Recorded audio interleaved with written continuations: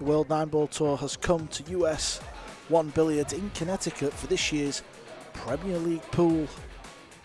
The top 8 ranked players of the World Nineball Tour and 8 wildcards are battling out over 8 days, and I'm here with Jeremy Jones. JJ, we're into the evening session. What did you think of the afternoon's play? Well, I think the level of play went up overall. I think the tables, they're getting used to the speed a little bit better, even though it seems they're a little jarred at times about the speed still. Some players out there desperately looking for a win. I know that. So the evening session pretty big for a few. Yeah, SVB versus Jason Shaw stood out for me. That was a fantastic match. And this is what it means, the league table, JJ. Zalinski, fresh off that win in Boston, you was there. He's playing some good stuff, isn't he? Yeah, he's playing spectacular, and I would have to bet he makes this team this year for Team Europe. I know that's a tall task, but that tall man can do it. Yeah, and the Americans going okay. SVB in 4th, Schuyler in 7th. Yeah, and there's another American in there in 8th, Feder Gorst. So the 3 Americans, they're showing up early. Yeah, what else stands out on there for you, JJ? Jason Short in 13th? Yeah, I mean, a little bit of a rough start, lost a couple of close matches. Of course, a lot of pressure on Jason here in his room, but he's got 2 matches tonight to kind of get things going here on day 2 and have an easy rest into day 3.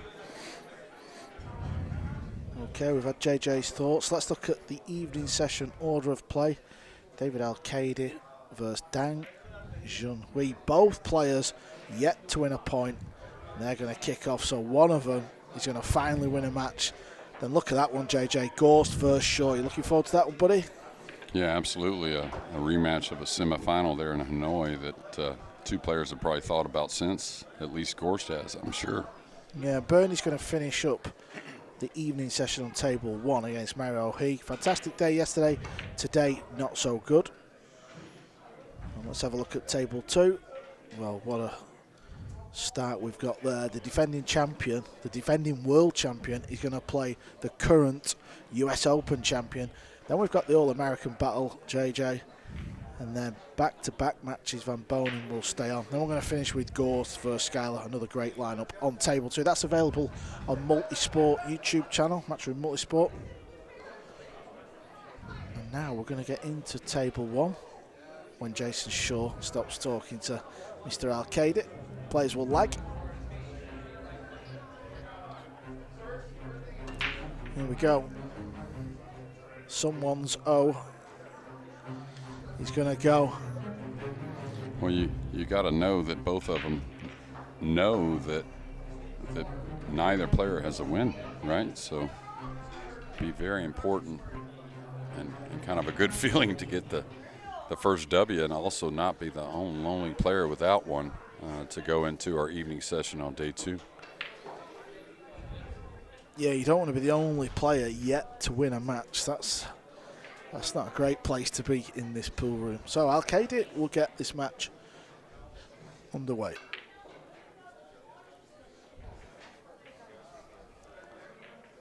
I actually felt David would probably have some kind of little run just because the fact that he was a late entry.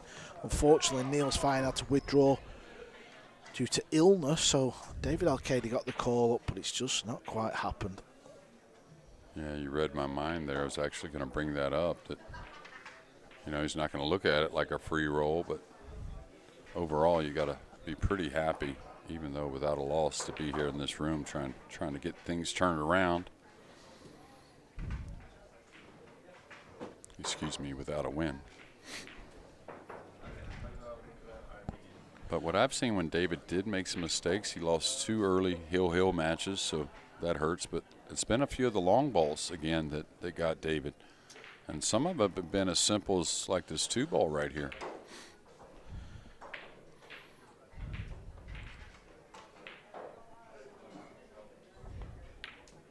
And there you go to start.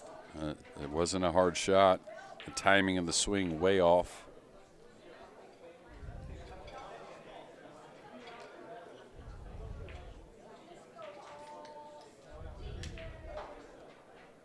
All kinds of interesting stories with this Premier League, especially, of course, the toughest field ever assembled for this event. But But also, if you look at it, I mean, the majors on the World Nineball Tour, those are the events you want to win, and those are the hardest to win. And we have two guys right here that each won one last year in incredible settings, high pressure, and now both without a win here going into the evening on day 2, and a big mistake here from Dang.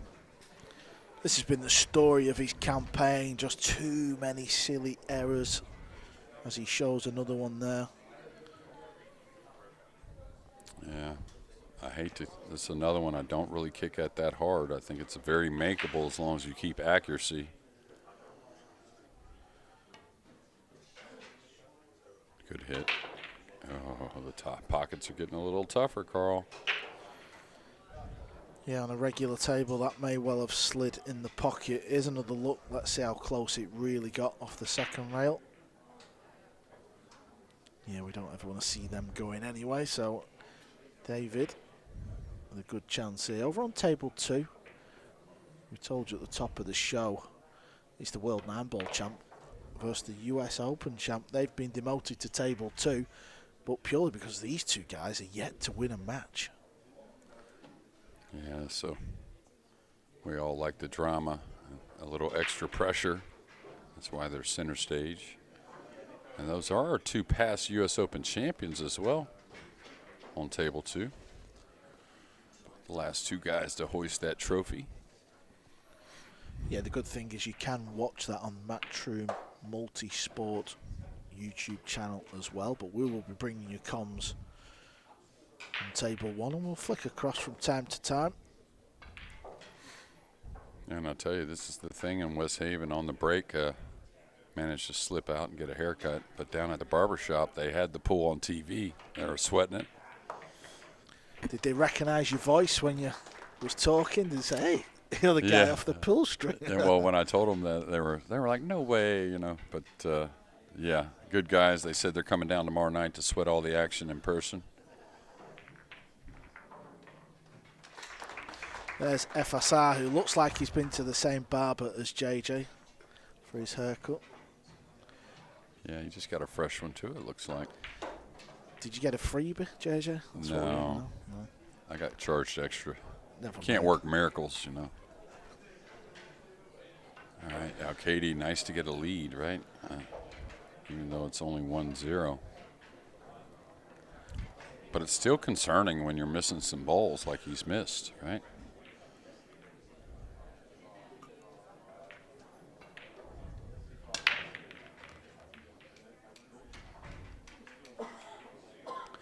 The break has been a struggle for Dang.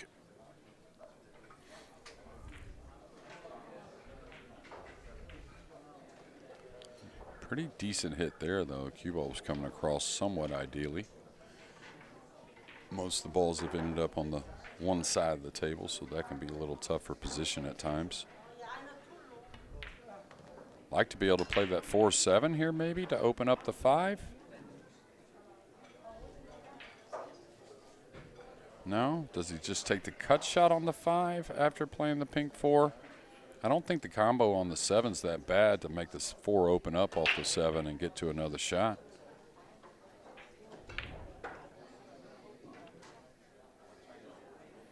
Looks like he's going to draw above.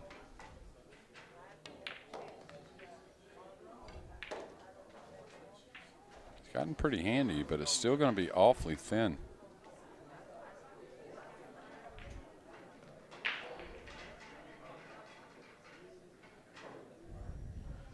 Yeah, he does have a little bit of an angle, but not much to work with. Is he going to force into the 7? Chances are. Yeah, that's what he's played. Nicely done. Good shot. Really nice.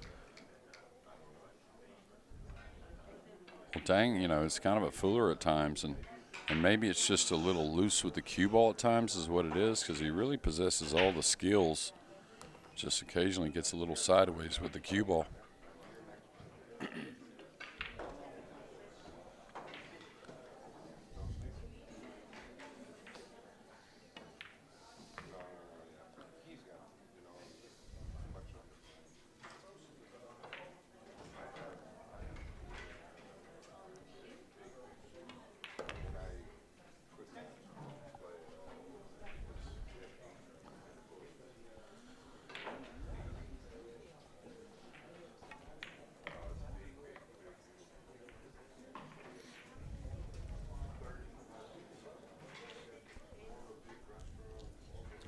Oh, nice break and run to return here in game 2 for Dang. 1-1's our score. Yeah, over on the other table, table 2, battle of the two biggest majors in the sport of Nineball. It's Ruiz who's took the first rack. And he's at the table, you can just see in the distance there. Well, there's a better look, just 3 balls left, so he's looking good to take the opening 2. Of course, JJ, Sanchez and Alcaide, very good friends. How important is that? You know, these pool players, I mean, you do a lot of travelling yourself now following all these events, but when, you know, we'll have a coffee, we'll have a chat, there's a big team of people, we're having a laugh and a joke, feels like you're on a bit of a lad's holiday at times. But these guys, they're competing on their own. How important is it that, you know, Alcaide and Sanchez have got that bond? Oh, it's huge. I talk about it all the time with some of the younger players that really don't roll around with one particular other player. They're friends with everyone. They're great people, and great guys. But I think it means something as far as advancing a little quicker. And, you know, we're all smart in a way. When someone takes a loss, you're going to sugarcoat it a little bit to make them feel better. But you need someone that's not going to sugarcoat it. You know, you need somebody that's going to, you know, give it to you square what he saw or what she saw and how to get better behind it. I think it's huge in this sport. Yeah, it's certainly working for them too. He's going to find the gap here.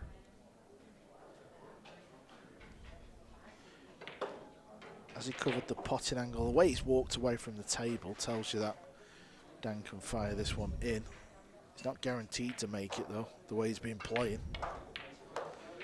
That's a lot better. Yeah, but that little safety tells you a lot about Alcaide, right? Like that type of safety, how are you going to be tentative? All you got to do is get the cue ball to the rail and everything covers itself.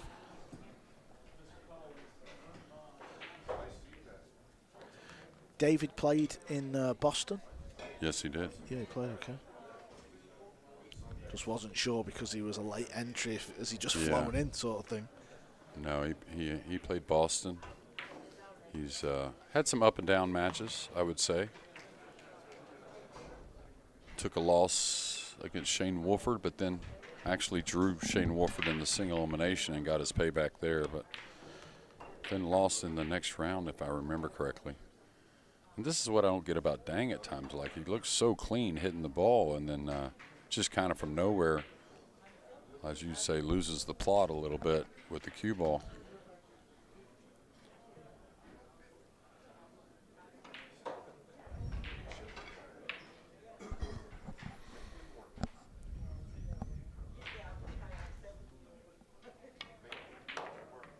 And you kind of wonder if maybe the races to 5 aren't the best setting for Dang, you know.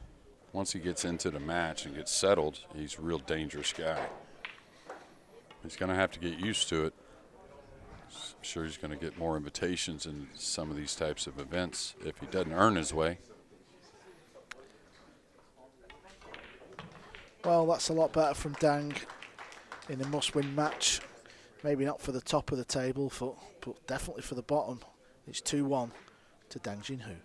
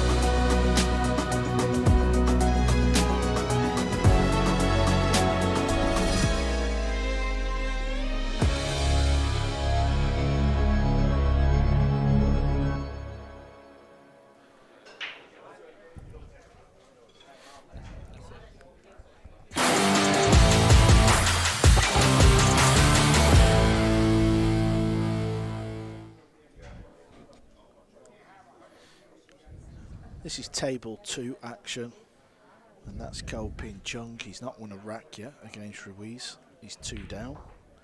It's now 2-1. These are the battles we're seeing every session. Strongest field ever assembled for the PLP.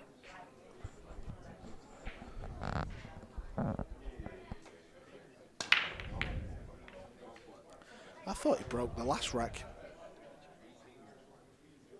Yeah, but it's just like I was talking about before, I think, Carl, they know to cut them, they know to draw it a little bit, but I don't think it's near as detailed as a lot of other players as far as, you know, what kind of aiming on the one, what kind of draw stroke, what kind of speed.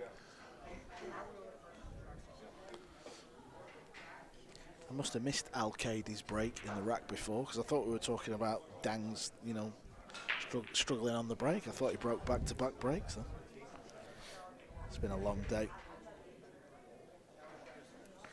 Push out is called. He's going to roll the cue ball wherever he wants. Dang will have the option of playing the shot. I'll tell you what, Carl, I think you're right. Wasn't it a break and run in the second rack by Dang? Maybe not. Maybe he had to play a push out on the first rack. He definitely broke it and made balls.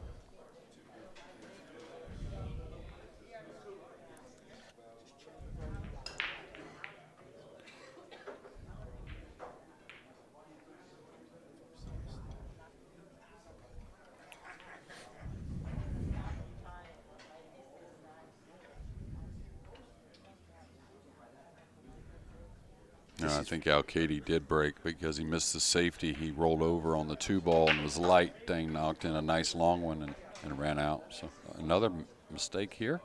Wow. And that's the thing when you know David's a little out of sorts, especially when he starts to miss tactically with shots.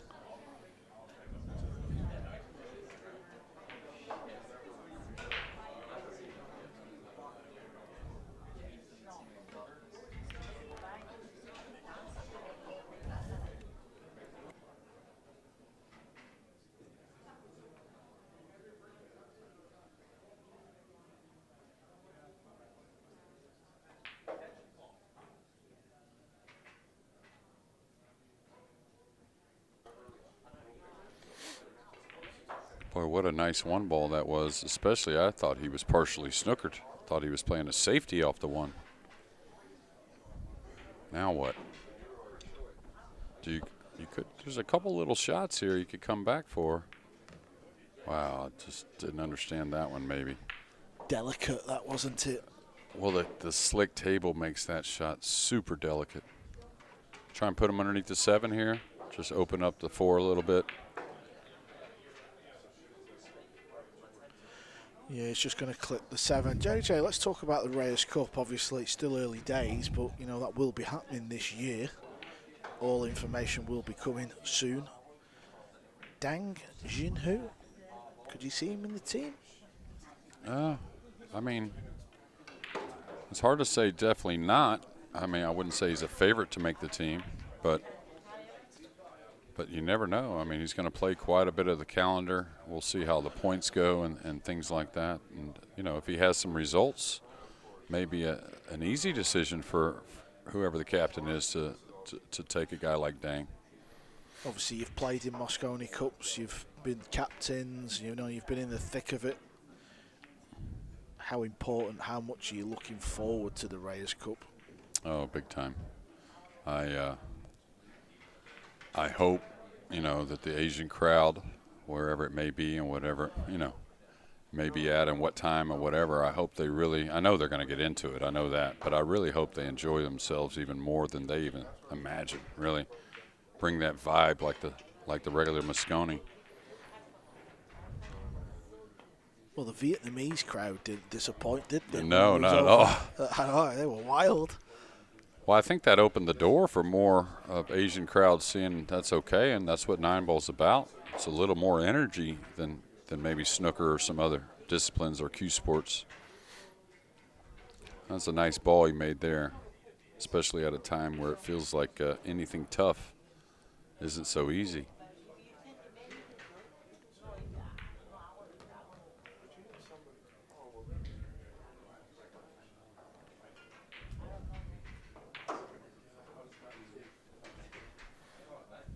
And I think also the Reyes Cup, anything to keep the magician in our sport as much as possible, I think is a plus. I mean, he probably still hits balls every day knowing him, but we still, all of us players and fans want to see him. Was you lucky enough to play him in competition over the years? Oh, a ton. A ton, yeah? A ton, yeah. He beat me about the first 8 times we played, I guess. Really? And he was always just like the Rodney Morris story when he got inducted to the Hall of Fame, and I finally beat him Hill in the Camel Pro Beer Series in the Tour Championship to knock him out. It kind of hurt too because he was up there trying to get the points, and I tell you, when I walked by him for like a month, he wouldn't look at me. I mean, that's just how he is, you know. Back in the day when he was competing, he took it personal for a little bit, you know. I like that. Yeah. Ooh, squeezed that one home off the top lip. Yeah, but I used to gamble with him quite often. You know, play as an underdog, trying to learn one pocket in different games. So every pro tournament we'd play definitely at least 1 or 2 sessions. Okay. All right.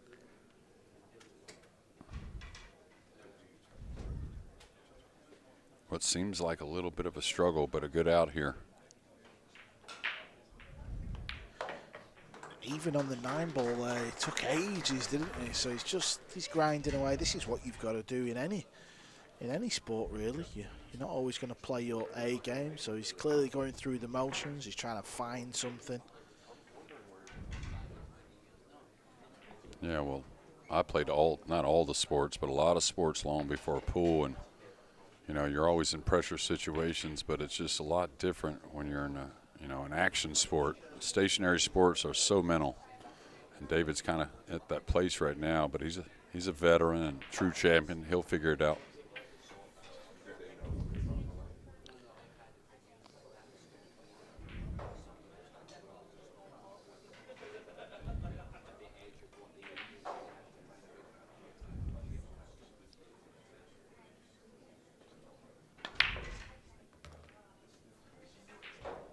Yeah, that won't hurt.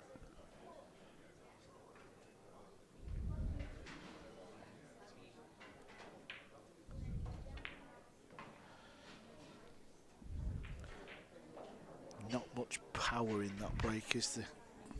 No, you kind of read my mind there. David, last year on tour, at times was questioned for a little too soft of a break, opening break or a break off.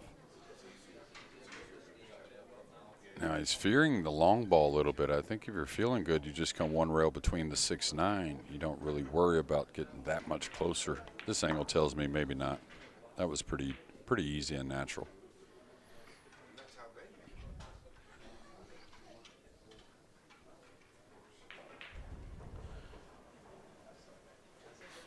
Well, his friend Sanchez Ruiz won the opening 2 racks on table 2, but that match is now tied. Ko Pin Chung winning the next. So both tables tied at 2-2.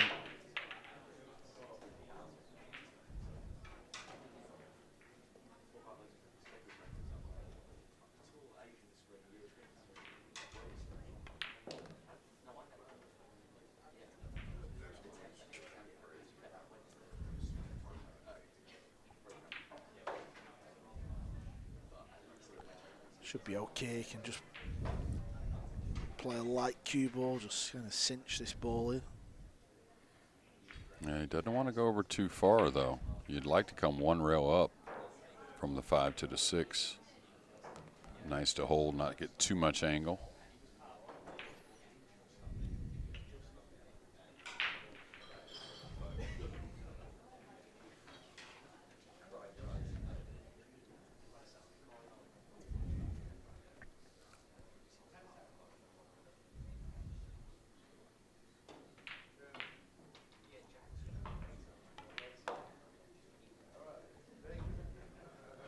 It's got to slow down. And I like his idea of staying away from the rail, trying to come a little straighter. Just got into it too much. I think a little on top of the 6 as well, the line. Can he push through right behind the 8 here? Go straight through and get him on the 8, or is he just going to elevate? Looks like he's aiming high on the cue ball, so he's going to go forward. Doesn't want this to go too near the pocket, otherwise we'll be seeing a jump shot. Well, the player should make this 10 out of 10. This day and age, these jump cues, that cue ball will pop. 6 balls pretty much over the pocket, so you'd have to hit this one pretty bad.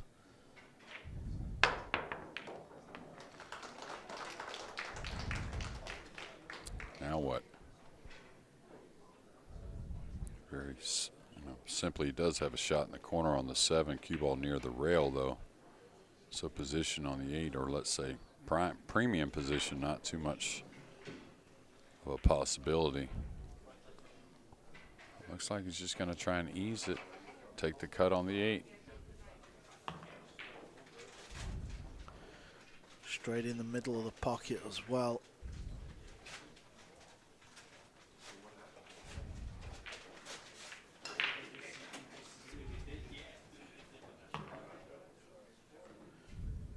Good shot on the 8 ball.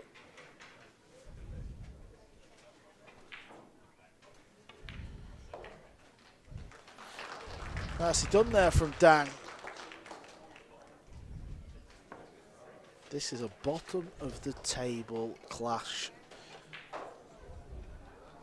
Who'd have thought that starting the event yesterday? Both these players yet to win a point. Both played 4 matches, both on 0 wins. Yeah, Ko Pin Chung at the table. He's losing 3-2 to FSR. FSR is in 9th place, 2 wins from 4. Ko Pin Chung, well, he's 3 wins from 4 in 6th place.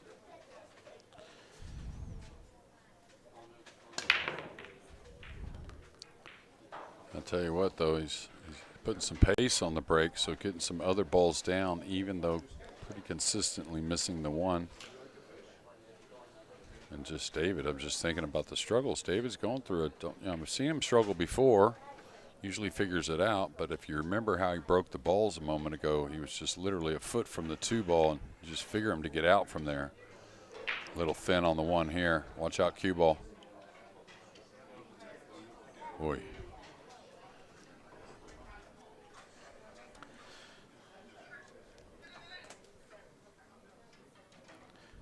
Sure, David's thinking, what have I got to do? May have a small piece of this, probably still 2 rail kicks at it from underneath, off the right side rail, the top rail.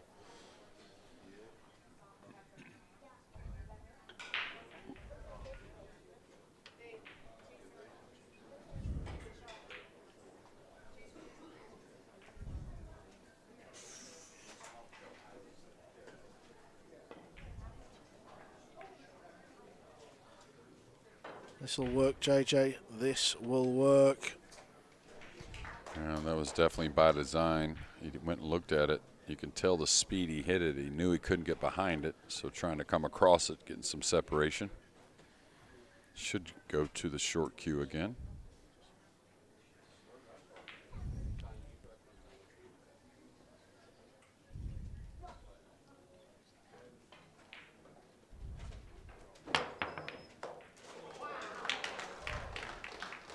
Cue ball going to stay dry? Yes, it is. Dang's come with a beauty. He's got airborne. Here's another look. He's had to cut this ball in. Cue ball come round the 4 rails.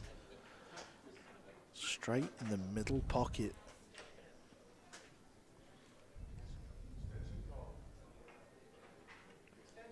Not that hard of a cut, really. A bit stretched.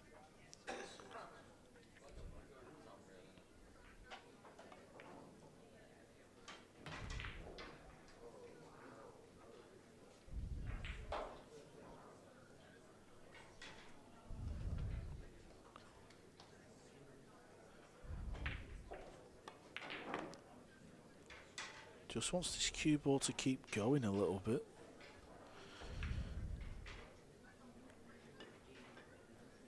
Think he can still go forward, can he, JJ? He can, yeah.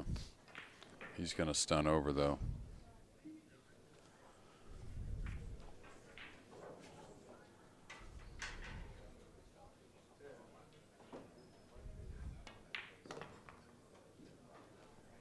Now it'd be perfect to go with a high ball past the 9, up for the green 6 in the right upper corner.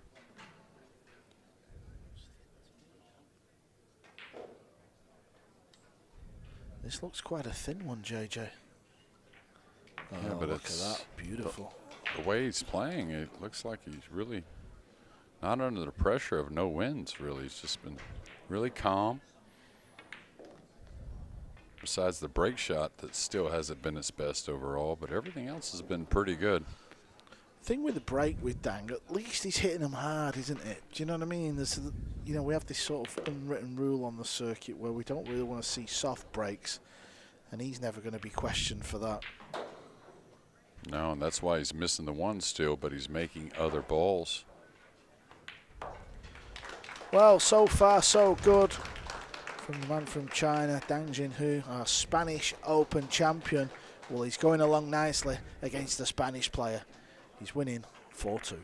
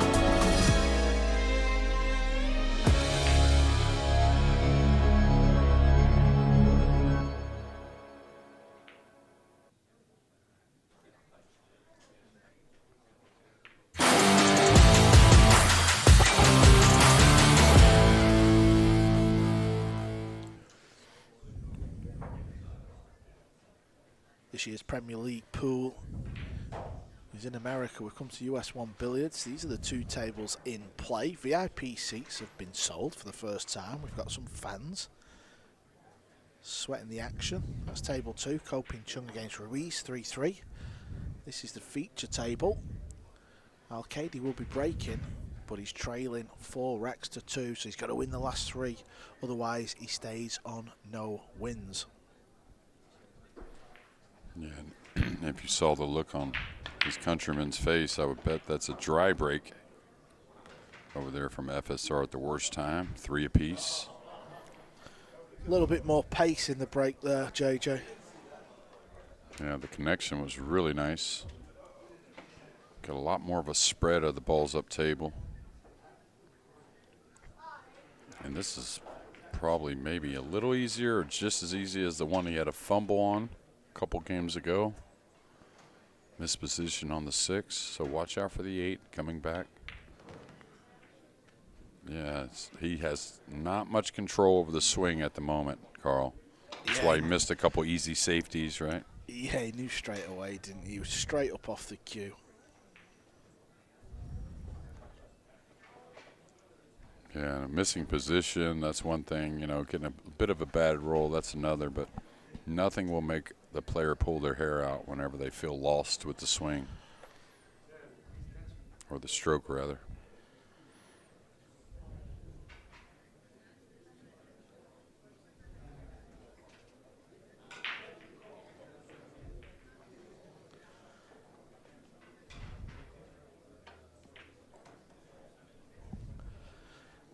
Looks like he's having a go, JJ. Yeah, where's he going for position? He's going to stun above the 8. Well, I'll tell you what. What a shot. Beauty, wasn't it? That was a real beauty from Alcaide. to stay in this match. Look at the angle. You can just see how steep it is. So he's had to cue down to get the cue ball off this rail. And then he only had a small window in between the green 6 and the 8 ball.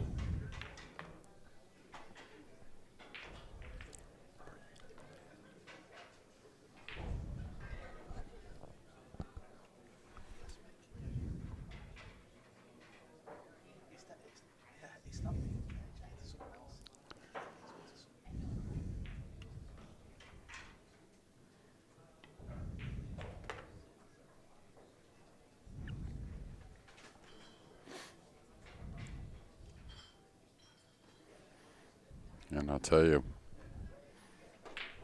David, know David for a long time. Don't know him as well, like the training side of things and certain things. But I know a lot of players, when they are struggling, just like a good match you may play, one good stroke or shot can turn things around. And that 3-ball, he just made this rack, given the opportunity, may lead to a win here against Dang. A little funny here, right? Not easy to shove to the rail and get back out. If you draw back, you may end up froze on the rail.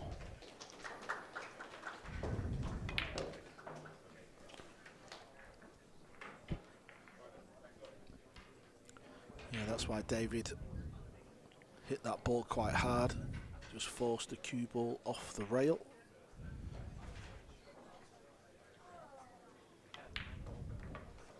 Waiting off the left jaw, didn't he, JJ? Didn't go in the centre, so that was a little snatchy. Nevertheless, it's disappeared 4-3. The other table is also 4-3, and it's the other Spanish player who's down as well, so both of the buddies trail 4-3. Yeah, just like Boston. Awesome work here so far from our referees. Endless jobs, long days. No complaints from the players one bit. Yeah, also these kind of new shot clock devices that are just set on the table where the player can just glance up. I think that's also a good addition.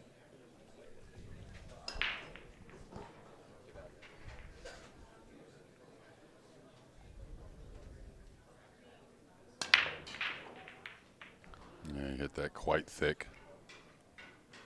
Something you won't see. Cue ball went one rail kind of back behind the head string on its own a bit. Maybe a hair of a kiss.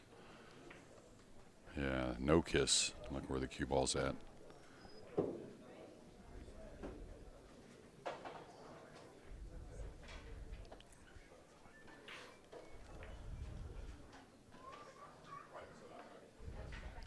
Got to be tempted, hasn't he, for the bank here? Yeah, it's a hard bank for it to hang. It doesn't really want to sit in front of the pocket. Usually wants to go or get away from the corner pocket. So there's a gap down here to run the cue ball. He'll have to take a long distance 2-ball most likely, but safety's not bad. I mean, easy to bleed the cue ball one rail behind the 9. The problem is with 9 balls on the table, Dang gets any kind of hit on this, much less a direct look at the 1, you got to believe David becomes an underdog. Yeah, and the fact he's left that little edge on the left side was probably more than an edge. Probably can pretty much hit it full ball. Maybe spin and go into the 2 with the cue ball like that. Get really a devastating safety.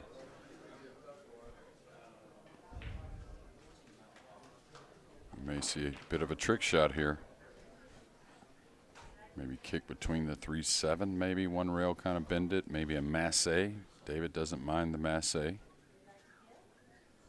like the masse actually. I think you have a lot of space to really create the curve, plus the rail may help you with the spin. I don't mind the kick bending it also, but that doesn't really offer much movement on the cue ball just in case you do make it. Here we go. Yeah, here we go. Is this going to be doing the rounds on social media? Is it there? Oh, he's made a hit. Wants a bounce here, though.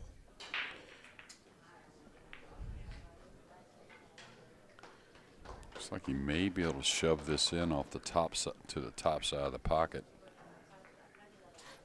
Rail first looks like to me it goes right to the top of the middle of the top rail and then spreads open between the 3-5 for position. So just don't dog the speed here. I like the rail first. Looks like it'll go right between the 4 and 7.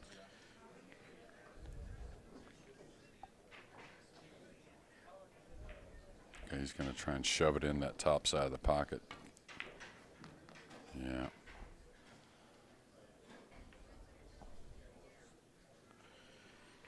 Yeah, I'm with you, JJ. I think he should have been going rail first there.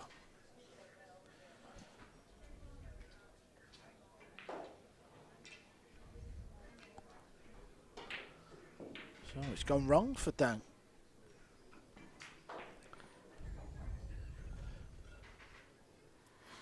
Yeah, safeties are a little bit more to think about these days with the jump cue and how good the players are. Not just leaving them a jump to make a ball, but maybe play a return safety. Table 2's tied at 4-4, so there's a one-rack shootout going on over there between Ruiz and Ko Pin Chung.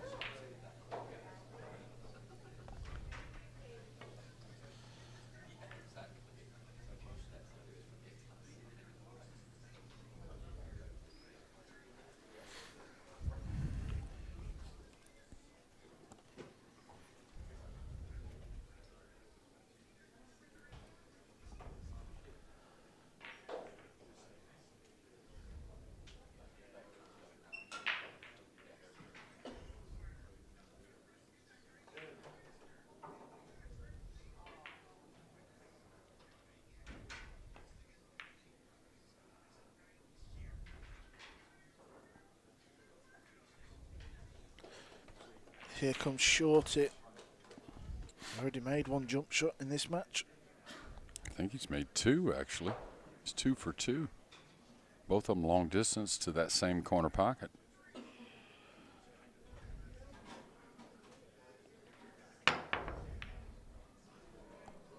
Good effort, by the way. Does it pass the 5 in the side? Yes, it does. Well, this would be quite fitting that two players that are at the foot of the table have to play one rack if Alcaide can knock these 8 balls in.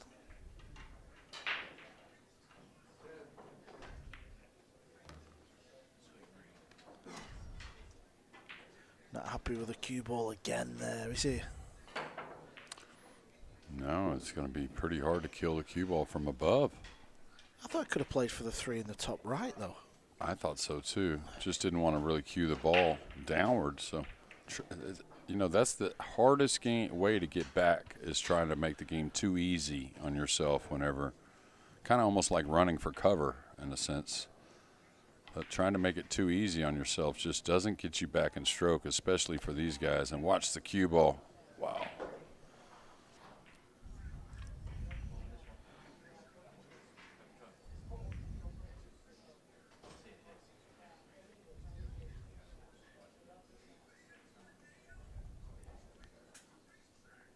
He's just going to play this back down, right? Oh, he went the other way. I thought he'd bank the 3 maybe back down and slide over to the side rail behind the 5. This is about the same, just opposite ends. Yeah, and if there's no gap in between green 6 and brown 7, he's cut off a lot of options. But David's come round to have a look, so he feels he can get there. Trying to hit the 3 in between the 5 and the 8 ball off the left rail, like so. Oh, well, how about this? How about this?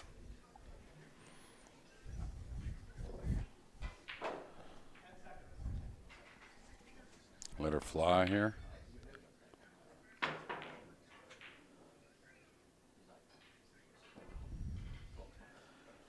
Jump cue, JJ. Pop the 9. Yeah, possibility. He can kick behind it and maybe come off the 3 and pot the 9 as well. That would take speed, though. On the slick table, though, it is possible. Yeah, the overhead gives you a little insight. That's what he's faced with. At least if he hits this pretty good, he's guaranteed distance. 3 should stay down here. How about that? The jump combo for Alcaide to tie this match up at 4s. Take a look at this one.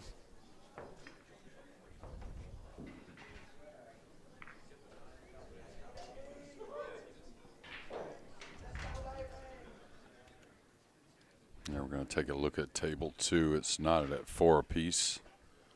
FSR with a shot on the 3. A long shot, 3 near the pocket, though. He's got to really get through some traffic to get on the pink 4 up the table. I don't know. The 7's close, and the 7's going to come in play big time. The jump is possible, but he's got to be a bit of an underdog here with the 7 so close. And he really can't move the cue ball much to get on the purple 5. We'll keep you informed. Hill on both tables, Carl.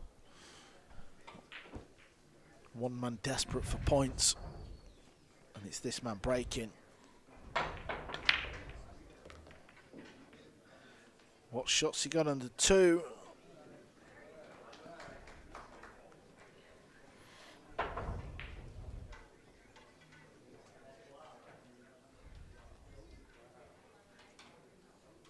We'll see how he's feeling here. I mean, this is playable in the corner. 3's not totally open, but going forward with the cue ball does work.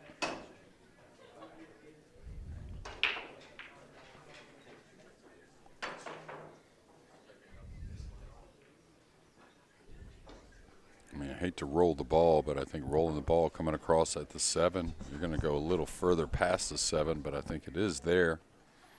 You can go with more speed, trying to go between the 4-7 and back out for the 3. Maybe a little more confident way to shoot the 2.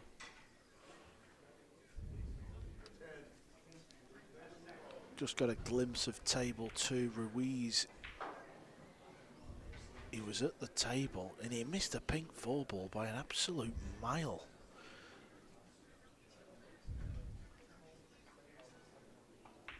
Yeah, well, I think David's supposed to shoot at this even when you're not feeling it.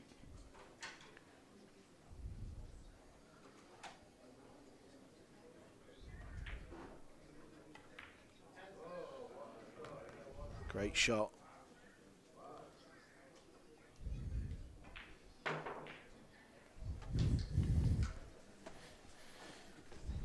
Yeah, offense is cut off now, so what he does is good as anyone, really, the tactical side of things. Play the 3 somewhat full, bringing it back over near the pink and drop behind the 8. He's doing a little something different. I don't know if this is going to get it. Yeah, it's going to leave a very doable kick shot, though.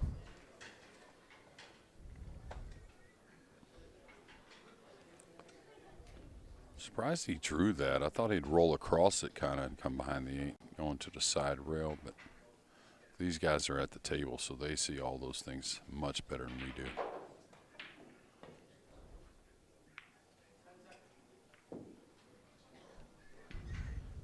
Good cue ball there. Played a kick and stick for distance. Yeah. FSR got back to the table after an open miss. In a good position now. The 8 is on the side rail, so still work left, especially these 4-inch pockets. David probably chops the 3, comes 1 rail behind the 7 here.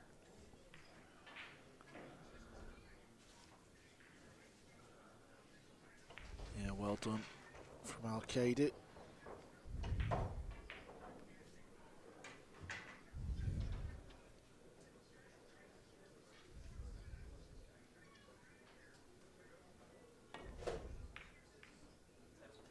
Really perfect speed.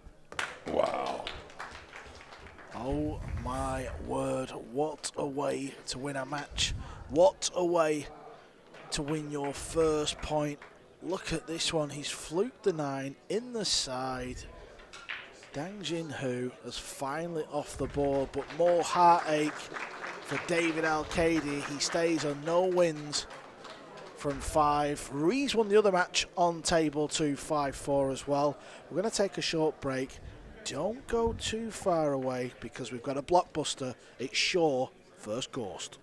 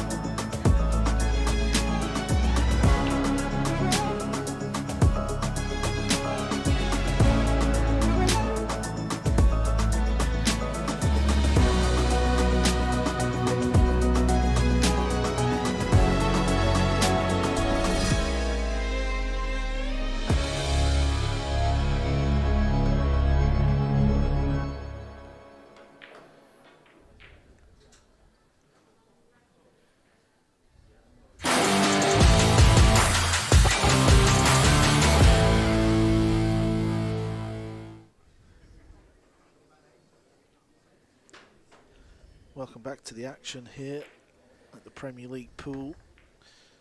If you was with us, you have just seen Dang Junhu win his first point of this event, and it was by a fluke 9-ball against David Alcaide, who is yet to win a point. Up next, we've got Gorst versus Shaw, and it's Ko Pin Chung against Joshua Filler, Ruiz, Victor Zalinski, Shaw, Win An Tuan, Mario Hui, Bernie Regalario. That is a stacked night of 9-ball over on table 2.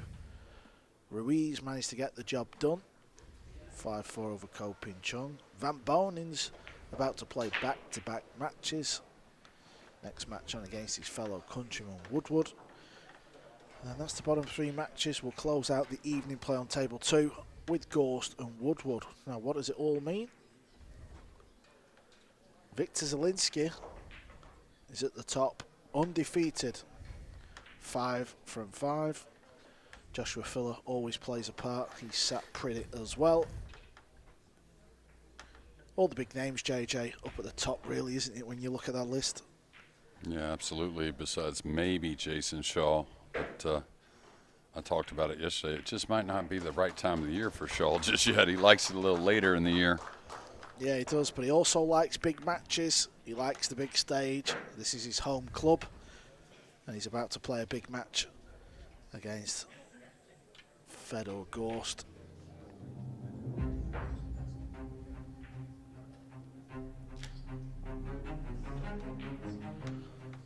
Shaw's going to get the job done, so he'll be breaking first.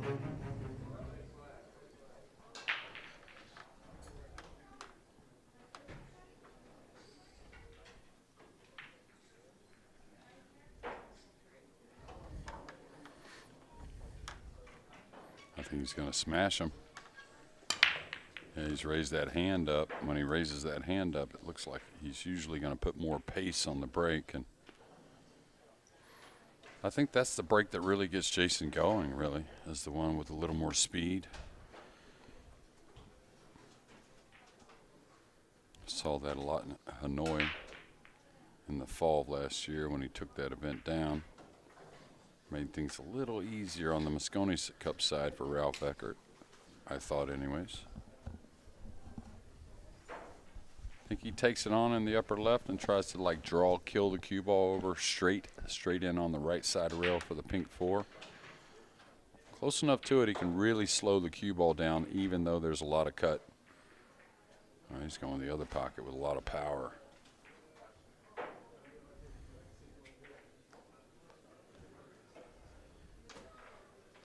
The good thing is he can play the 5 from up table, so he doesn't have to draw back off the 4. If he just gets a shot on the 4 and gets out, you know, like on the line where the 8's at, that's good enough.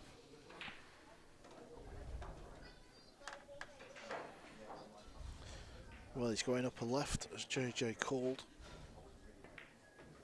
Looks good. Yeah, he kind of slowed the cue ball down a little bit. He's going to have to make a nice one here. It's kind of an in-between shot. I like just stunning straight out more than forward, but it's all preference.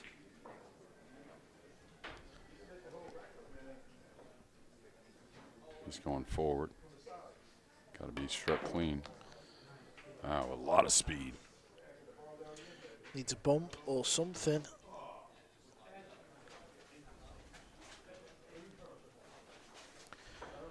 Got a lot out of the cue ball there, didn't he? Really got the ball moving forward.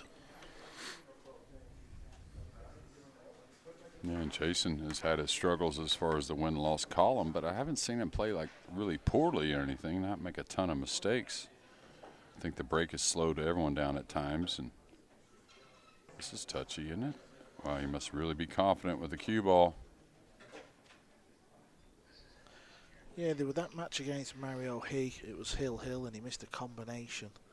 Wasn't a difficult combination. It feels like something slightly put him off on the delivery of the cue, but that's his call. And then he lost Hill this afternoon against SVB. He played a poor safety in the last rack, so things could have been slightly different.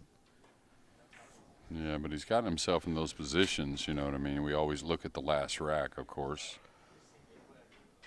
Just like any other sporting event, you look at what last happened, but there's a lot more to it. So I think if he just keeps on keeping on, he'll be okay.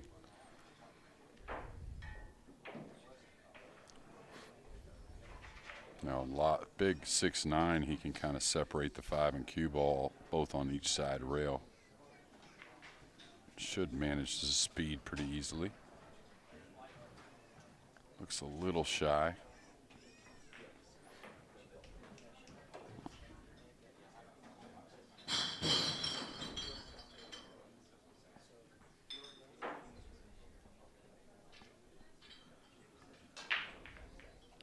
Wonder if that was Jason Shaw's wife, Ara, dropping a load of bottles behind the bar, JJ, trying to get Shaw some points. This is table 2, battle of the Americans, Woodward, Van Boening. SVB have took the first. Looks like Woodward's going to tie the match up. Matchroom Multisport YouTube channel, if you want to sweat the action there. No comms on that match, of course, but if you stay with us, we'll keep you posted. And Skylar's looked pretty stress-free today overall. Did have a close one earlier and won it. I think it was with Alcaide, I believe. And if you're tuning in for the first time, this is a league format, 16 players, top 8 ranked players off the World Nineball Tour, 8 wildcards. Everybody plays everybody over the first 5 days. Then we're going to say bye to the bottom 6, so the top 10 in the league advance. Then day 6 and 7, Fedor's playing a beauty, jump bank. He's known for his jump skills, and he's pulled a beauty out there. He's going to need a good one, another good one on the 6 rather. There's another look. Yeah, really nice there. It's just so impressive to me how they can keep the spin on the ball to hold the cue ball from so much distance, even cutting that ball a little bit. If he knows he's making it, he probably lets the cue ball go, but trying for a little backdoor safety.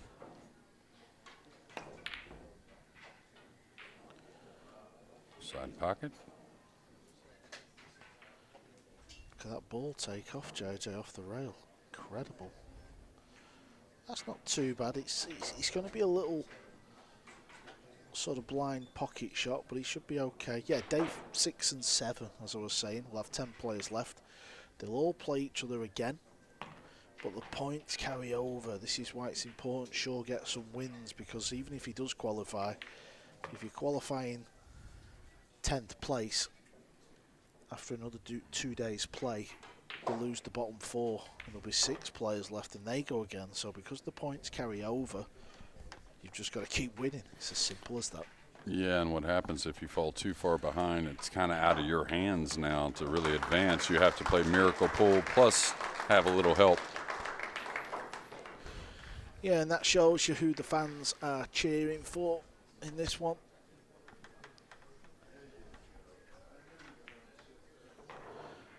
SVB's tied at 1-1. He's at the table with 5 balls remaining.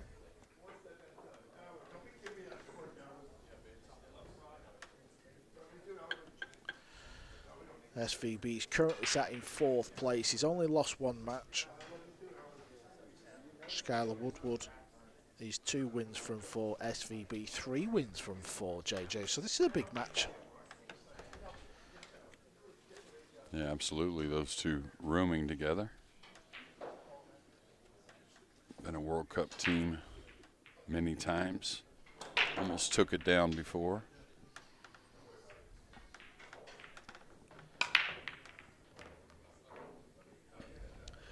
Did you ever play in the World Cup of pool, JJ? I did not, no. A little upset about it, but that's okay.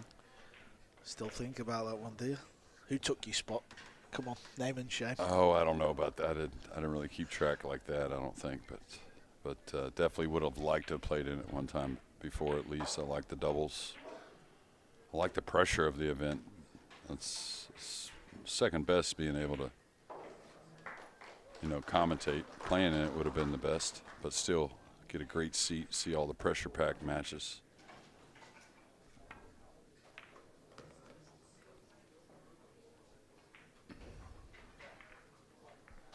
You played in it several times, huh, Carl?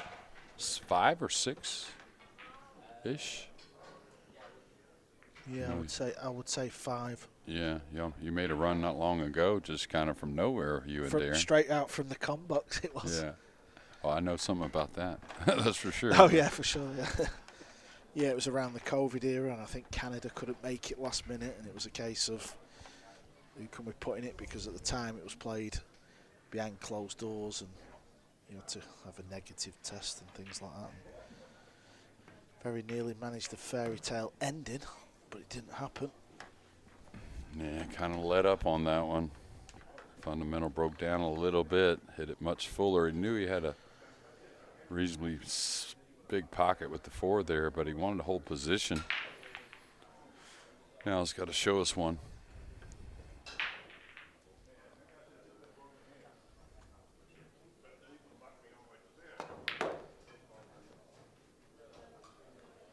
But that's almost what I was talking about before as far as hitting the high ball. That was with Scott Frost. Those become much more missable with the high ball. If you can cue downward, seems like to make on the object ball, the way the tables are playing, just the percentages go a bit up.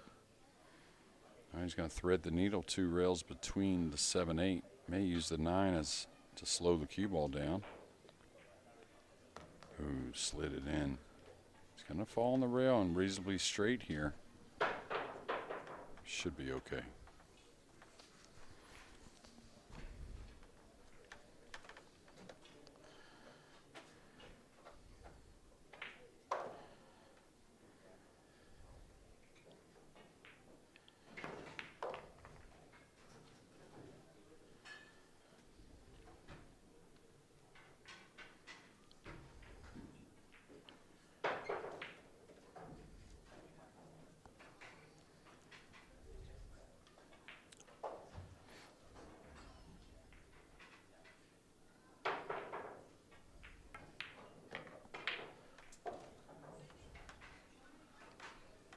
Got a lot out of that cue ball. Probably got a little straighter on the 8 than he expected.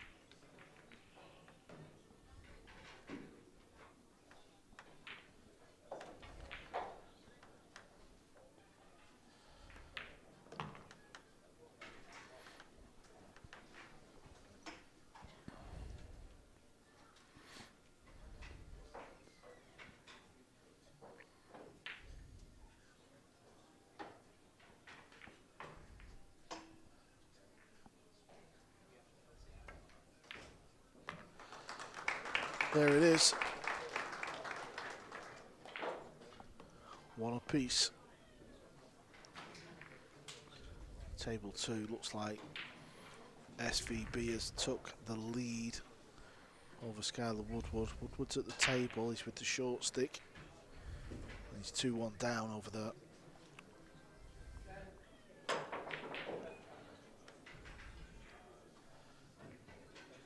Is he going to fluke it? He isn't.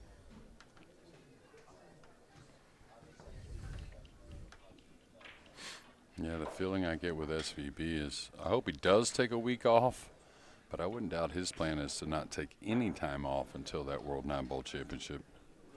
Really feel like he did it again. He was on the practice table the entire time during the break.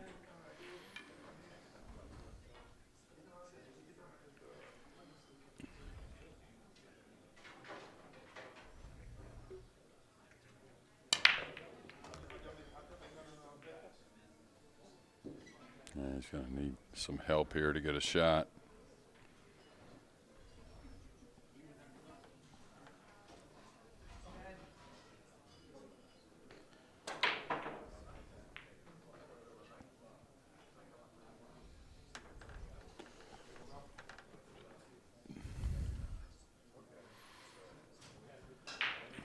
Rail first, maybe?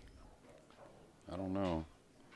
Push out to I mean, the 3's in a bad spot as far as getting position off of a rail first. Maybe you can play a safety of some sort. I'm not sure what he's thinking about now, but may just move the 7 a little bit. Leave the cue ball in that vicinity right there. Would there ever be any value in rolling it onto the bottom right short rail near that pocket? Over here to where he's going? Well, yeah, but not quite over here. Oh, he's going to the jump. He's going to the jump. He's not played that, surely. Oh, where else was he going? He can't have played that. I mean, I don't know, but that's not the shot, is it? I just meant near the bottom right corner, because if Fedor pots it, he's got a good safety on the 3, but you're not guaranteed to pot that. No, not at all. Not at all. I mean, you may have to take on a tough shot to play that safety, like you just said. This can't be the route, JJ, surely. No. Good luck trying to draw it. You may get some draw, but you have to only be about 25 to 30% on the make. Well, what do we know? Exactly. It just pays the big money to sit here and talk rubbish. What a shot from Shaw. It just looked very close. There's another look. So, I mean, that is a fantastic jump shot. But you'd happily sit in your chair and watch your opponent fire that. Well, I mean, I was about to say, I think Gorst would probably pass that. Well, it is Gorst he's playing, and he did pass it. Between these two? Okay, bumping it. I didn't realize he could get that much on the ball. Nice shot there.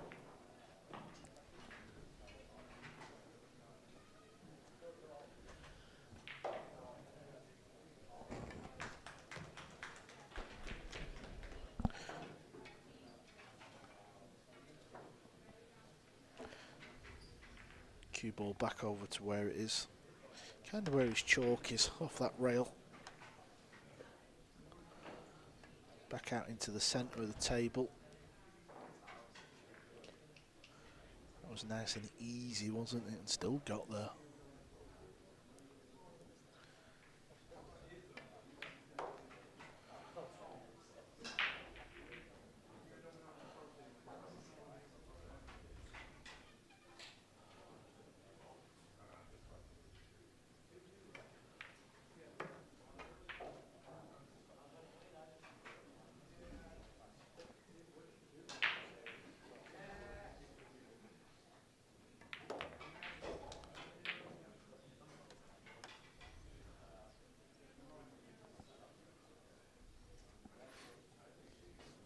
Still, I think, the toughest field ever assembled at this PLP, but I think he's still the most talented, Jason Shaw. Yeah, well, this match has been about the short stick. Fedor's had a beauty. Shaw's just had one. He's leading 2-1.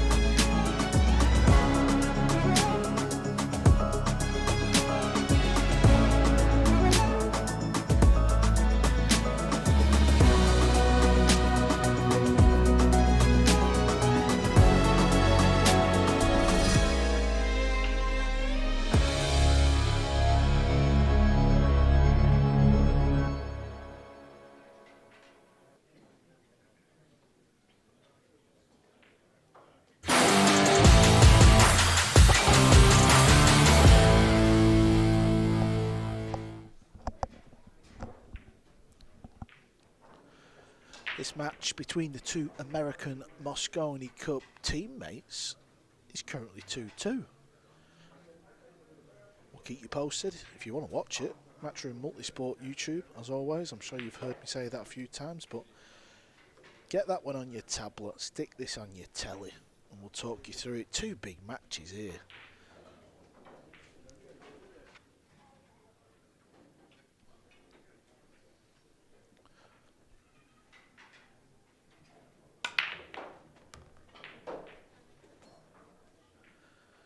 Doesn't look like he's going to get a shot on the 2.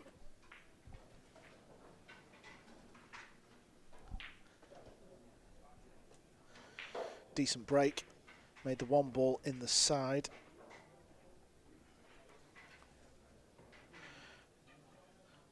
Yeah, I don't think he can hit the ball full and play a stop shot.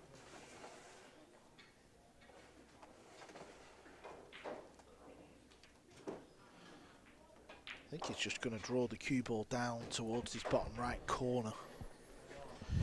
And he's got a triangle of balls, the 9, the 6 and the 3. Yeah, here comes the cue ball. Can't see where the 2 is at the minute.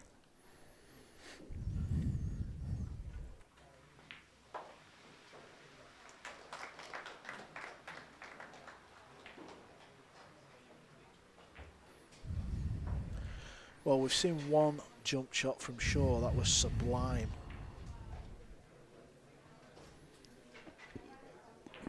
Yeah, can't hit down as much with the side looming.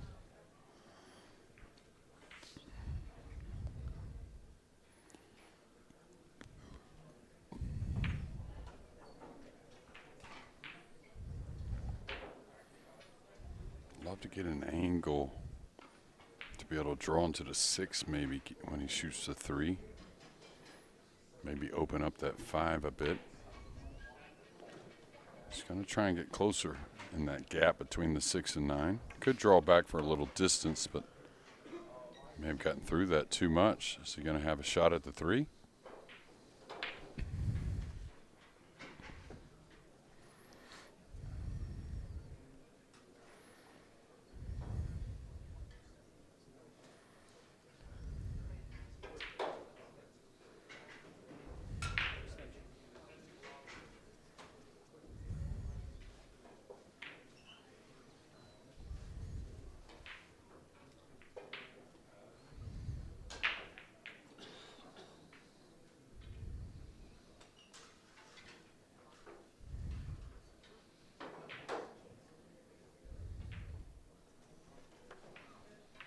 Is he going for this cross corner bank?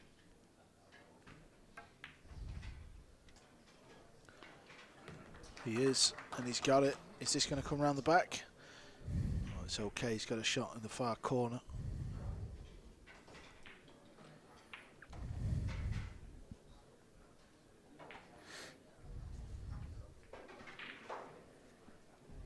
Of course, 2-time bank champion there at the Derby City Classic, so staying aggressive.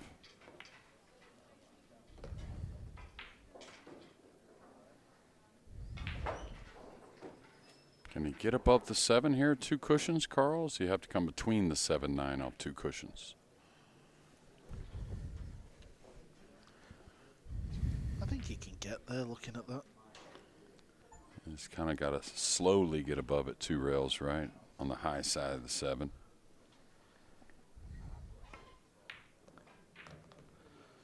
Well, these tables are cut tight, but the shelf is not as deep as I've seen. A little deeper, that ball would have stayed over the hole. Yeah, absolutely, and can't go forward with the cue ball with much success here. He's got to draw the cue ball. May end up contacting some of the 7 here. We'll see.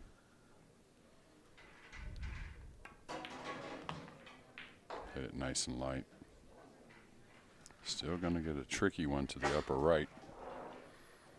This is where the pocket size becomes a little more true, a little smaller, you may say, coming from the middle of the table with the object ball.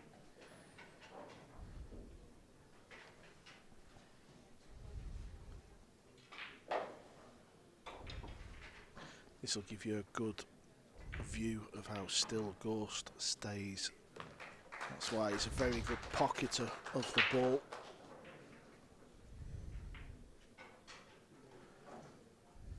I think, you know, like when you get them sort of shots where you should really kind of trust in your cue action, and a lot of players thump it really hard. I think SVB is the best I've ever seen at that, you know, where you just got to really power a ball in. I think Gorst now and again, that's when he seems to miss a few.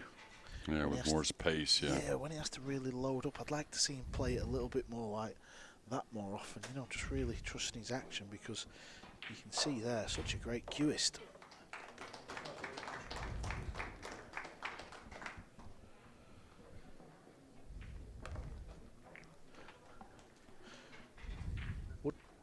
Yeah, Woodward's at the table, and he's down 3-2.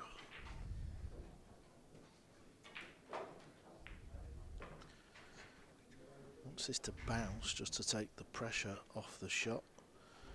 It's just got there. Yeah, pretty much on serve, it seems, in that match.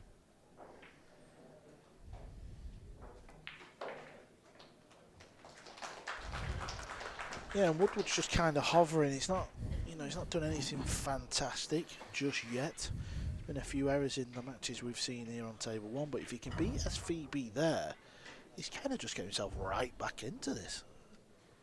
Yeah, absolutely, and he's one that generally does start a little slower. I'll tell you, I don't know about the results. We'll see. There hadn't been a whole lot of those, but I like the way Jason's breaking the balls. And now, where do you push for the 2-7 combination possibility? Got to figure any kind of jump shot. Federer will take that on. So you may as well go for the jump now, right?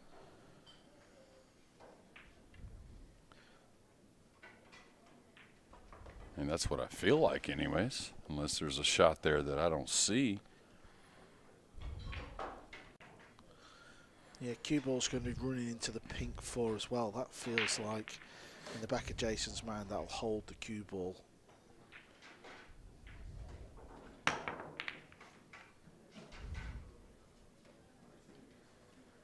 And this is where Jason's got to keep that head. I mean, it's been a little frustrating after the break. I think he's broke them just as well as anyone on this table all week.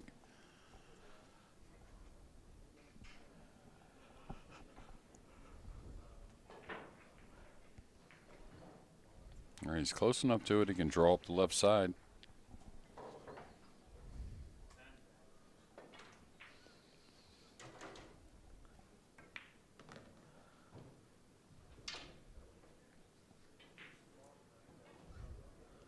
Does the 9 sneak past the pink 4? Well, if he shoots it and makes it, can we get a camera on Jason's face, please? Can we make that request?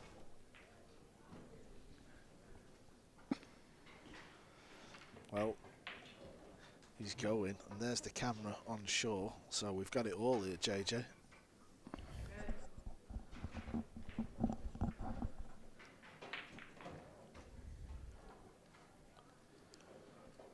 Yeah, it looks like he can follow his ball right up into some mess, and the 3 will kind of stay there maybe where it doesn't even pass the 7. So Jason doesn't even want to look, really.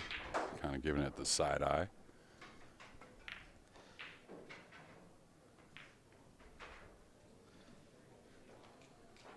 Well, has he left the edge? Has he left the edge of this 3 ball? No, it's the short cue. Now here, do you play for the bank where you might kind of knock it around table if you miss it? I like that better than the cut myself.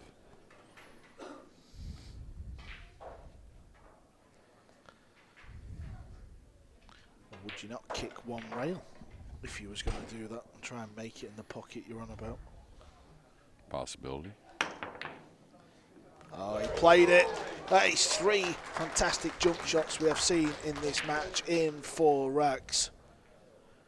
Look at the cue ball. Just stops right in its tracks.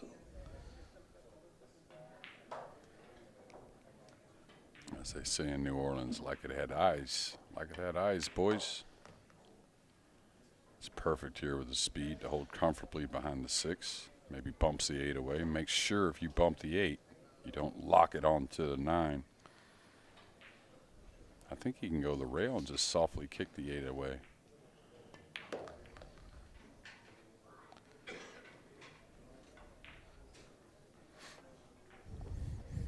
Well, Well, this time JJ it set up for the combo, didn't it? But you did call that one. If it runs a little further, it can get a little awkward.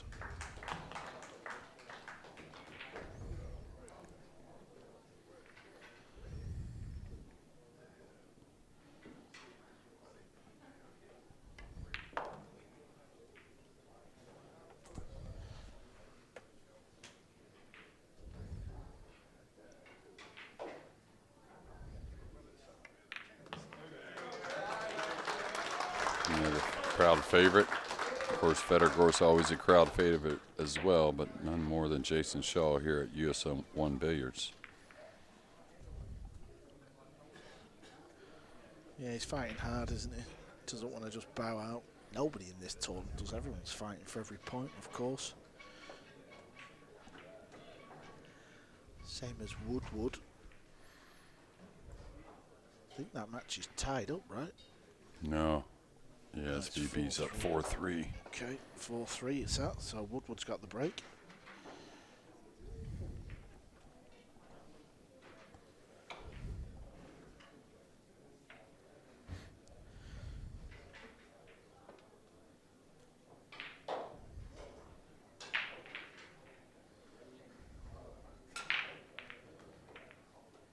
Oh, the cue ball's got kicked in.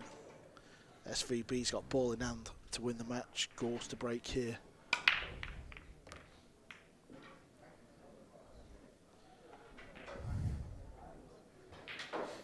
This will do. I think the 3 does pass the 7. So really just 6 or 7 shots away from being tied up, or what should be tied up. Can't take anything for granted though. Tough table. Cue ball control's been difficult.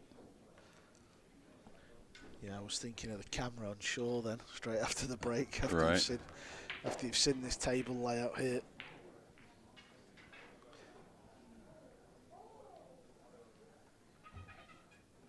Ball will deflect a little more. Going to a portion of the pocket can be a little tricky. Like to stay away from it, or let's say as little left English as possible. Very good.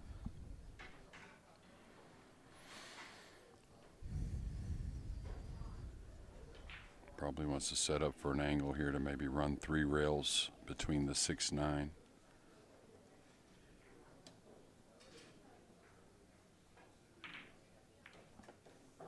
He's going to draw.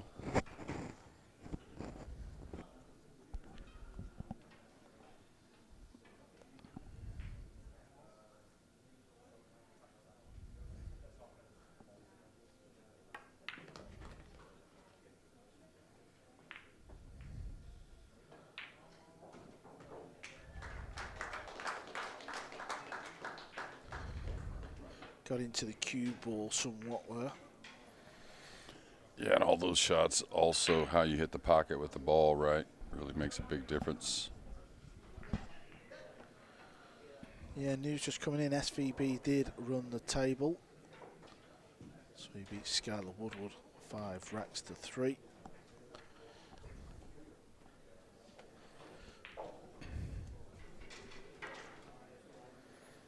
Options here, it looks like he's going to stun across.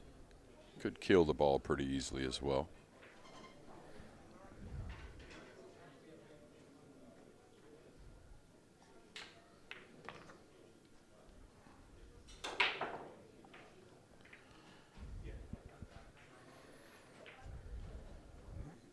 Could go with inside 2 rails for the 9 on the lower left. Should just come up the left side of the table. Nice high ball.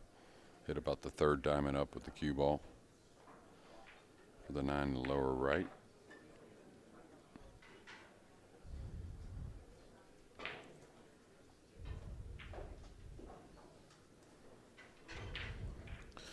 Shane Van Boening will stay on table 2 after his victory over Woodward. He'll be playing Dang Jinhu.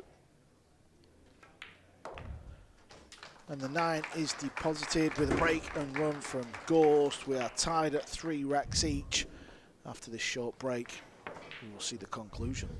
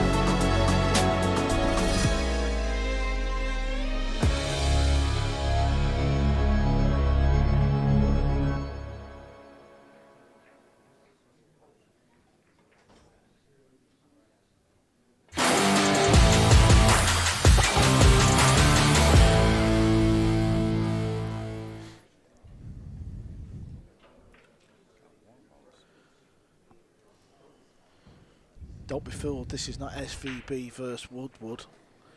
He's dispatched of Woodward. He's now staying on table 2 to play Dang. We'll join table 1 again. Shane's going to love that, isn't he, JJ? Staying on the table back to back. Yeah, absolutely. Okay. He's got to look at the ball anyways. He would have certainly taken on the bank if the 7 hadn't come on and gotten in the way of that cross-side bank. Now safety coming. What we need is shore cam, don't we? Shore cam. Yeah, we need a little speaker in the brain of Jason Shaw. That would be all right. That would sell plenty of tickets. Think you got to just lay him down behind the purple here or what? I mean, you could just play it soft and just keep him behind the 7.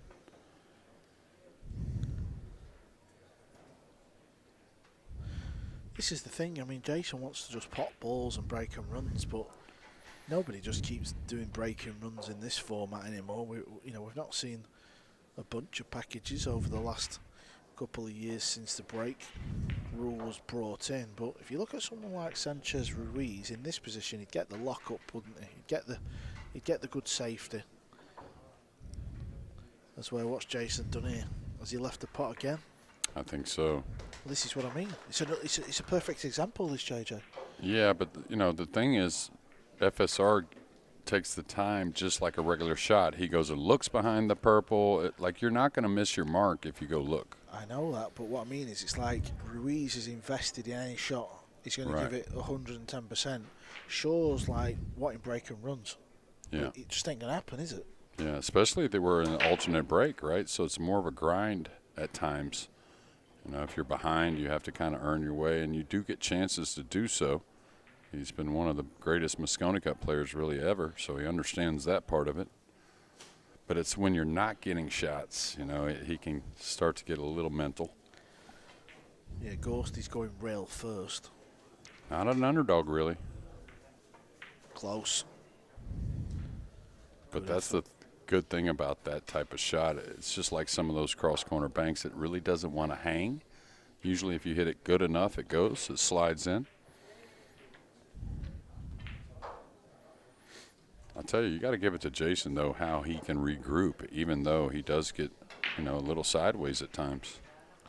Sign of a true champion, right? Yeah, and it's his character. He's from Glasgow. It's full of maniacs, that place. Have you been, JJ? Not Glasgow, but I've heard of Blackpool also, up where you're at. Yeah, there's a few maniacs there as well. Yeah, I had to get used to you guys, that's for sure. I said, well, I'm not gonna quit this job yet, so. Good effort there. Didn't expect to miss the bank, though. I think that was all about holding speed for the 3. Yeah, I'm with you, JJ. I thought he was a big favourite to make the bank there.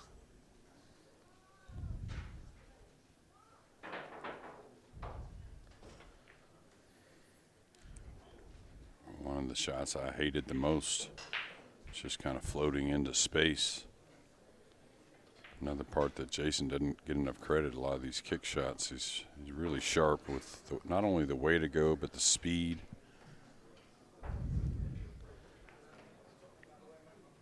What he's looking at there is the 2-rail route and then kissing off the 2 and going between the 4-8 with the cue ball. Oh, he's whiffed it.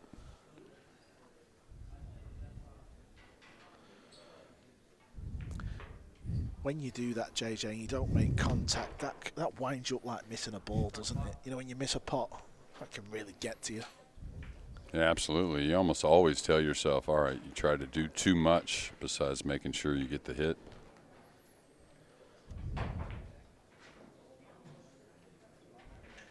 All right. Probably stuns out a little bit to play a 2-rail angle off the 4 to get to the 5. Stun draw.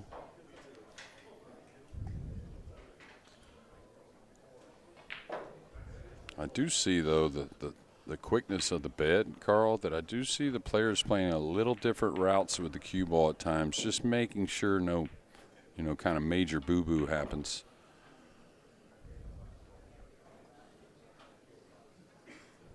This should be okay. You don't even try to get to the third rail here. Just kind of stun lightly. Come 2 rails between the 8 and 9. Well, here's a question for you, JJ. Do you think it's better to play on a fast cloth or a slow cloth? I think if you're building a player, I think a slow cloth is good. There's a lot of pluses, but I know one savvy guy that has 2 tables in his house, and he keeps brand new felt for the matchroom tournaments on one table at all times, and then he has a slower one to train on downstairs. That's pretty smart, right? Must be Shane. I can't divulge that information, but yeah, not on air. You know you might not be captain again this year, so you can divulge. I kind of figured it as much, but yeah. I think my buddy. He's trying to play shape on a few guys. So, all right, he's going to fall much straighter and much more distance on this than he probably wanted. Fell a little underneath it, but yeah, I do believe like what happens with the slow felt, and it's no coincidence how well the Filipinos know the routes around the table, because if you're on slow felt, you can't draw your ball out of everything. You can't just check the ball here and there. You have to play pretty solid routes and know really where the cue ball's going. I think it was a big benefit in my game to play on tough equipment when I started. So. Yeah, but what I mean is, let's say if I said to you, you've got the decision, the next major, the Whirlpool Masters, if I said to you, do you want to play in a slow cloth or a super fast cloth? Well, any extreme is difficult. Yeah, if you get on a real fast one or a real slow one, they're both difficult. That one in the middle is the one that these players are going to eat up pretty much.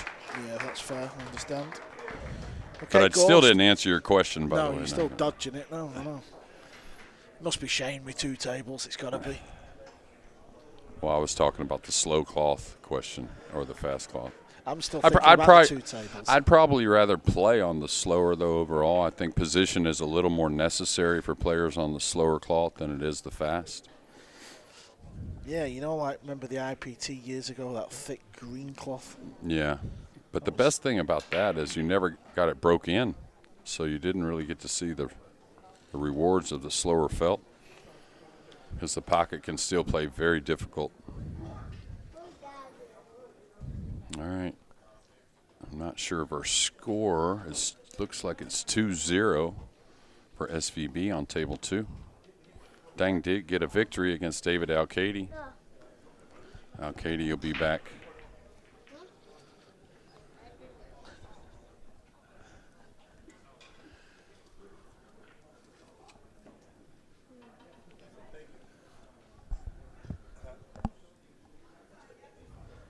Yeah, we have a big-time Jason Shaw fan in the booth. Watch out for that 9-ball, Connor. Connor's Jason's son. Connor, I think you got to go to bed early tonight. Daddy's not going to be happy the way he's just lost that match. Why? A golden break. Unbelievable. That was insane.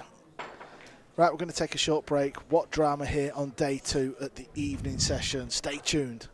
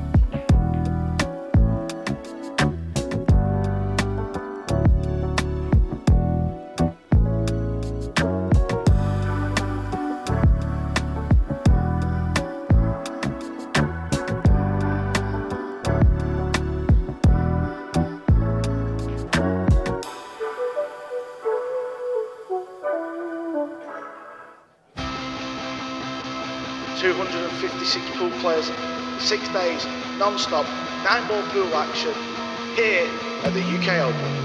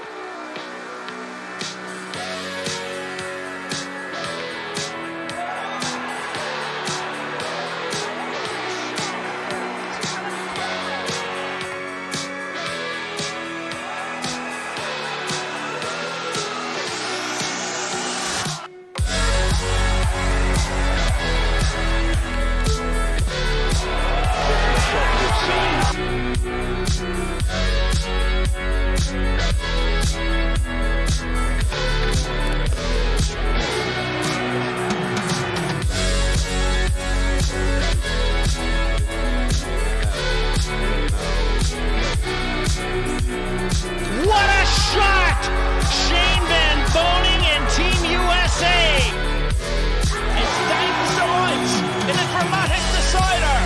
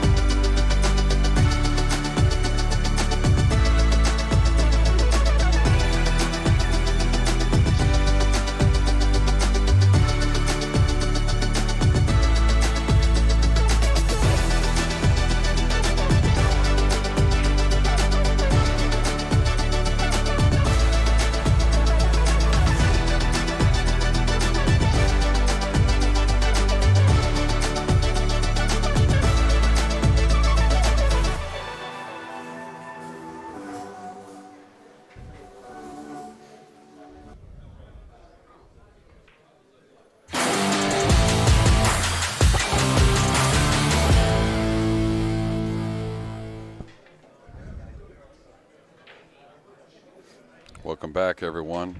We're here at US 1 Billiards in West Haven, Connecticut. R and Jason Shaw's pool room. It's been lovely here so far. About to start what will be our third match on table one. We're going to look at the group table as it stands. Zalinski still on top. Filler sliding up into position. On the bottom end, David Alcaide still without a win. Dang did get a win earlier, but now trailing to SVB. Lots going to change over the next day or two, though.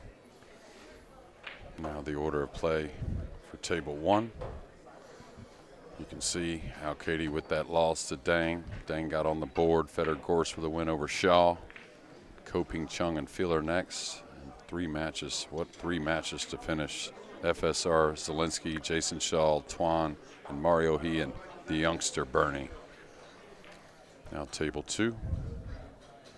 5-4 for Ruiz over Ko Pin Chung. SVB over Sky Woodward. SVB leading at the moment over Dang. Ocean and Alcaide, Ko Pin Yi, and Feliciano, and then Gorst and Woodward to finish.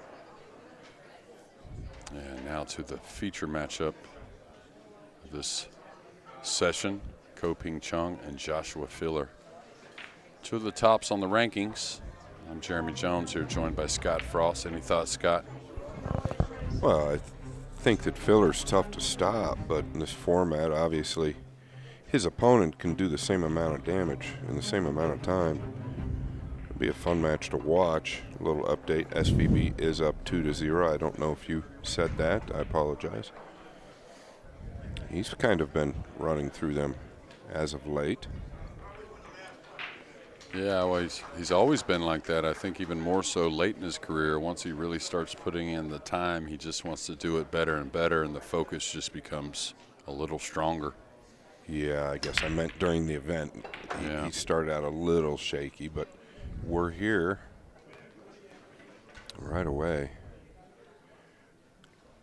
Table seems to be breaking a little different, right, Jeremy? It seems like there's some more clusters lately, and obviously the table's getting more play. Yeah, and the template's awesome, but I mean, it still doesn't have to be exactly the same all the time, and that's the beauty in the break rule. Is again, just like the driver in golf, you'll have a day or two where you think you've got it, and then it'll kind of remind you you may not. I'd take this one on in the side myself. I think he did try to. It was a bit free. Didn't want to hit the outer point, but when you think like that, you kind of shut off maybe making the ball a little more often. Should be the jump cue here for Josh. Be surprised if it wasn't. Just going to try and hold the ball there for the gap on the 2. I'd say even money here, right? Can't be an underdog, really.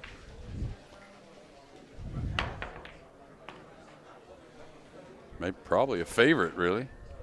Yeah, he didn't have to do much with the cue ball. He's so good with decisions under tough situations, and I'm wondering what he does with the 2 to the 4 here. I think he probably levels out and comes one rail between the 6-7 to a cut shot. Now he's elevating, so he's trying to get a little more power and maybe not as much angle there. That ball acted funny. I'd like to see a replay on that 2 ball. As it came out of the pocket, it came away from the pocket so quickly, and he rarely misses a ball very far away from the pocket. So just caught it a little thick to the bottom cushion. Looks like it. Now what he was checking there is, can I go as far as 3 rails to the long rail and still have a shot on the 4? That way he doesn't end up short or snookered if he goes long. Oh, wow. Didn't expect that miss. Said it before, and really don't like to say things like this at this level, but is there a little filler effect? I mean, I think it could be a real thing at times. Once filler gets going, players will feel the pressure. Yeah, I think Filler and Gorst both have a little of that in their own way. I've felt it from both as well. I'm sure many people have. Probably everybody has felt a time or two, but the filler effect is real. And I think FSR was starting to get some of that the last year and a half of all that domination. This 2 does go in the corner. It's going to get some movement into other balls.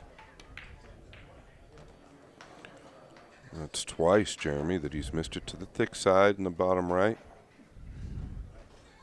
Yeah, did get a sliver of the 2, I believe. And so often, he missed that one actually by 2-3 inches to the bottom, but so often when your cue ball's going into other balls and you don't know the exact outcome, it seems like it's easy to lose focus on the ball at hand. What a hit that was. If he was aware of how thin that ball is going to cover, what an amazing hit.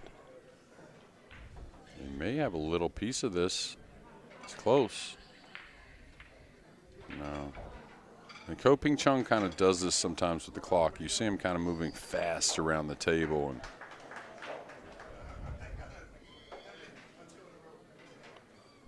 using a very high ball, so still thinking he might stick. Oh, and he's got a kind of a brutal rub off the 9 with a 2 drop. It's going to hold up, I believe. The 4 now tied up with the 9. Yeah, with it hanging, though, it makes Josh want to be aggressive trying to get at that 4-9. And Yeah, the slick table, you would be amazed at how far up the object ball can go off the top rail or the back rail, and you can still stick the cue ball with a high ball, and that's solely because of the slick felt. Will not happen at your club table or even tables here that are a little bit broke in here at US1 Billiards. Definitely going for this bank.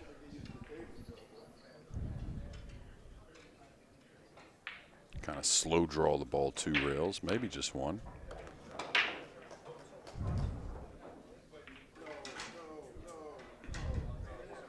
Two reasons to let the bank open up a little bit. Takes a little pace off, plus lets the draw grab on the cue ball. 9-ball in a funny position. Don't see that as often these days with the template. Yeah, he bumped it when he shot the 2 to break out the 7. Or the 4, excuse me.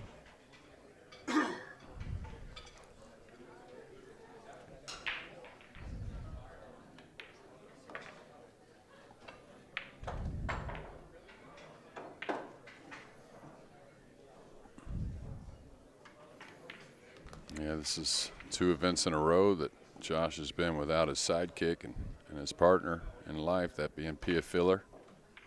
But of course, I think the ladies have a pro event maybe in Iowa this week or sometime very soon.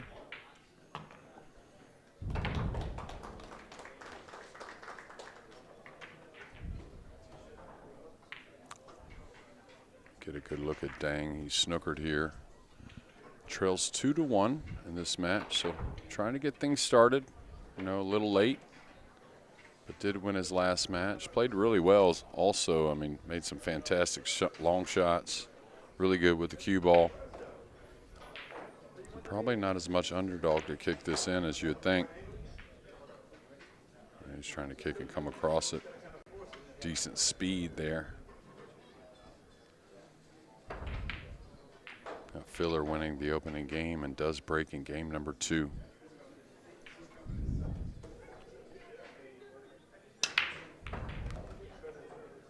Great contact on the 1. Going to fall a bit underneath the 2 ball, so maybe cut off of something offensive.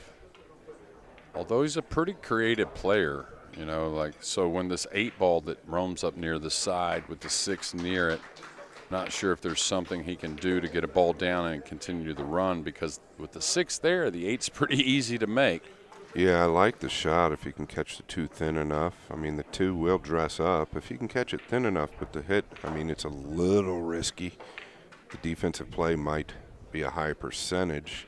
Yeah. Coming behind the pink 4, I don't know. But then again, the 6 could be in the way to chip the 2 up table. So it's kind of like the 50-yard line. Well, anywhere on the right side of the 6, you'll pocket the 8 if you play that with the cue ball. You could play it with the 2 itself and just swing the cue ball off the 2, drawing it to like low right English, cut the 2 towards the 6. SVB going up 3-1. He's cruising right along. He must have banked that 7 in long rail. I really think Josh is going to figure out something offensive with the 8. I really can't blame it, whatever it is, cue ball or 2. And the more I look at playing the 2 into it, I like it even better. He's going to play the safety, trying to slow walk the cue ball straight across. Ooh, he kind of killed the ball. Maybe killed it too much. Left a bit more of a kick. Yeah, it was almost like he was in between decisions and just got down and shot. You rarely see him do that. Once he commits, he is committed. It's going to be okay, but he's going to make a real good hit here. Well, I guess he might have to elevate more than I think. I think Ko Pin Chung's the favorite from here. Oh, he's missed the kick again. Yeah, I think it was a little steeper than it looked to both of us. Well, you can't depend on the English so much. It does, just like the kicks itself, the rail first from behind doesn't take the left spin quite as much as you would think. So you have to adjust your aiming point. Now looky here, I was talking about aggressive. He's going to play the 2 off the back of the 5, hitting the long cushion first with the 2 ball. Yeah, I think that laid nice, right? Yeah, but that's why I think he really was trying to muster up something that first shot, because he's not afraid to play some shots that maybe some others won't. Yeah, and a lot of them won't play that shot right there, to your point. Well, it is awkward. I mean, you're not used to aiming that way, right? So even if you take a look at it, it's not like you're doing what you've done for many, many years, shooting the ball directly in the pocket.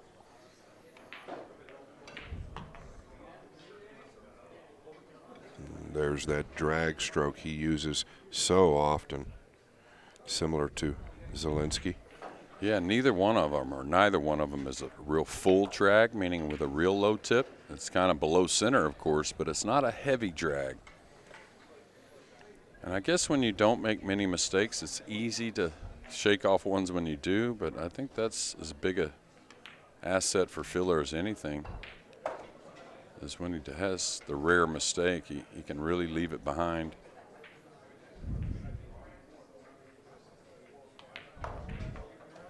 And wanting to have a better year on the World Nineball Tour, you know, last year he did have to be a captain's pick to make that Moscone Cup team. And, you know, if that happened again, he would probably get picked again. But he wants to have those results.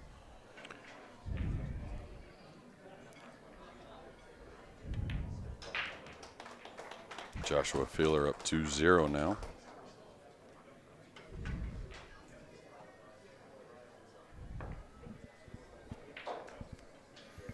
Get a look at Dang. He's had some time at the table, but trails 3-1.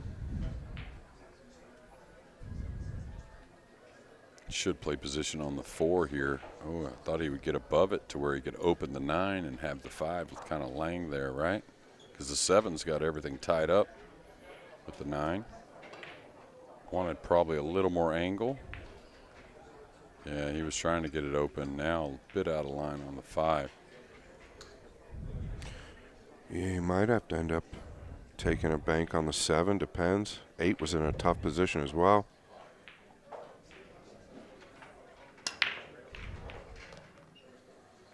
He's made another ball, friendly kiss on the 2 from the cue ball. He's going to get a pretty nice starter and a really good spread.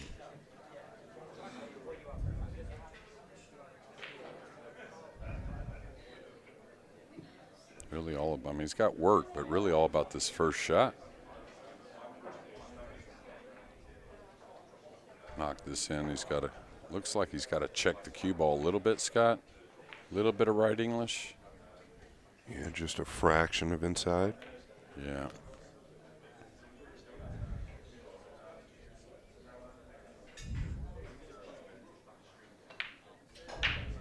Pretty good here. He wants to come out towards the center, but he doesn't want to flirt with the 7. In Yeah, his next shot. Low tip that kills the ball nicely. Might play the 5 in the side. We'll see. Can come above. Probably coming above then. If he really didn't take a look at the side pocket.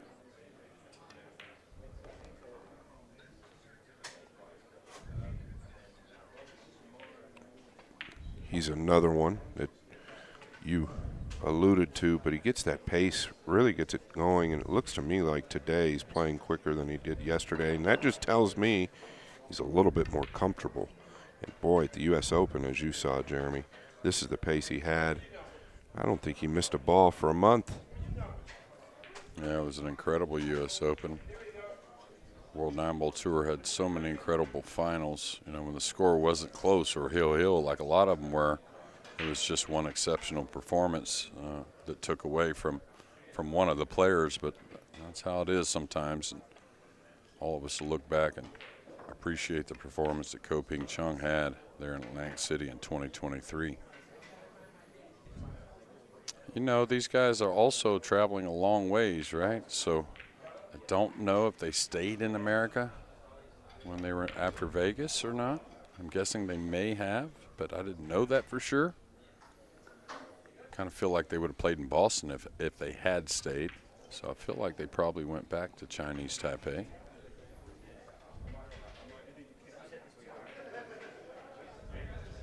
Just a little chip in here. Come out for the 9 in the side.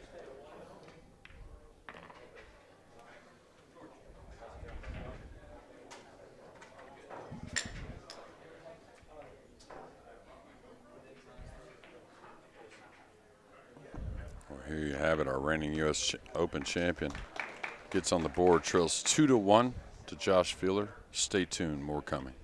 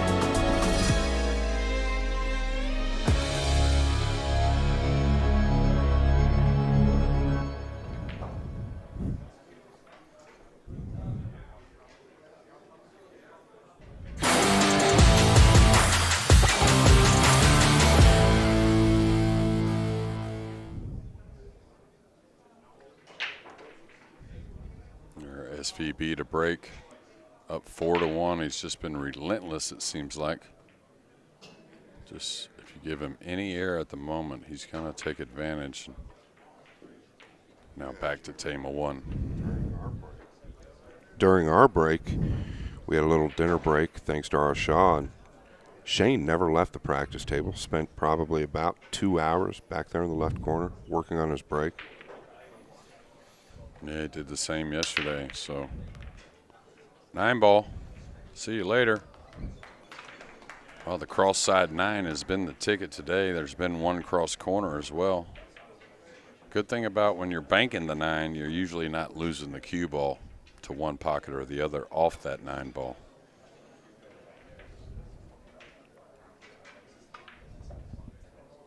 Yeah, that seems to be the path it takes. Couple kisses off the 9, but they were always headed towards the side. They'd clip off the 1 or another ball. Been a lot of golden breaks last 2 days.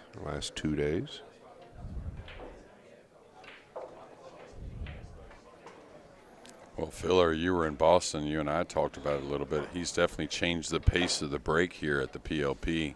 Definitely a little more speed overall. There at Boston, he wasn't getting many balls up table at all, and here it's been quite different. There's that U.S. Open break we all looked at so many times. He's going to get a nice cut on the 2, but can he hold the rock for the 3? Yeah, and the 4-5 are a little jumbled up with the 7. Yeah, very jumbled up, and even more importantly, be able to hold an angle and maybe create something off the 3 to the 4. I mean, if he goes 4 rails, there really isn't a path to get that angle I'm talking about, I don't think anyways. He might just like to get below the 7 there, and he could really pin him up.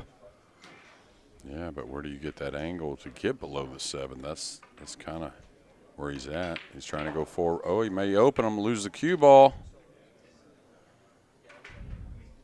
And he wasn't trying to contact those. He was just trying to get as long as he could on the 4-railer with the correct speed to get on the 3. Yeah, I wouldn't get no hurry here. I mean, this is probably the shot of the rack, some safety. Yeah, very tricky. Very tricky. Might even think about going rail first here and tucking down behind the 6. Well, if you could get good contact. If you're comfortable with it, Scott, I think that's as good as anything, really. I mean, you got to control the object ball here. Oh, what a nice hit coming up that side of the table, knowing the 8's there as well. Really good stuff. Yeah, SVB on a bit of a mission here early.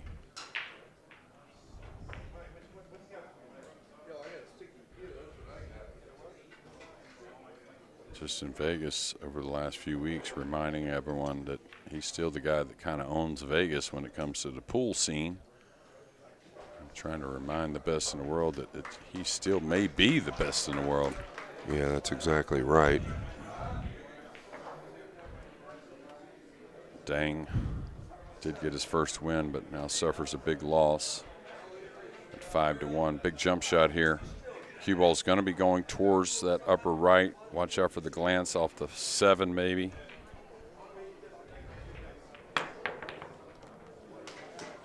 Wow.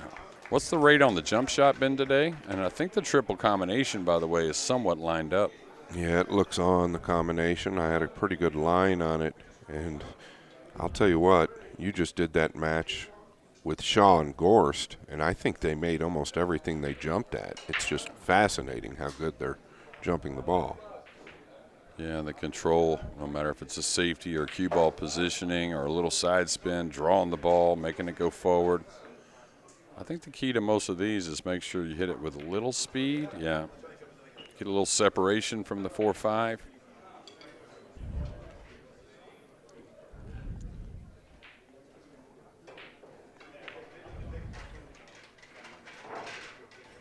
Definitely picked up the pace, though, from yesterday, Ko Pin Chung.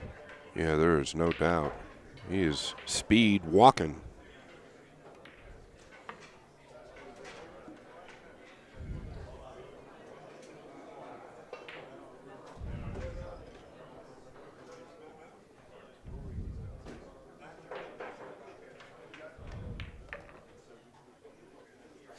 Well, what was it? I think with the referee racking also, he won a match earlier. Filler, what, 17 minutes and something like that? It's less than 18 minutes, I believe.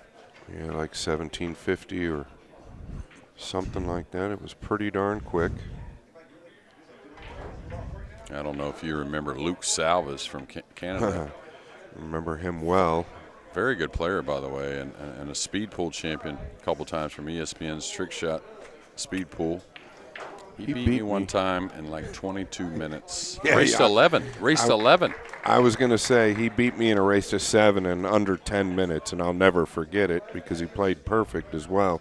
Probably the fastest player with accuracy I've ever seen. Yeah, fastest top player. I mean, he was a guy that maybe couldn't win the event, but because he played all the big pro events, but he certainly was a guy that was constantly in the money quite often. From Montreal. Luke Salvas. Great guy as well. Yeah, funny guy. Yeah.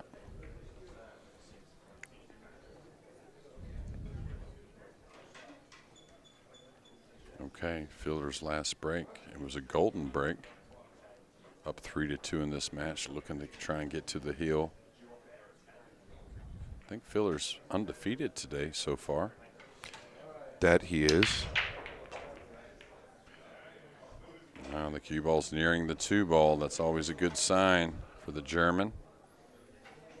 Regalario, Bernie. The Little Prince is the only one to give Filler a loss.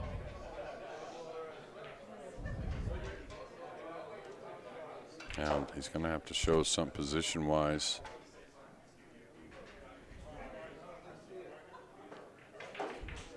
Could kind of bury him behind the 8, shooting through the 2, but I know he wants to go offensive here.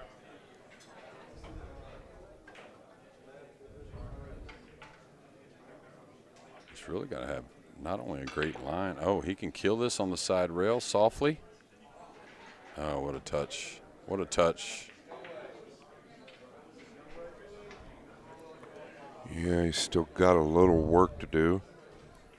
These guys like to play this type of combination with pace and get both balls out of there, meaning the cue ball and the object ball. We'll see how he plays this.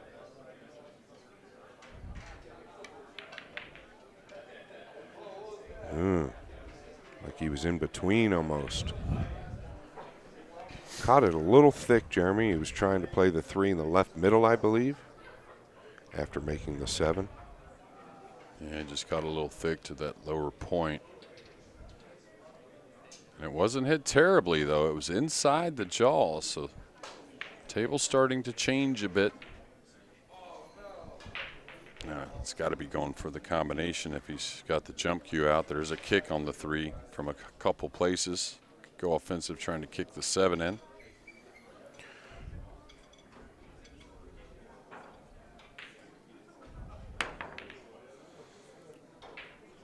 Oh, he's going to do okay.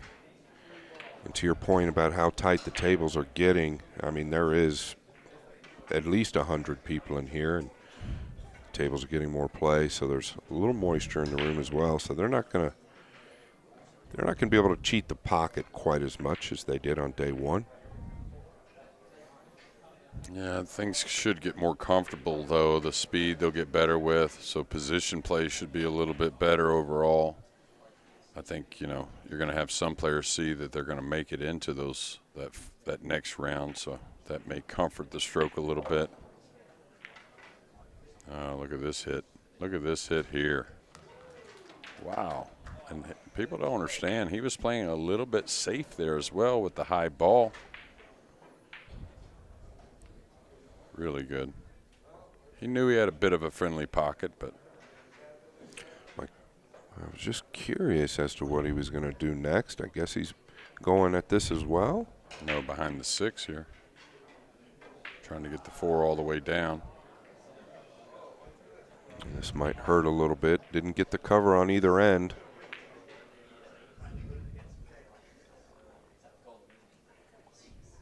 Yeah, this is a hard ball to make come upward, though. You really have to creep it into position. I'd really key on the 4 past the side, leaving him on the combo, and try to get up there, but it's easy to fall short. That's the right speed, but you see how it still wants to hug, just because the slick table. And I don't know that he got there. He probably definitely didn't get there. The jump cue is easy if he needs it. Yeah, it was just a tough proposition, that's all. That's why I may not even have played the cue ball as much as just the 4 past the side, leaving the combo on, the tough combination. Especially on the new cloth, right, Jeremy? Oh, 100%. If I'm on the house table, I probably bump into the 5-8. Yeah, you're going to kill it so easy. much. Yeah. Another look at Filler in the combination jump. Yeah, I was looking for some angle to produce, but I don't know if it's there or not. Could get short side here. He's coming at it. I think it goes. Oh, he can overcut it. He can use the 7 maybe if it doesn't go directly. I thought this never went, but maybe with the 7 there.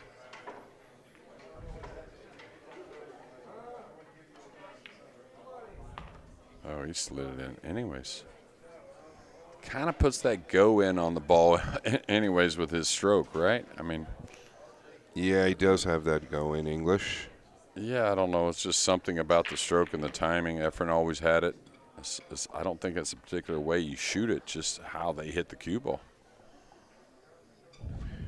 Yeah, it's something that's really hard to describe a lot of times.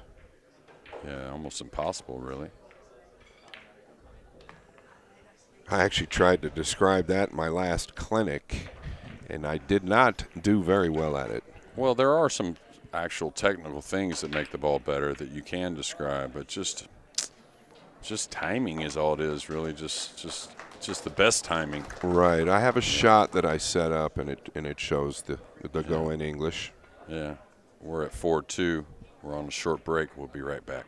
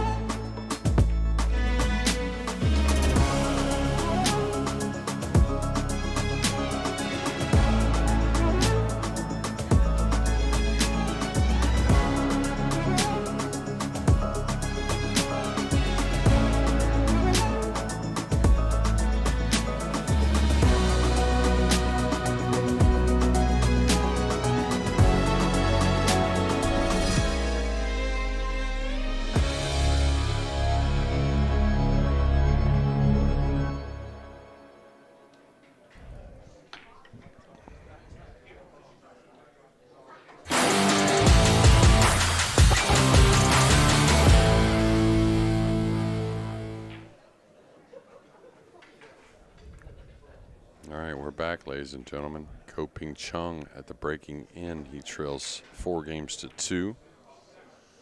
Our reigning U.S. Open champion, and had a heck of a year, period. I mean, that was the icing on the cake. Obviously, the biggest title in the game, in my opinion, and most of the players, to be fair. But you know, he won the Sharks event. He ran so deep in some other events. Always plays well at the World Cup with his brother. 3 balls on the break, Jeremy, and he's come up with not much. I don't know that he can see the top side of the 3. If he can, then he can double him up maybe and get him up there behind the purple 5. But, boy, it's touchy. No, I think he can see it, but I think he needs the snooker. I think the double up, I think Filler may knock that in the way the 8 lays. Yeah, it just depends on where the 3 ends up. He's got to get the snooker. Really nice. Really good. Filler might jump this combination in. It's definitely going to take a stab at it.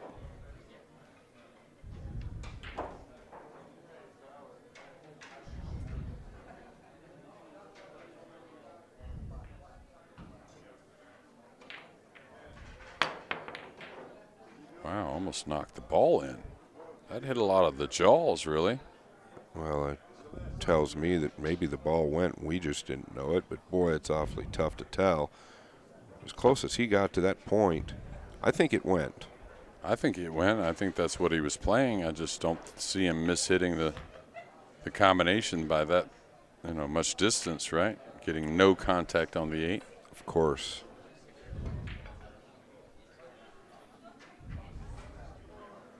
I don't feel like Ko Pin Chung has made really any mistakes, but he's still trailing 4-2. Yeah, His pace. He missed 2 balls earlier. Remember in the side he missed one, and we were thinking about the cue ball coming around, and he kind of took his eye off the 2 ball to open the match. And after Filler missed, right? Filler missed 2 as well.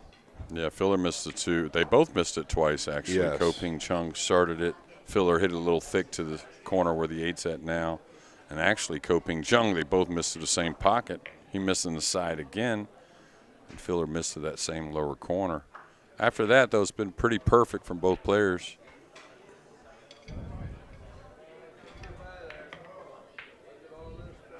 I like that speed there. Well, it's going to run a little bit.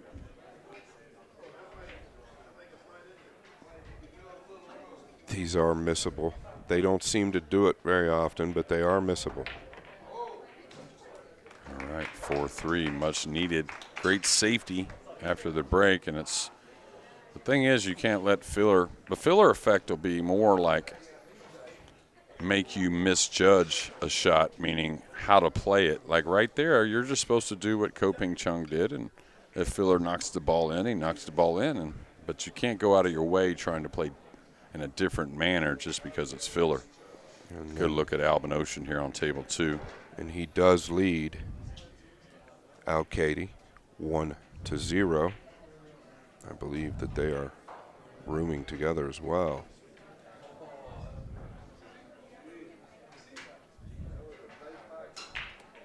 Yeah, and Alcaide, I'll tell you, I mean,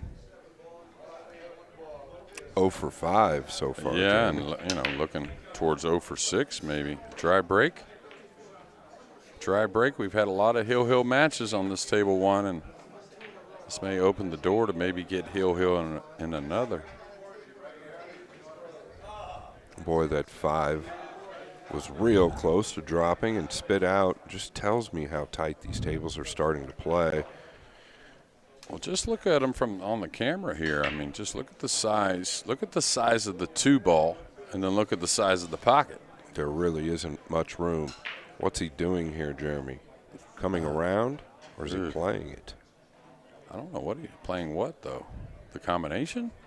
He's got to be coming around above the 4 and 6, chipping the 1 below the 8, maybe, or is he going to play the combination? I think he's chipping the 1. Tough to control the speed of it. Yeah, it's easy to get locked up. Yeah, that's the problem if you hit it too thin. But that's also maybe the Filler effect. That looked like it was going a long ways to to try and mess up, really. I mean, there was so much going on. Like, really, where's he going with the cue ball? Trying to bleed it 3 rails in between the 5 and the rail to slide behind? I mean, kind of feel like that was a – and he was in a bad spot, don't get me wrong. But yeah, there wasn't anything real easy up close. But, I mean, you know, push out after the break is possible as well. Yeah, and you rarely see these guys do that with an open ball. But I agree. You and I think alike when it comes to that for sure. I think you're definitely a little trickier with the one-pocket mind. I know one thing. This guy gets to that pink 4, it'll be curtains. He's got to make sure this doesn't arc too much on him. He made sure of it because he didn't try to get too close. Now he has the proper angle. Probably comes twice here. Could make it lengthen with the draw, but I wouldn't doubt he gets to the opposite side of where he's standing now. No, he made it lengthen nice. He's going to get the cut. Better than he thinks. It's a hard one to plan for, the slide on the rail like that, but yeah, it happens a lot. I almost like the way you called playing that shot. I think with the slide, it's real easy to come on top of that ball. But he's going to be all right. Yeah, he may let it run here.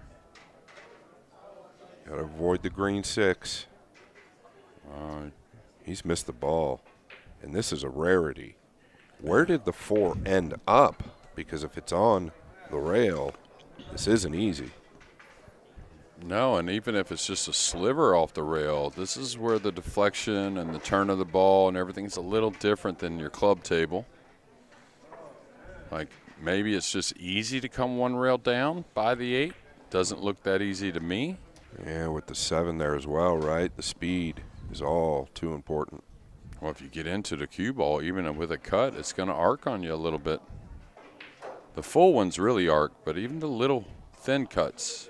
All right, that was nice speed, but you saw it bend, right? You saw it bend. Flattened out. I think he's going to get away with it. He hit it pretty good, though. I shouldn't say get away with it. Yeah, it was more of something he knew he was gambling. All right, going to draw past the 9, it looks like. Or he could stop. These guys like to draw. But, boy, if he stops there, Jeremy, just straight up in the top left, I guess everybody wants to go to the same corner in that situation because the ball is easy to control. Well, I'll tell you what, Scott, a lot of times I would have stopped my ball there also. I mean, I don't fear the pocket with the slick felt. I fear the cue ball more. That's more of the issue for most of these players, whether they recognize it or not. Well, I don't know how many there have been, but it seems like a lot of 4-4 matches on this table. I know you just mentioned that. It'd be interesting to know today how many there has been on this table. I think at least 3. And there were a few yesterday as well. All right, checking the cue ball here. You have to do it lightly. Let the spin take a little bit. Could get near the side otherwise. He's a smart guy. He's going to play from underneath. Just some of the players need to look at that more on other shots, getting through the racks, I think, playing short side. Yeah, it's real easy to panic and think you've got to wrap around or try to check it. There we have it, 4 apiece. We'll stay right here for the conclusion of this match. Have a little look at Albin Ocean. Haven't seen Alcaide at the table yet. It's 2-0 Ocean, I believe. And that is correct. Looking to be 3-0. Just not Alcaide's week so far.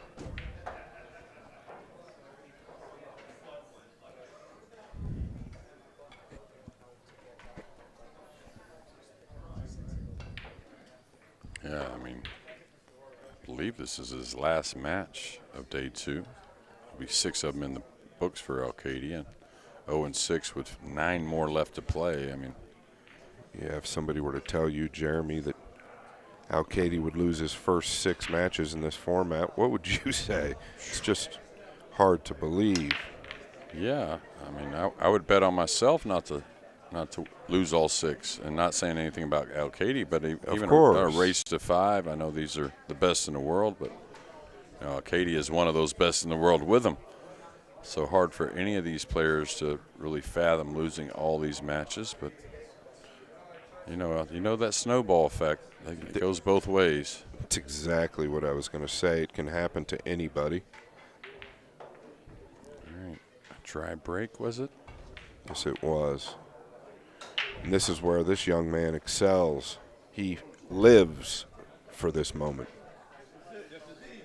Yeah, put a similar shot here. No reason to try and hold. Go ahead and let the stroke out a bit. May draw 1 rail above the 3. May play a little more of a slide on the draw stroke. 2 rails below the 3 and out. Like that. Happy to see the blue 2 go down in that corner. Missed it a few times in that lower right. I think the 4 to the 5 is the key. Oh, absolutely. I mean, still going to have to work a little bit from the 6 to the 7 and whatnot, but yeah, definitely this is the shot. I do like that decision, staying steep on it on the left side of it. Yeah, He's he'll going to just punch come one rail out. Yeah. Oh, he went twice, so feeling good about things with the cue ball.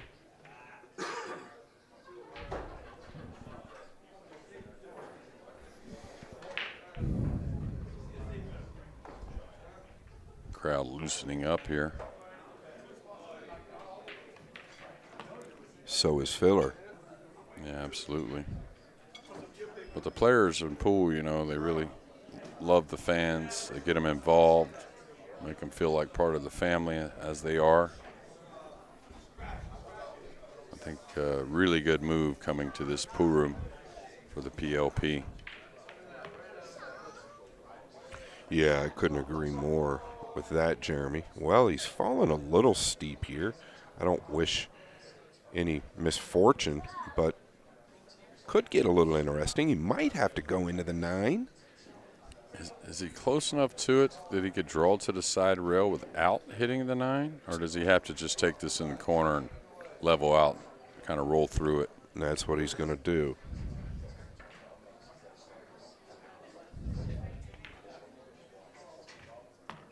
Wiggled it in. That's that go-in.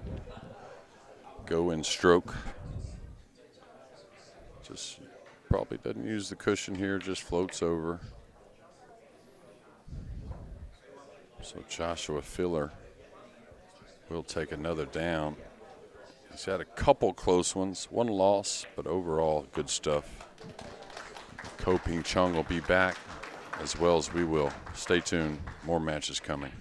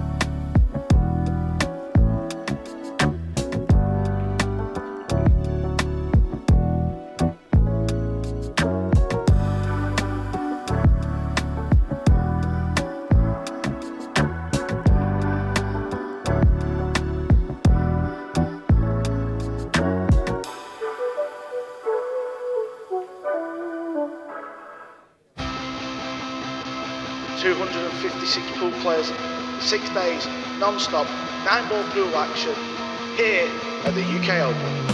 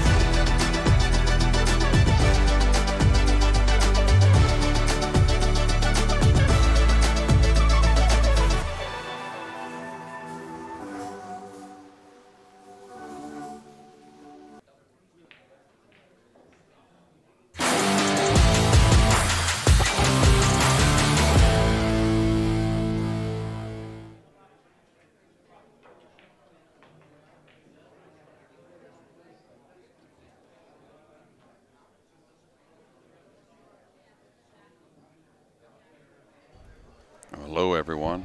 Back in action at the PLP. David Alcaide looking for a victory of some sort. A little light with the cue ball, and it's been like that. He's been a little out of sorts with the stroke. Trails in this match 3-0, so trying to make something happen.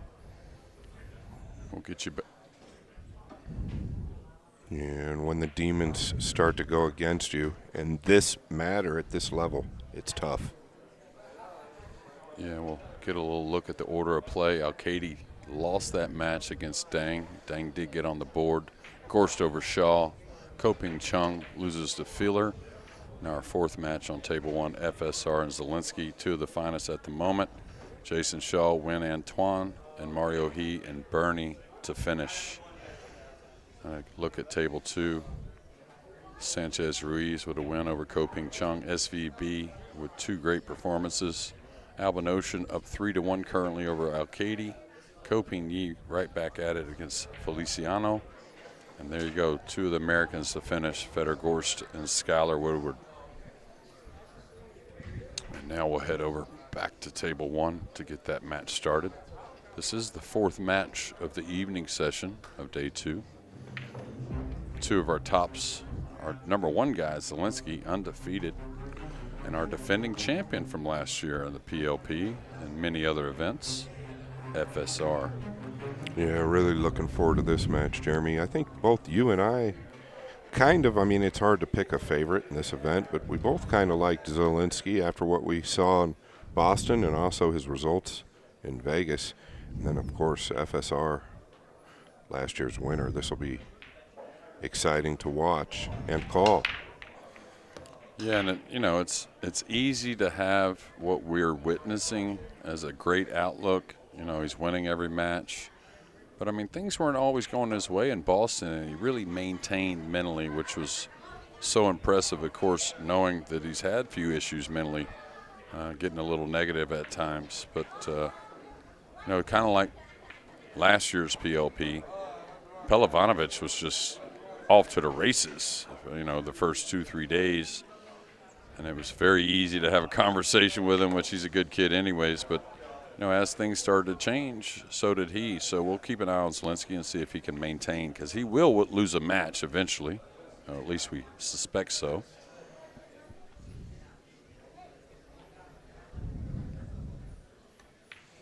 And again, it's Yeah, I was about to say, Jeremy, I thought he might contest or think about coming around those balls. You've talked about it all too much. You got to hit that easy if you want it to check up. Might have hit it a little firm where it didn't have time to take. It bent a little bit to that bottom rail. Yeah, the thing is, you can go with the spin a little bit, but if the cue ball is going against what you're trying to do, kind of redirect the cue ball, that's where it really fights and doesn't act like these guys are so used to, right? All right, he's been real good with this as far as I've seen over the last week and a half. Probably just wants to go into the 8. Well, when things are going good, they're going good. Probably not going to like his end of this, but it could have been worse. Yeah, happy to be at the table, right? You got to think about it. This is kind of a long-term thing. You get to the table, it looks like you're not gonna on your opponent's break in these short races to 5. And nobody knows running good and playing even better than FSR does of recent times. Yeah, he might go at this bank. It could be a little bit of a two-way play, right, behind the purple 5. Yeah, I don't know. Can he get at this? I don't know. Bank it? He may be able to slow spin this and kind of just bring the 4 up, put a lot of right English, and let the cue ball bleed over to the left long rail, getting behind the set. Yeah, that's what he's doing. That's what he's doing. He's mass saying this. He couldn't get at it fully. I thought he looked at the bank line, but really nice look at this cue ball. Yeah, really good. And the thing is, that wasn't automatic. He had to, kind of have a little conversation with himself. What's the best shot? And even though he was curving the cue ball some 5-6 feet away from the 9, still understanding the percentages. Probably a favorite here as well. Yeah, he's really got to get up. pays to hit him, Jeremy. He's not going to like his turn at the table next time, I don't believe. I think that Ruiz was going to put another one on him. Yeah, but not so easy to control the 4 here. You'd like to say to yourself, I can cut the 4 on the rail, use the 8, but it will slide off the bottom of the 8 on the slick felt. Won't grab near as much, so probably leaves another jump shot if he gets the snooker. Yeah, and maybe I'm giving him too much credit, but I feel like, well, he's fooled all of us and just gone for it. Made both balls with position.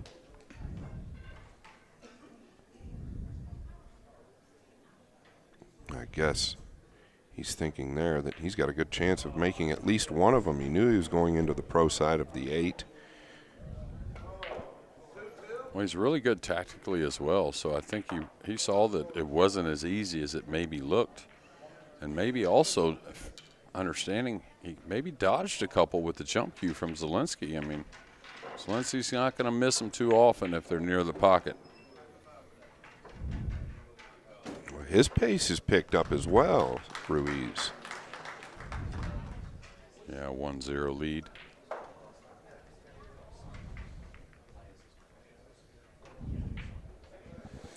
Albin Ocean leading Alcaide 4-1 as we have a look. Ocean at the table on the 2. A little elevated, definitely not easy.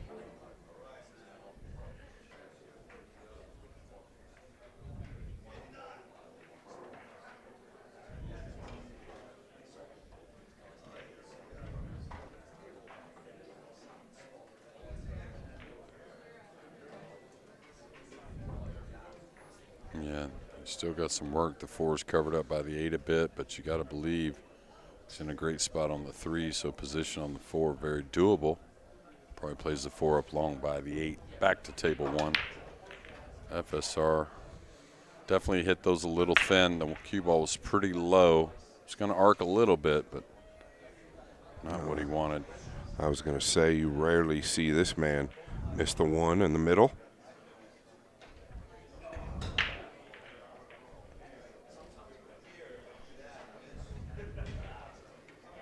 I'd have to go for this myself. Try and play underneath the 2 for the 2 on the side. Looks like the path is pretty natural. Yeah, he's got a lot of cover in case he misses. And he hasn't found the cover. He missed that pretty good. Well, the cue ball's going to track right up under the 9, Jeremy. Yeah, it'll be a 2-rail escape here from FSR.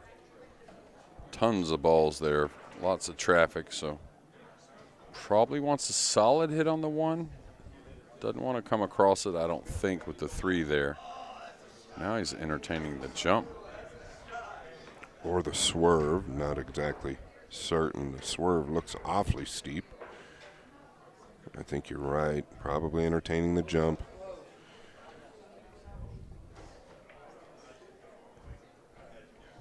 Yeah, and a lot of good things can happen. If he catches the 1 full, like full meaning towards the 2 and 6.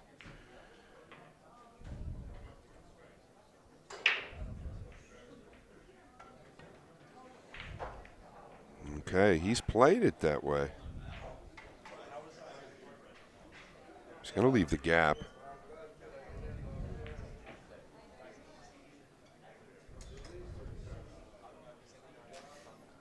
Zalinski very good at leveling out.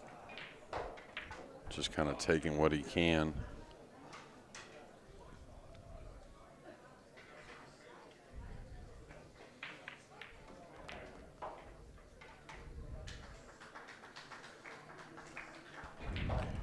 A lot more difficult than that looked.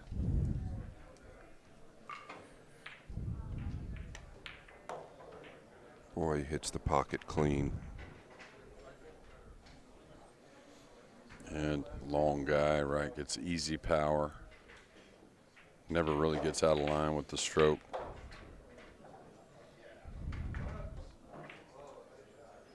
A little more old school at times too, which I like. You know, doesn't mind the drag shot, doesn't mind rolling the ball with English. I think it really opens up things, and he stuns the ball real well also.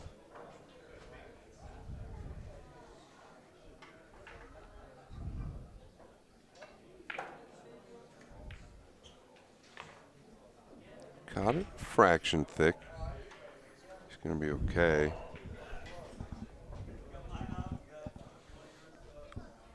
A little touchy. Yeah, I don't like stunning between the 7-9. Is that what he's looking at here? I thought he could easily draw back to the long rail. Yeah, I agree. I think that's what he's got to do. Or just float like that if it's too thin. Now he's going to be a little flat on the 7. Does he go short side? Oh, absolutely. I mean, he can cheat the pocket a little bit here to make sure he goes to the side rail to really get a little closer to the 8. Shouldn't be a problem. I'd like to have gotten a little more out of that. Typically when you go short side, Jeremy, I know you want to be almost straight. I mean, he's okay. This is all about the pace he hits it. He's overcut it, but it's going to take, like you said, he's got that go in English. Yeah, and the stroke is good. The ball slides a bit more. No hanger here, though. I was about to say, that's the one that may not slide so much. Yeah. We're going to see a fun one here from FSR. He may play some type of trick shot, trying to bank the 9 to the lower left, maybe at 3 rails towards the side. Maybe he stuns the cue ball a couple rails, brings it down table, hoping the 9 comes back up table if he misses.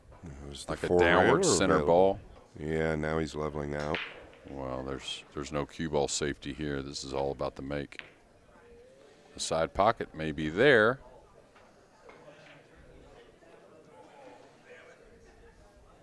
So he's going to leave a return bank, but a much more friendly one. One you definitely fancy your chances. And you can hit it a bunch of ways, really how you're comfortable to hit it. Most with just like a medium stop shot stroke.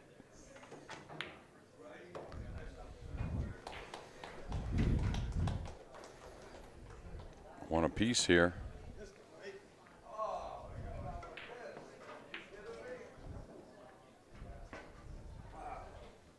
Alvin Ocean did get out. And so Alcaide really looking for a friendly face, as they say, Scott. I was going to say maybe looking for a place to hide just for a little bit. You got to feel his pain. Not fun. I guarantee you nobody could predict he's going to lose his first 6 matches here at the PLP. He was a late entry.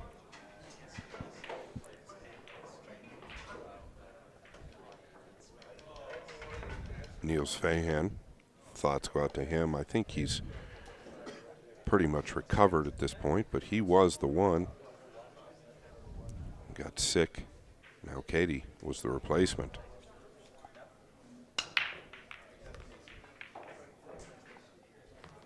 Wow, what a nice connection on the rack there.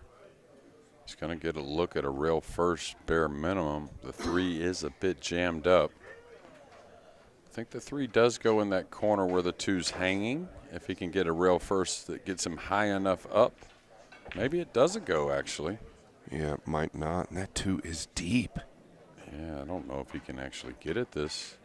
He's actually inspecting the 3 more than the 2, I think. Maybe not.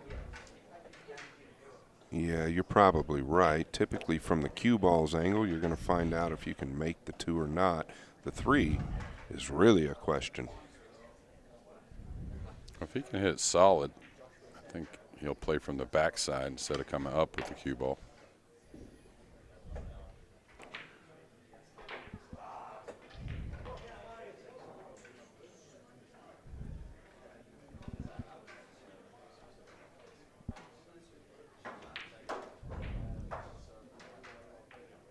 Oh, he's elevating. So is this a safety behind the 7? Is that what this is? Very good at this little small movement of the cue ball.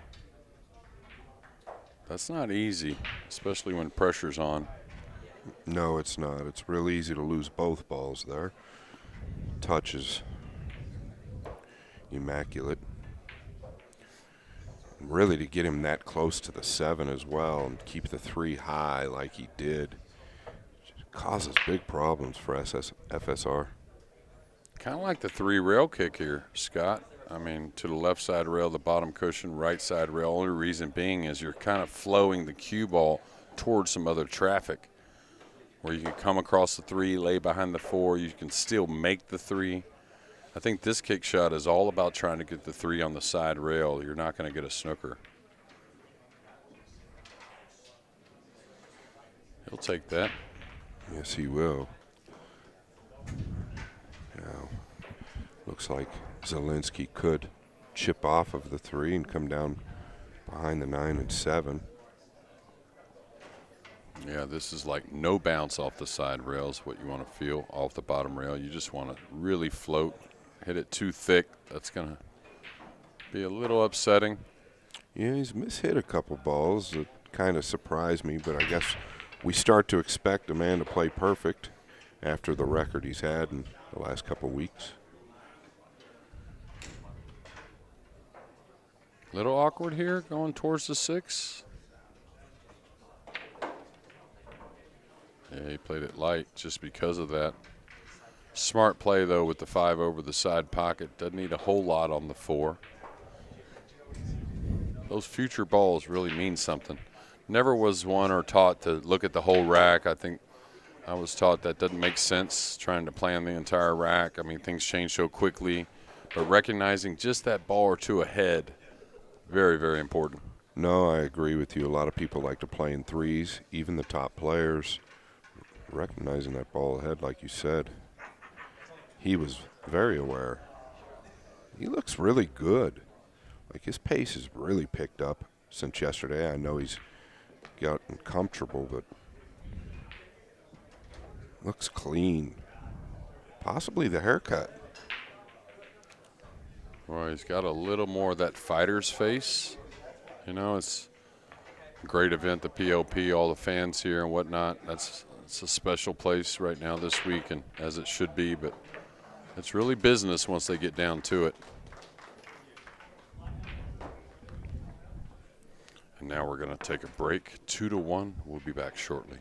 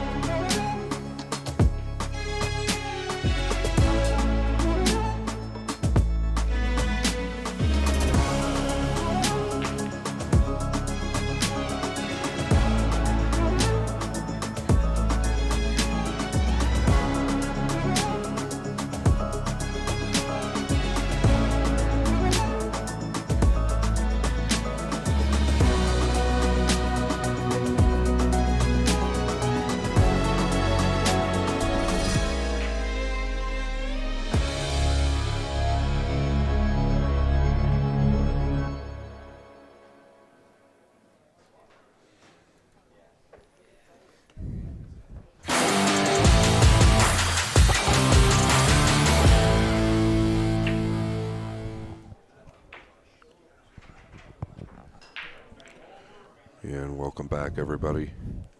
Jeremy Jones alongside myself, Scott Frost, and Ko Pin Chung, leading 2-0 versus Filipino Michael Feliciano.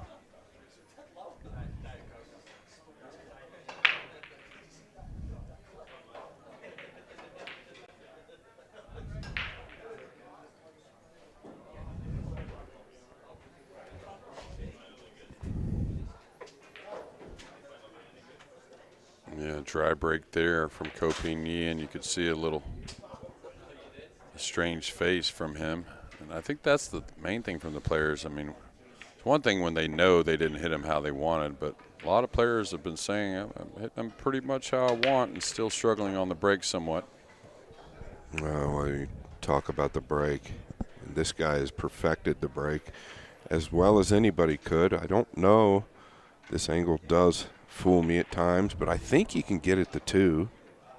Yeah, he can. Now he can roll it, try to go into the 5 or around the 5. I think it's a little thin to want to roll it and try and stay too nice on the 3. I think that makes a very missable 2 ball. Let it come up a little bit. You can handle a little cut.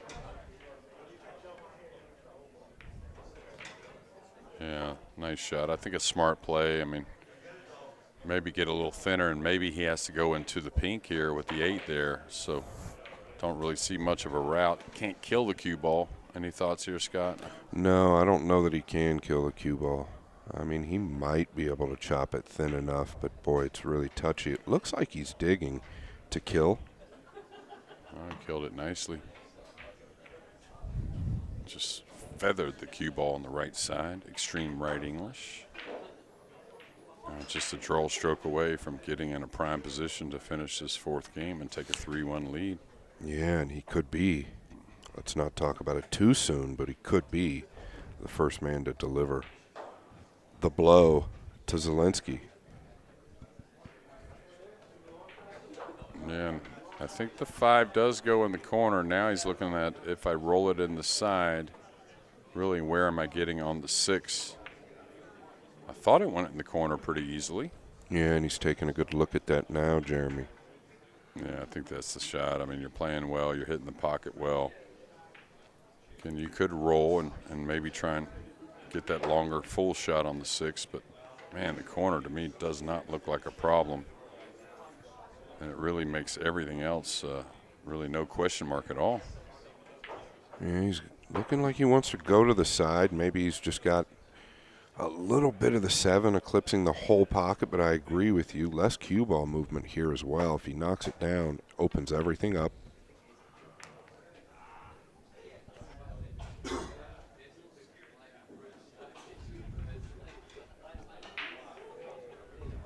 So Zalinski, whether it be, of course, he's got a hold serve on his break coming up, but that first game where he got snookered, right, on what looked like a pretty routine out after a couple nice opening shots. And that's really been the difference in this match. It looks like it's going to be 3-1. Zalinski will break in game number 5, but he's got to have a little help, it seems. Yeah, and then the game where he tried to get short side of the 8 and missed the 9, right? Right.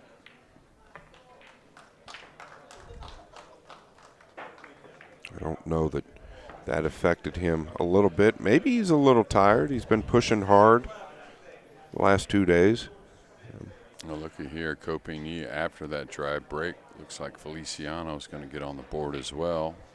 We'll have a chance to square things up if he can do something in game 4 when he breaks the balls.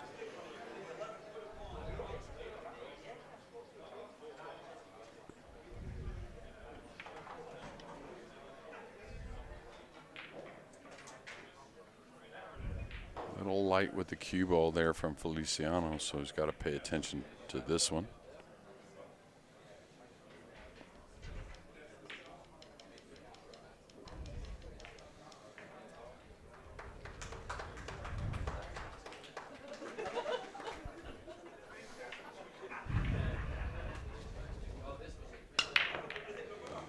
All right, the 1's down, the cue ball screaming up the table. He's going to have a look at the 2, nothing easy, but doable. Boy, I'll tell you what, you know, the more I've been watching him closely from that back rail, really seems like he gets a lot out of the rest of the balls when he's breaking like this. Yeah, how you feeling? It looks like the 2 goes by the 3. Think it has a pocket. You're definitely going to come above the side. No reason to check the cue ball. Easier to play the speed control even though you're a little further away from the 3. Oh, he overcut it. Oh, I thought he overcut it. Did catch a little piece of that bottom lip. Did fall, though.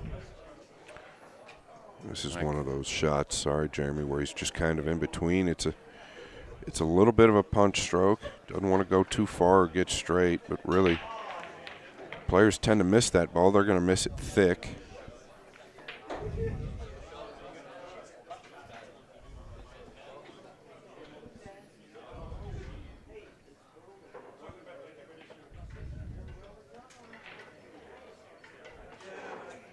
Yeah, I doubt he plays past the side here. No reason to do that. Just 2 rails out to the center. Now this is that shot again. You know, if you're going to go against it, you may deal with something you don't predict happening. A little, like I said, arc at the cue ball. I got to go with this a little bit more. What do you mean by that? Well, it's going left, right? I don't want to check it with English. I may pull this 3 rails tight trying to slide down just past the side. Not saying it's easy, but he's gotten himself in a little funny position. He could easily come 2 rails to the center and just cut the 6. That's probably the shot. He's going to play the shot I was talking about. He's missed the ball. A little fortunate with the miss, but yeah, quite fortunate actually. And I think the shot that you called right there at the end is probably the safest shot. He's got all sorts of room to get there. The 6 was not in a tough position. No, and I don't know if he ever really thought about that, to be honest. I never really saw him kind of lay the cue down or point in that direction. So a little chink in the armor here. Late on day 2 for our leader as it stands.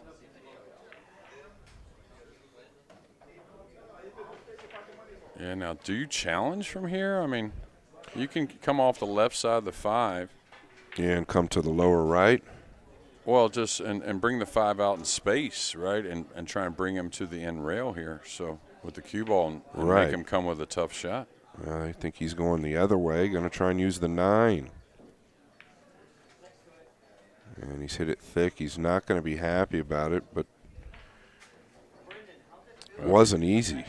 No, but if you just leave him off the draw stroke, you know, angle on the 5 to get to the 6, I think if he's got to go forward with the 5 out in space, he's got to come with 1. So, but here you can hit down on the ball, which is much more comfortable. Let's see how he responds after missing the last one. Well, that's long gone. Nice and pure. Too much out of it, almost. He will be able to hold this.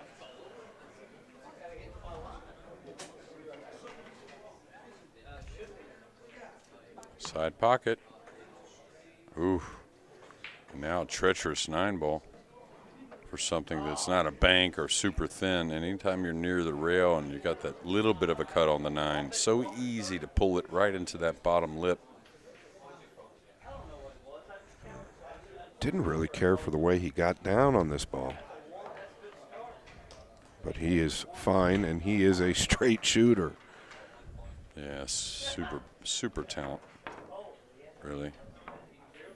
He just kind of, like, it was kind of an awkward thing. I don't see him typically do that. He was kind of looking at something at the same time, got down on the ball, and you typically don't see a professional player do that.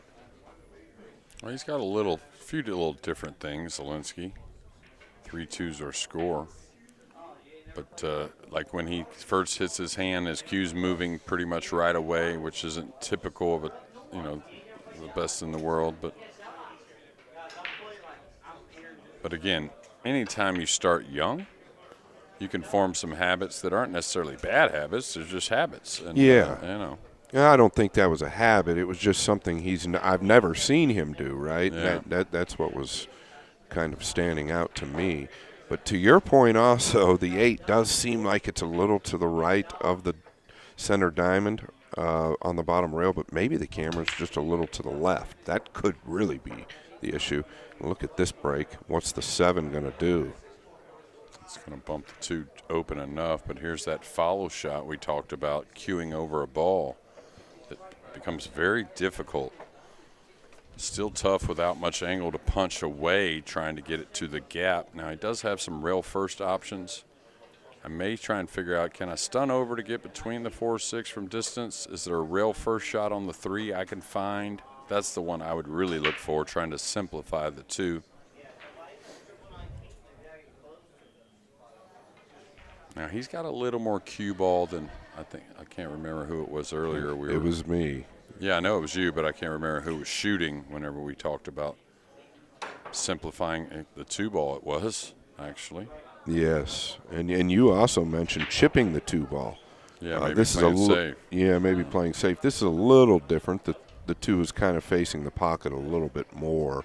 Kind of, you do, I think, have to go at this, but I don't know. I mean, there's nothing wrong with chipping at it to the top rail, ensuring another shot at the table.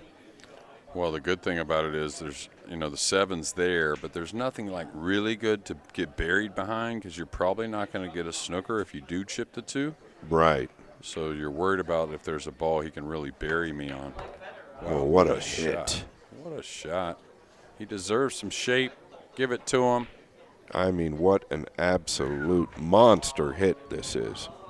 But that, he's got a priceless smile, but the bulldog face from FSR, that's the one I like seeing. In my opinion, Jeremy, this is one of the best shots I've seen since I've been here. Yeah. Oh, the game's in such a good place. We have so much talent and such great minds as well. Work very hard. Just imagine what this 2024 is going to look like the entire year. Really can't wait.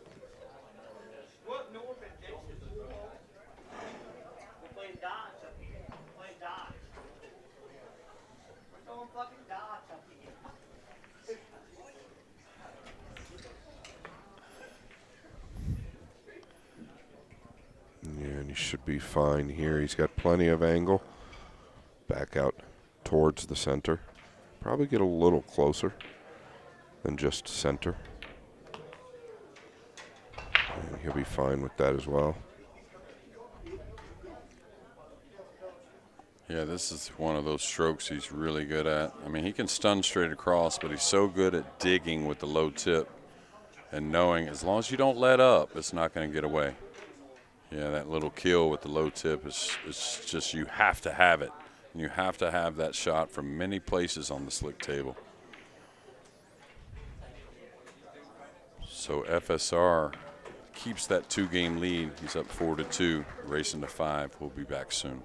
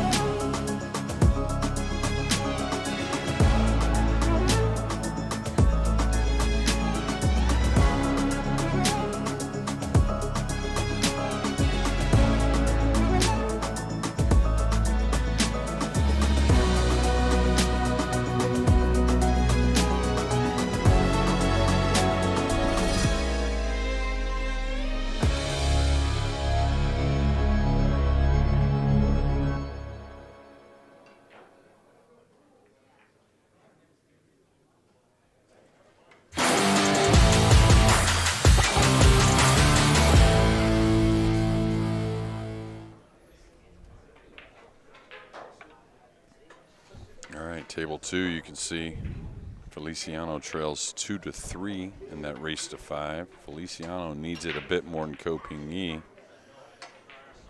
You can always watch that on the Matchroom Pool Live YouTube channel. Let's go back to table 1.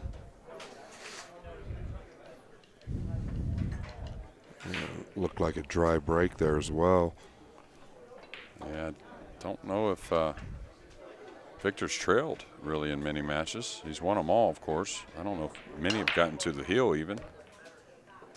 All right, the 2's going to get pinned. Maybe the 5 covers him up a bit. Ooh, maybe a kiss shot on the 9. Tell you what, it's a little touchy, but definitely playable. Yeah, he'd have to go all out, in my opinion. I don't know that he can get the 2 safe. He might be able to play the 2 cross to the side above the 7. But, yeah, I think he's got to kind of bend the cue ball, right, Jeremy? I think it'll deflect off there with the left English. I mean, don't get me wrong, you're going to be cutting the 9, so it's not a full hit, so it's not the type of shot you want to go at. Yeah. But I think it's doable. I mean, he's kind of looking at that now. I think he's looking at something different. Not certain. He's looking at maybe the combination. Wow. Well, he was playing it 2 ways, right? And if he catches the 9, he might make it. And if not, he knows the 2's coming up. Is he that smart? Yeah, but I guess he was playing to where he was never going to hit the 9 thick, where the cue ball would, or the 2 ball would stay near the cue ball. Right.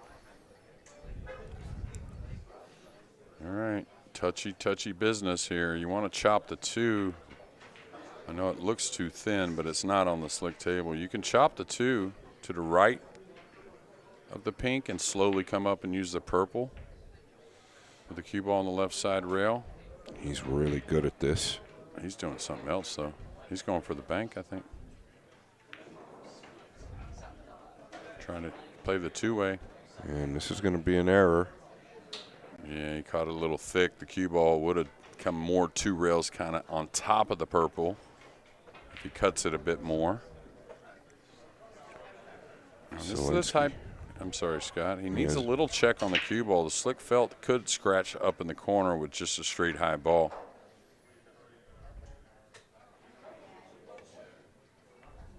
Oh, he's overcut it. He may get a roll here. We'll see. No, it's going to open up. So, and that's what I was, we talked about before. Of course, Zalinski, this may be his last match of the night, I think. Yeah, he has 5 wins already, so this is the last match. So he can shake this off if he does lose it, but we'll see how he continues on tomorrow. Yeah, and that's exactly what I was going to say. Maybe you, Pelovanovic, you mentioned last year, could it be the same scenario where it affects Zalinski? I don't expect it to. I think he's a little tired, it seems to me. Just his body language from the beginning of this match kind of showed me that fatigue could be at play. Yeah, it could be, and I love Sanjin, and I think he's a great player. And I'll tell you one thing, he's got a lot of his heart. That kid, if you ever get to just watch him in a tournament, just never gives up, never gives in. There's Ko Pin Chung to go up 4-2, and I think he will be breaking. So Feliciano did not get out. But what I was going to say, I think at the moment, I think Zalinski's just a little higher class at the moment than Pelovanovic was last year. This is steeper than it looks to the middle. He made it look easy. Notice the cue ball coming way out.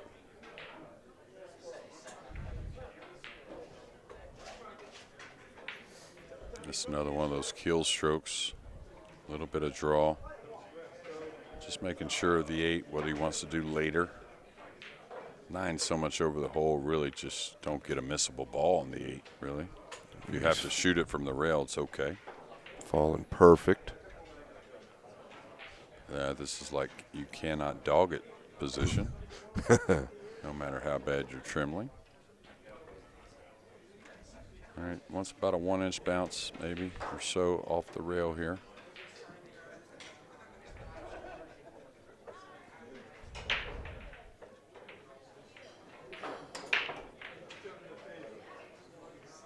Really making sure that ball is frozen or not frozen, because it does make a difference in how you play this. He went forward. Tells me it was frozen.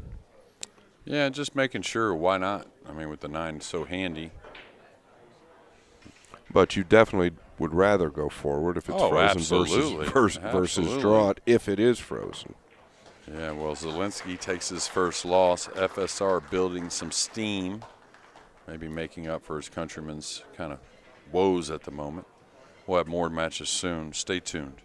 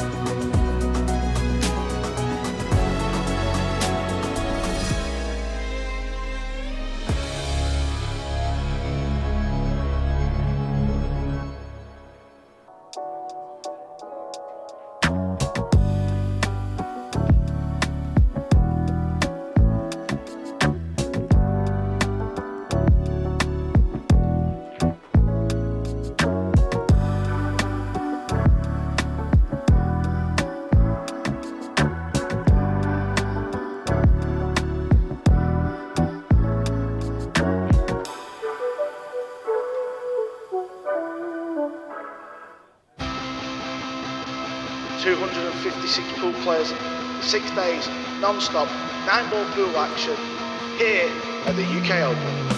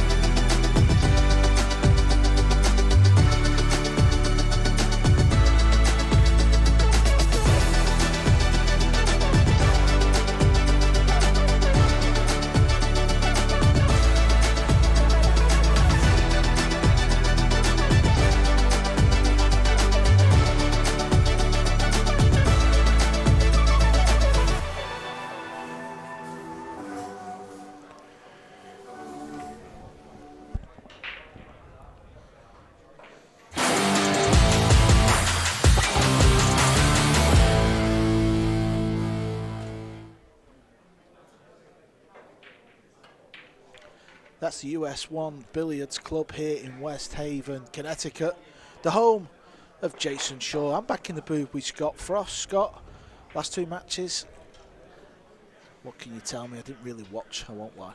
Well, I'll tell you what, it's a 4-way tie now, right? Things are changing quickly. I was really, really impressed with FSR. Picked up the pace. He looks like everything he's hitting is clean. Zalinski, maybe a bit fatigued. Looked like he might need a little rest. Other than that, FSR looked really good. Alcaide is kind of the story on the dark side. Just hasn't picked it up yet. Really neat. Jason Shaw, the homeowner. Table 2. Some close matches to start the night off. Ruiz pinching one against the US Open champ. SVB with back-to-back wins. He'll like that, playing 2 matches. Albin, more misery on Alcaide. And Ko Pin Chung, winner of 5-2. Gorst, Woodward up last match on table 2. You can watch that on the Matchroom Multisport YouTube channel. Now back to table 1. It's the homeowner of US 1 Billiards. Not having the best of it here in this event. Neither is Win An Tuan from Vietnam. Battle of the 2 lefties. Yeah, and these 2 guys full of talent. Shaw really like to win a match here. I will mention SVB is one of the top 4, grinding and clawing his way back. Filler at the top, but there is a 4-way tie. Zalinski, Van Boening, Ko Pin Chung, and Filler.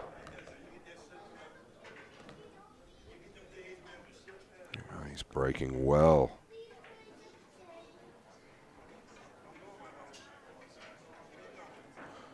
And one barely works his way in, almost a golden break. He's got a little work to do on the 2. He's very flat.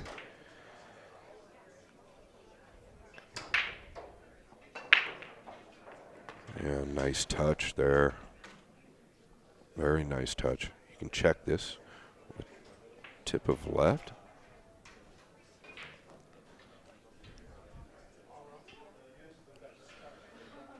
And you know, Carl, the last match that Shaw had here with Filler, I felt like Shaw didn't really do much wrong, if anything. It was just, Shaw with Gorst didn't do much wrong. Gorst comes with a golden break towards the end or at the end. He's been playing better in this last day here. The first day, a little suspect, but he's been flowing. Yeah, he's not played too bad, has he? Maybe the odd shot here and there, but nothing major. He's lost a lot of close matches, but I just feel like if he wants to get some sort of run going, this is a must-win match. So a timely break and run for Mr. Shaw, it looks like. There it is. Obviously a home favourite. The applaud seems louder when Shaw slots the 9 home. As I said, he's only won 1 match out of 5. He sits in 14th place. That's simply not good enough. No, it's not, but he has lost a lot of close matches. And that's all it takes, right? You lose a couple hill matches, it's going to go against you pretty big.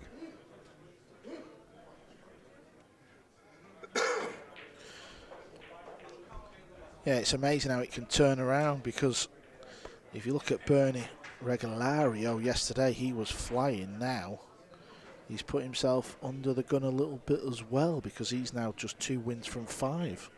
Well, and then Jeremy and I touched on Zalinski. Well, he's going to go to bed with a loss under his belt finally. How will he respond tomorrow? Tuan to break. And 1 comes short. Makes it up to the top right. The 5 drops in the left middle, Carl. Yeah, what's he got left with here?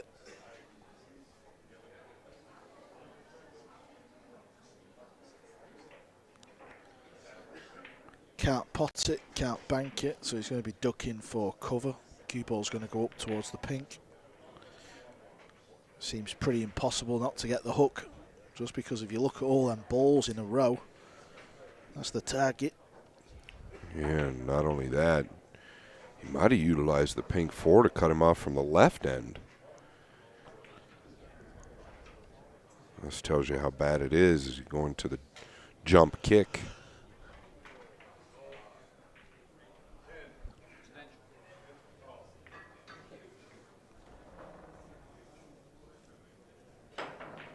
Carl, do you hit the 2 going in off the left long rail, or do you try and catch it coming from the back end, kind of like a jump kick and stick? I think he's more favourite to hit it on the way.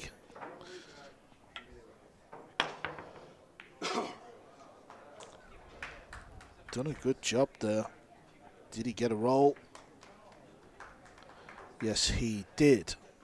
Yeah, and he made great contact, so you'd almost say that was deserving.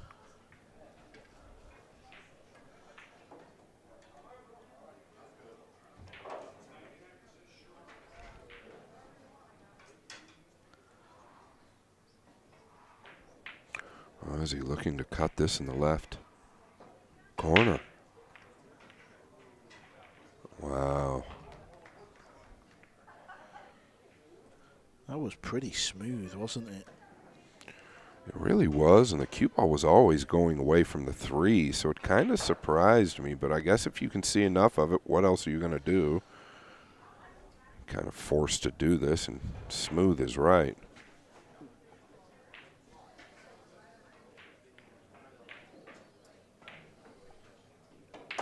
I don't know what it is, Carl, but his bridge looks a little awkward to me. It works for him. He's also obviously an elite player, but it just looks a little awkward to me, and maybe that's what I've been trying to figure out about Tuan.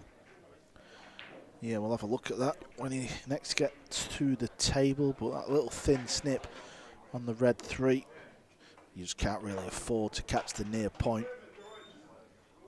Shaw's got to time this one nice, which he does.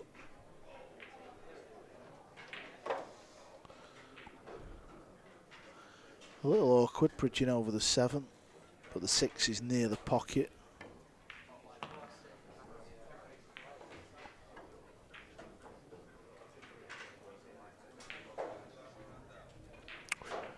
Soft spin here.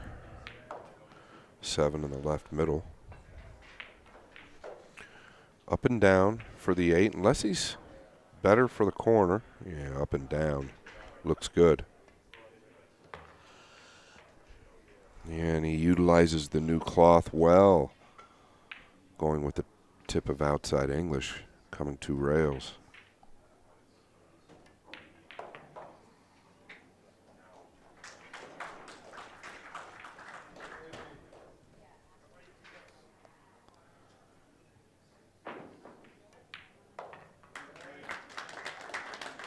Another rack for the owner.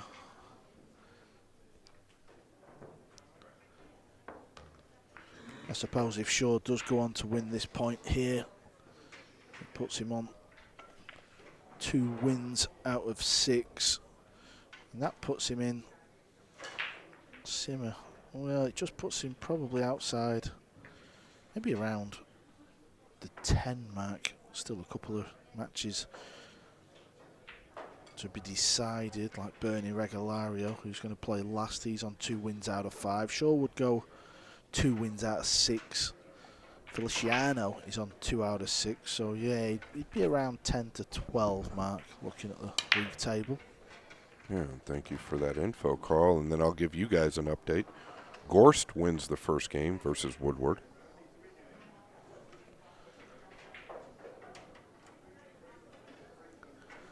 Well, the 1 ball passes the 6. The 2 ball's good. I believe the pink 4 will slide down the rail. Past the purple 5, that is. Yeah, I don't see a lot of things slowing him down here. He's pocketed the 7 and 8 on the break.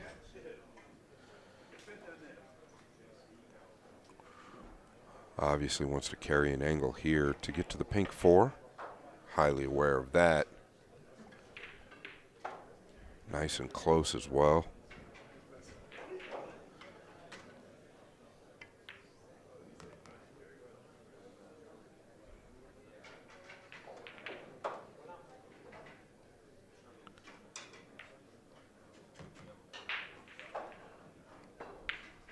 nobody in the game makes it look easier than this man when he's flowing.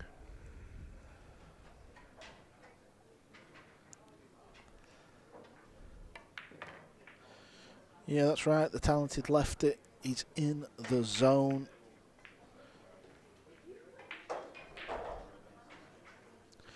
Who'd have thought after pretty much 2 days of play he would be sitting 14th in the league table.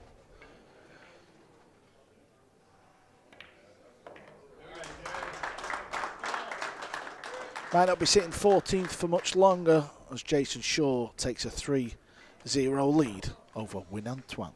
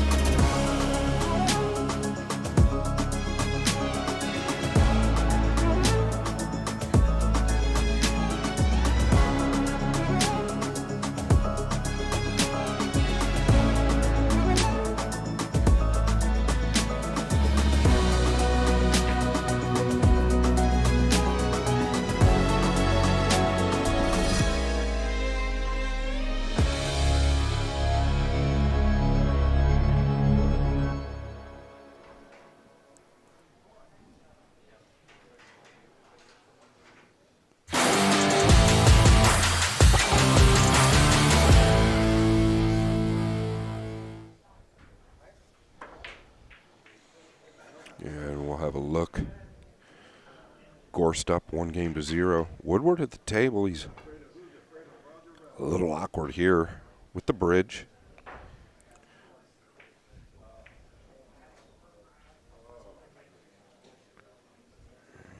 Looking like he's trying to dig, and he has. Back to table 1. Yeah, this is table 1 where Shaw has won the first 3 racks. It'll be Win An Tuan's break. Just talking about the Fedor Gorst Skylar Woodward match. Fedor's on 2 wins out of 5. Fedor's on 3 wins out of 5. Woodward's on 2 out of 5. So if Woodward can somehow win that match, things are tight, real tight. Yeah, it's pretty interesting. To me, it seems like Fedor's won a lot more than that. 3 for 5. In this format isn't terrible, that's for sure. Woodward does need this win. Yeah, it just shows you what can happen though, because if Fedor, who's sitting in 7th place, does win that match, he's 4 from 6, and that goes level with Ruiz, Albin Ocean. So you kind of back in that upper bracket. Yeah, you're really never completely out of it if you've got a win or 2 under your belt going into day 3. What a shot by Antoine. But this isn't going to get it.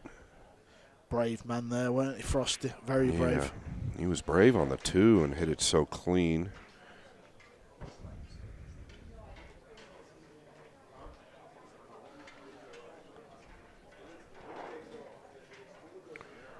Shaw looking at the combination.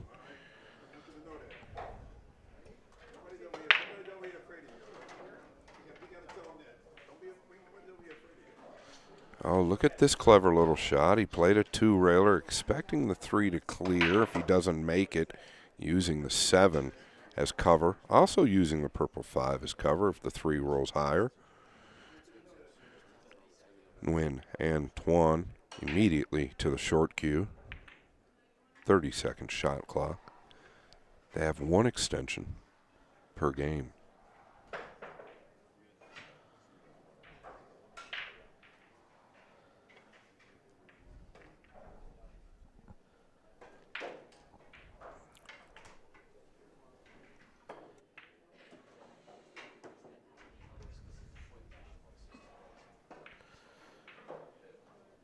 That'll get the job done.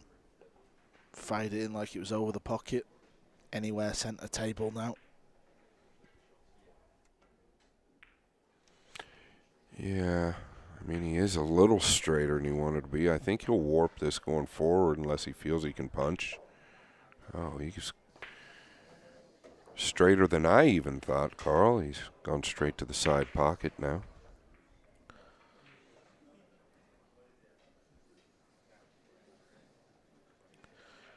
Pay attention how soft Jason plays this ball.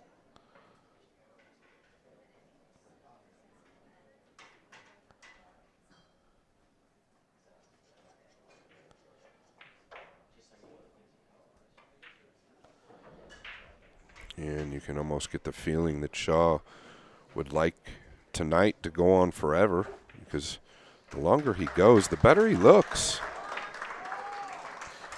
And his buddies let him know they want to see him qualify. If you're not familiar with the format we're playing here, 16 players started, the top 8 ranked players off the WNT Tour, then 8 wild cards. 8-day event, plenty of matches. The first 5 days, everybody plays everybody. And then once the league table is done, we will lose the bottom 6, so the top 10 advance. Then day 6 and 7, we go again. Points carry forward. That's why every match is key. And then the group of 10, we lose 4, the top 6 go through. And the 6 play again. It's very simple to understand. Wow. Quick update. Woodward is on the board, and he's at the table versus Gorst. Well, I take that back. He was at the table. Shake of the head, and he walks away. Gorst to the table. Shaw with another nice break, but getting to the 3 is questionable. I think we'll see a bit of a, I'm not saying an exhibition shot, but he's not going to shy away from this at 4-0. He wants to put on a show. So he's gone for the pot with an element of some safety. Ain't going to work though. You can see a piece of this ball.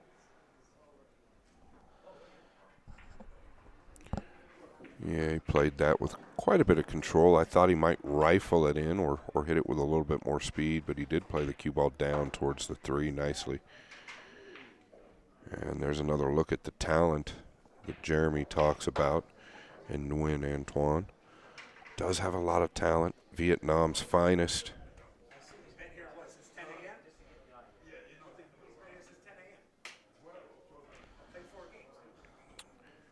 Problem is here, he's got to let this ball lengthen out, come around. He's going to try and hit the gap. I think he's done it. I thought he could come around 3 rails there a little easier, or maybe a little too steep to get there, but he handled it with ease.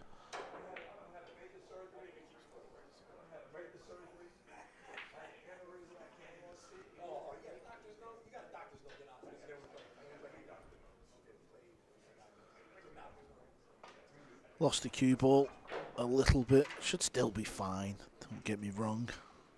Yeah, this is one of those you just don't want to hit too hard. Let the pocket take the ball. Yeah, nicely done.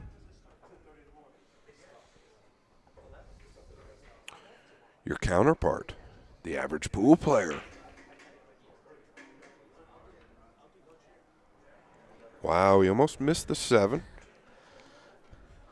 Caught the bottom half of the point.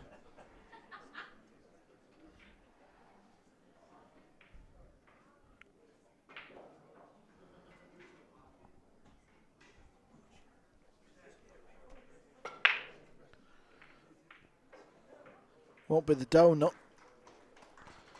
as Win An Tuan wins a rack. It's going to take a sublime performance to come back in this one, though. Sure looks to be in the zone. Feels like he's been outdone by in a few of the matches. He's lost a couple of 5-4s and 5-3s. Woodward's at the table. This match is tied at 1-1. Yeah, and this is still the same game, so they were going back and forth on the 2-ball there for quite some time.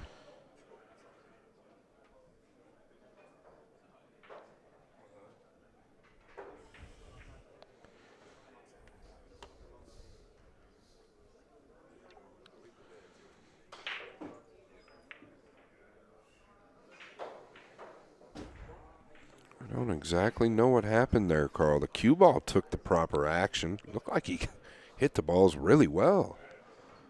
Just a little short with the 1. Maybe a little too much speed. Never can tell. This is tricky for Shaw. I'm sure he's got something up his sleeve. Is he entertaining the 1-3 combination?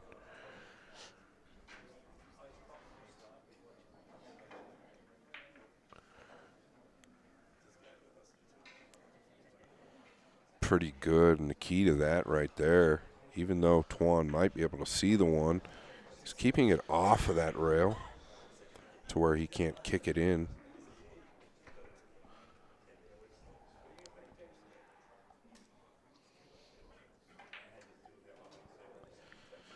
Here comes the cue ball. He could see a lot more of it than I thought. This is really funny. He might have to come from the left side of the table.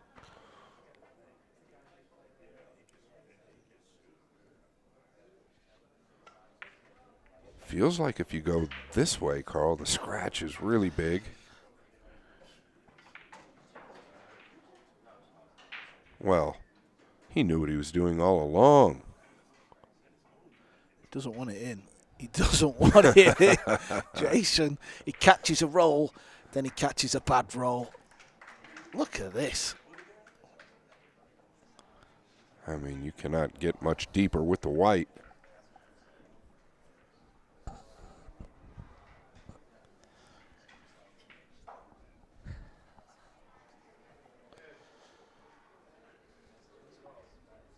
He banked one in versus Gorst on this same table, similar to this,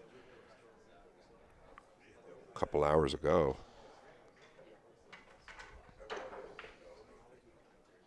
He played the cut there.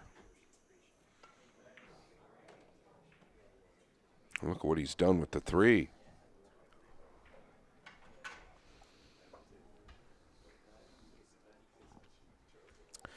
There's a little bit of an angle, but not guaranteed, is he? He'll be taking a gamble.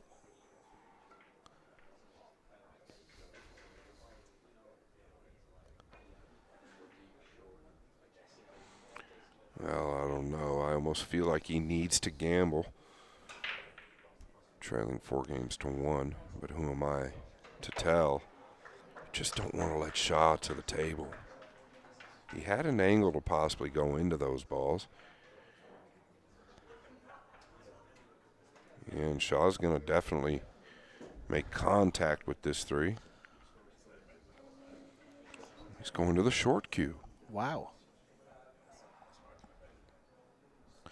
So the cue ball's got to land onto the red 3 ball here. There's no table for the cue ball to bounce.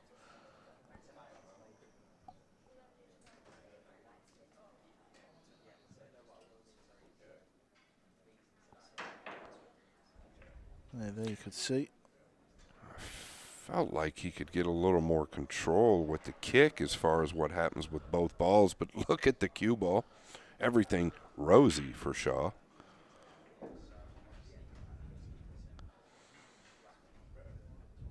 Almost fluked the 9. Oh, he fluked the 7. Oh, you didn't see it? Well, why didn't you say something? Oh, I just thought you'd seen it, pal. I thought we were Had both no looking at the idea. same screen. I was looking at the cue ball. Have you got a different screen to me, Scott? Oh, look at this. Oh, this is getting a bit swipey now, isn't it? This looks like a drill, the way these are set up.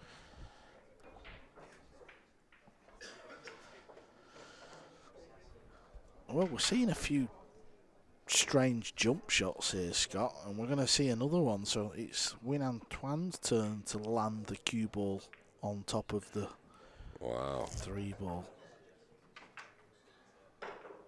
Wow. What a sporty angle that was, by the way, to watch the jump shot. Put that one on your YouTube channel.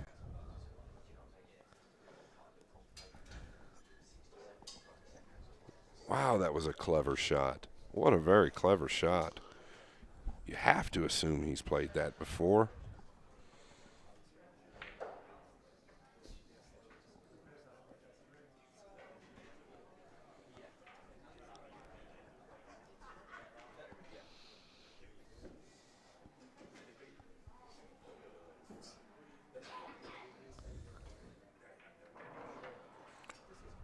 Crazy game, this game right here. Yeah, very crazy. And I tell you what, 4-2, he's very much in this match. Yeah, funny things can really start to happen from these positions. Not wishing it on the house man. Just saying, we've all seen it before.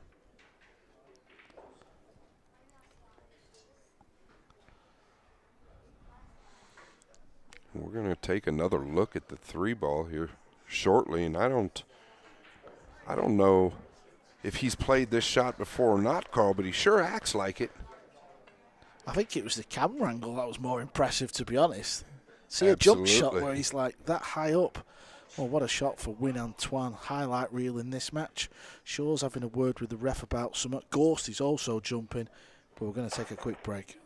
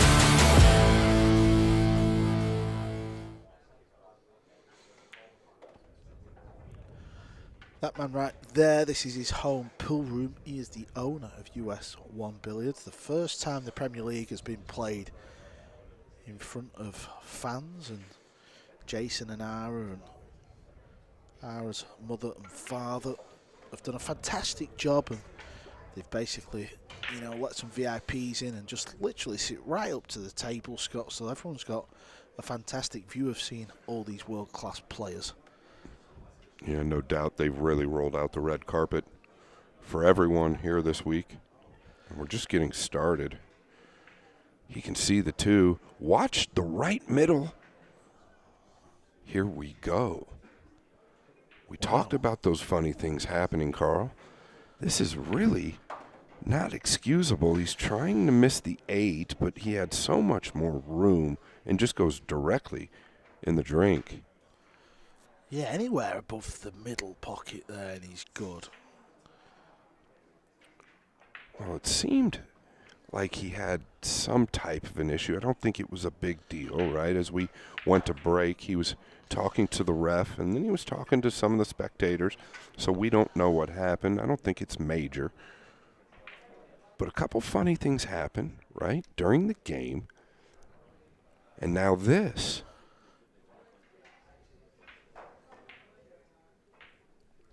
I'm just about to start telling everyone about the lovely food that the Shaw family and have been putting on for us, Scott. I know you've been 3 plates deep at lunchtime. The food is delicious. It's insane, absolutely isn't it? Yeah. delicious. Her mother cooks, ours mother cooks nonstop, prepares meats days in advance, and just delicious food. If you are in the area, or if you're not in the area, you should make your way here to US1 Billiards. And if you can't make it this week, make it at some point. It's well worth the trip.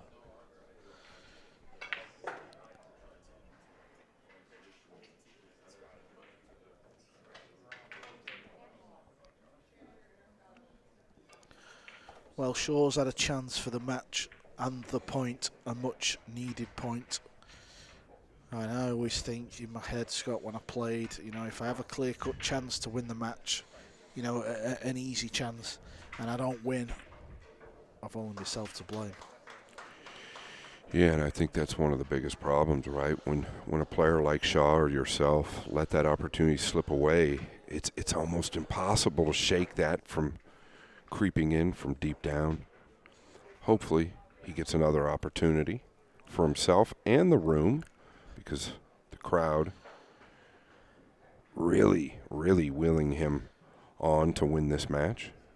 Yeah, you can see he's eating Shaw away there. He's pointing at the pocket. He's in disbelief. Now he's talking to someone in the front row about it. He just can't believe what he's done there. I personally feel like it had something to do with the game before last. Don't know what.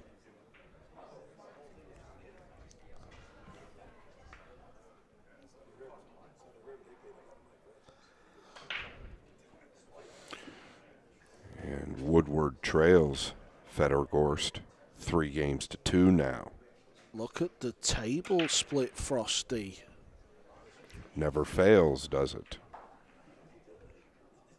It's the second time he's made the one up in that corner. Big shot here for Tuan. I'd say he hit it quite well. Might have to come back and forth below the 6. Take distance on the pink 4. This is the bridge hand you was alluding to a few racks ago. Yeah, and this wasn't the bridge. It was a different bridge that he made. Well, that one looks weird as well, Frosty. It doesn't look normal, and I can't figure out what it is. I'm intrigued to see what bridge you were talking about now. Yeah, he didn't have the knuckles down. I think it was this bridge, actually. It's a wide open bridge, and the thumb is low. You mean the one we can't see? That's it, the one we can't see. This might give us a better look. Let's see what bridge Win An Tuan's going to do now.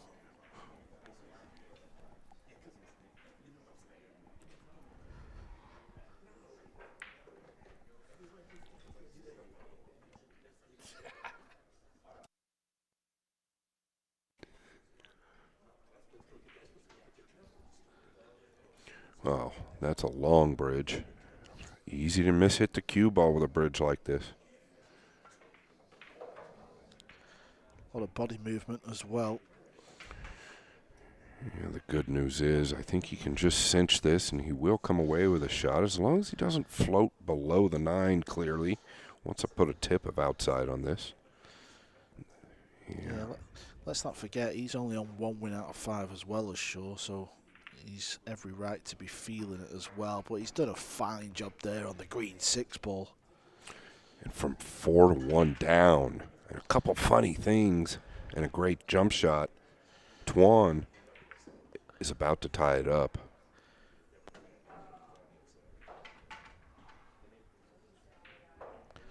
Tie it up he has from nowhere. Win An Tuan wins the last 4 racks. We're going to have a 1-rack shootout. There's the fist pump. Gorst is at the table on the pink 4 in the distance. And he missed it. You could just see it, couldn't you? Yeah, he's left it over the bin for Skylar Woodward.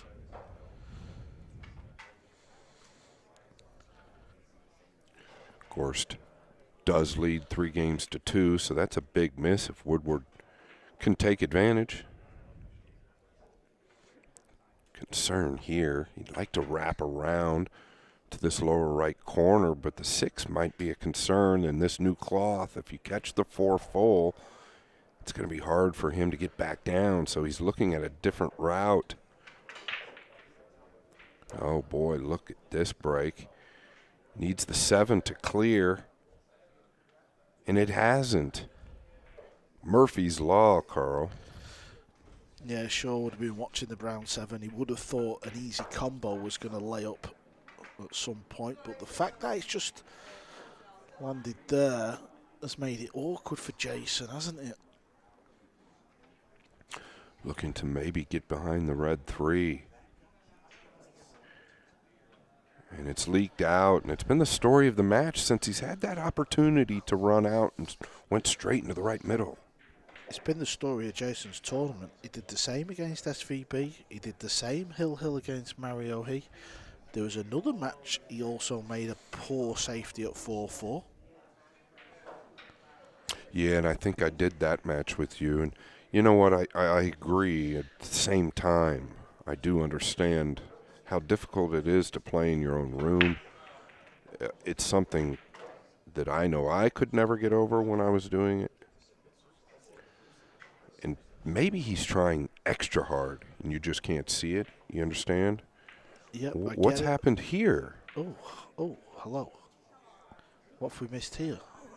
He made good contact. Did he move the 3? Yeah, something's happened. Hopefully we can get some kind of replay.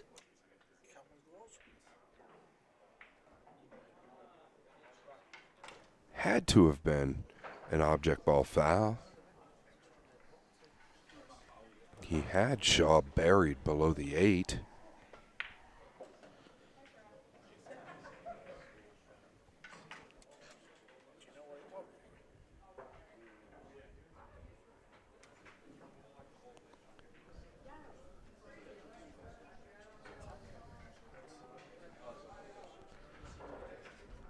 Hello? Can anybody get us that foul and how that happened?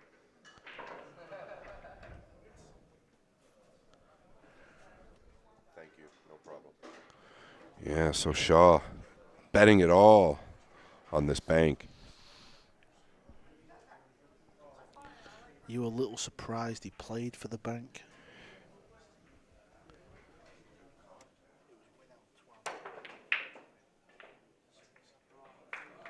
Look at this cut. The crowd in love with it. And I can't say I mind it myself. Yeah, the 6 ball was delightful.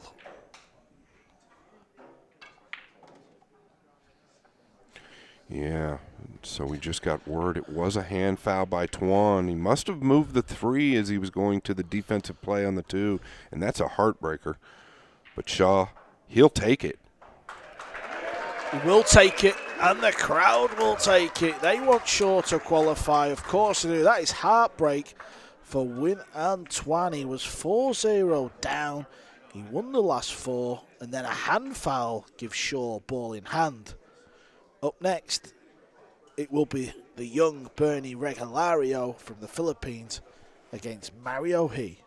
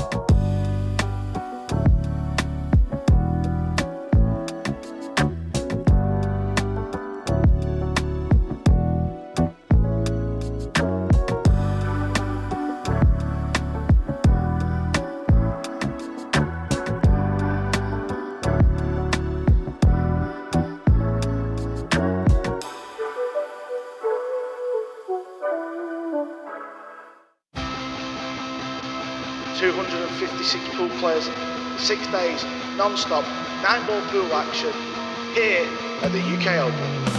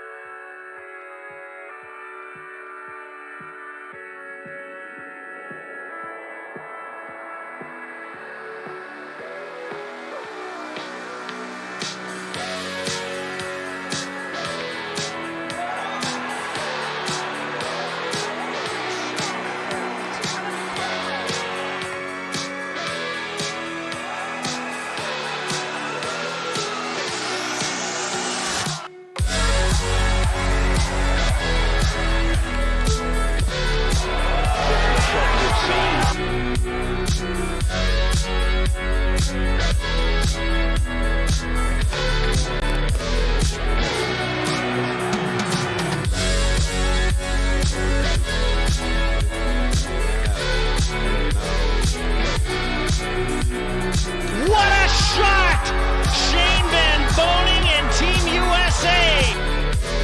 It's down to odds in a dramatic decider.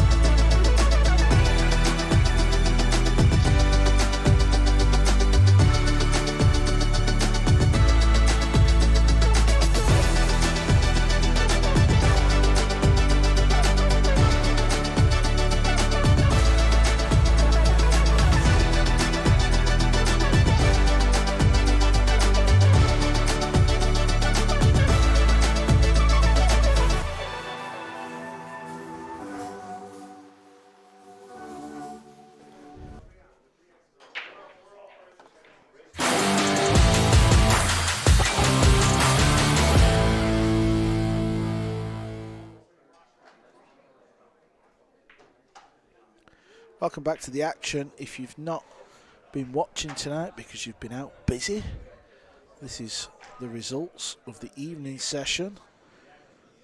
Heartache for Alcaide, losing 5-4. Then Gorst beat Shaw. Filler won the battle of the US Open champion. Sanchez Ruiz, he's had a fantastic day, giving Victor Zalinski his first loss. And Jason Shaw has won his second point. Table 2. These are the results in. Ruiz over Ko Pin Chung. Van Boening back-to-back matches. He's going to love that. Albin Ocean 5-1 over Alcaide. Ko Pin 5-2. And Fedor Gorst is currently playing Skylar Woodward right now. And it's 4-3 to Fedor Gorst. That match is going on. That is the table layout Woodward has to tie the match up, and it's an interesting match because if Woodward wins, he ties himself with Gorst. So we'll keep you posted on that if you want to watch it. Matchroom Multisport, of course. Back over to table 1, he versus Bernie, but Scott Frost has got a little bit of breaking news. Yeah, in that last match, Tuan, we thought that he had touched the 3 ball when he was shooting over it to give Jason Shaw a ball in hand, hill. He actually had a time foul. So he must have had his extension called, but he ran out of time. They called a foul on him, and Jason Shaw had ball in hand to win the match at 5-4. So he's going to get the final match of the evening underway, and it's not the start he wanted.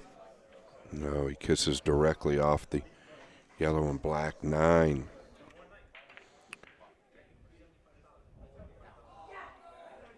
And look at the 8.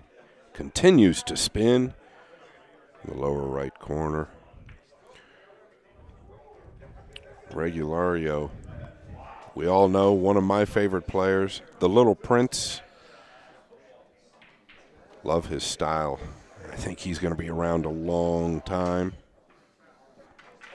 Part of the Mar Boys group out of the Philippines. Such a mature player. Fearless as well. Yeah, he was the star of day one for me. He won 2 matches out of 3. Today he's lost 2 matches out of 2, so he's on 2 wins from 5. That puts him in position 11th, just outside of the top 10, so big match here. And Mario He is actually on the same wins at the same matches, and he's just 1 spot above him. And then Woodward just knocks the 9 down. He was trailing 4 games to 2 at one point, Carl. Knocks the 9 down. It's 4 apiece between him and Gorst.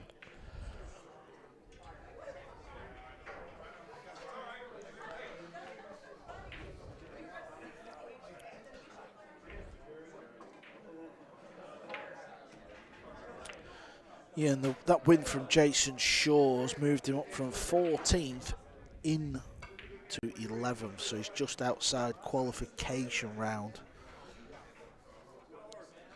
But let's not forget, he's only played 6 matches. He's got to play 15. Well, he's got a lot of room left. That was a big win tonight, that's for sure.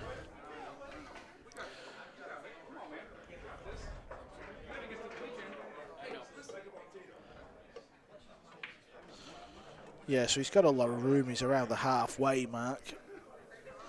Well, approaching the halfway mark. Young Bernie has took the opening rack. 1-0. Yeah, and on table 2, as we're looking, Gorst and Woodward, Hill.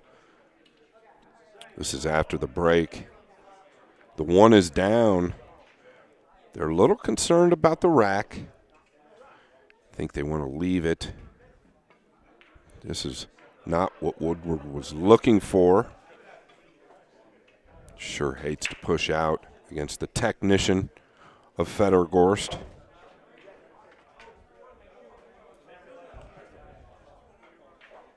Looking up table. I don't know if he thinks he can go rail first. Clip the top side of the 2 and maybe go up, or if he's looking at a rollout. We'll keep you posted on that match.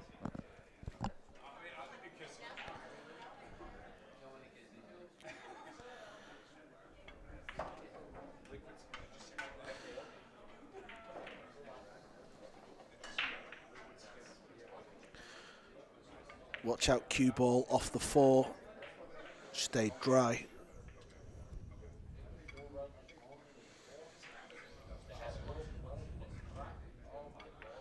Seems to have a decent enough break, young Burnett.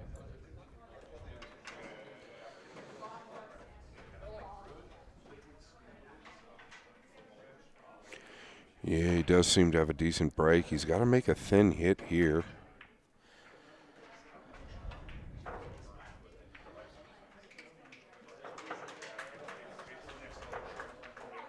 Yeah.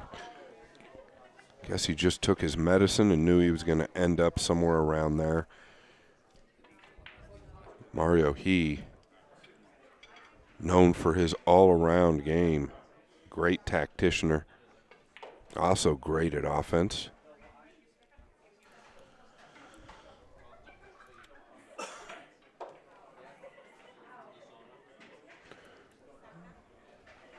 You'd like to think he's played this two ways to the bottom left, but he hit it so short that it's a possibility he just played the defensive shot, Carl.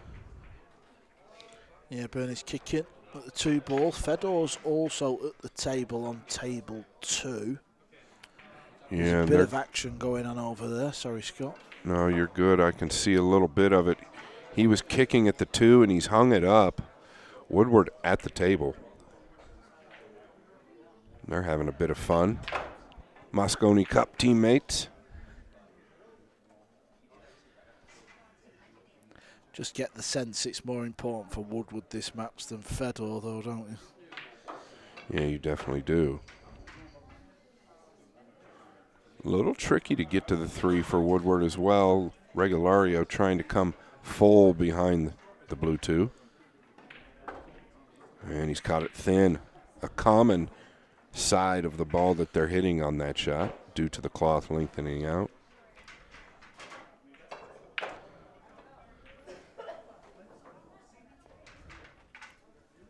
I know the fans at home love this 2-table view with Woodward and Gorst being 4-piece, and it was key for Woodward to miss that 3 coming back out, Carl. Still got a lot of distance. And we will be back at that shortly.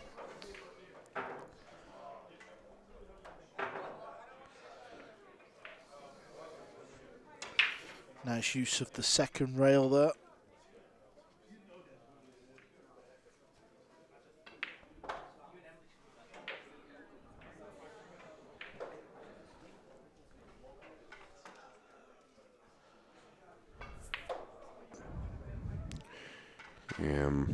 Mario, a perfectionist. I think he's a little concerned about being a little straight.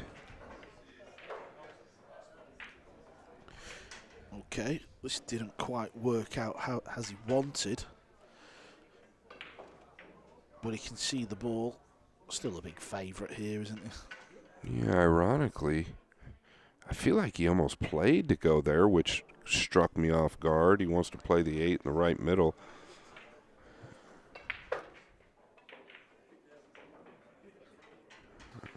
Pretty well struck there. Use of the new cloth, letting that cue ball bend.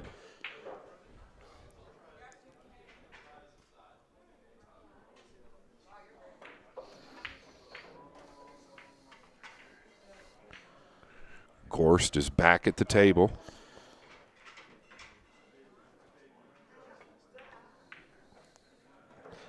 Yeah, that last rack over there, both players have had plenty of table time, haven't they?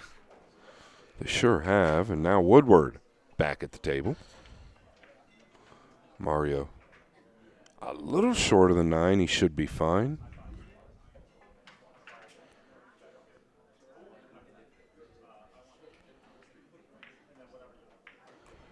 Well, this is going to find a gap for sure for Gorst, and Mario He knocks the 9 down. Yeah, we're going to stay on table 2. Table 2.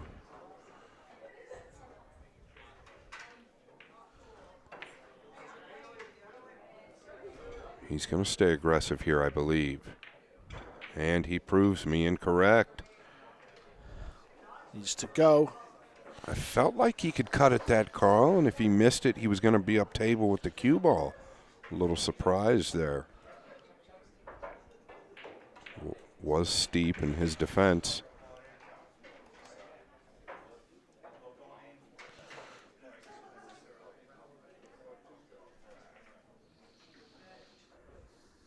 Mario He up to break.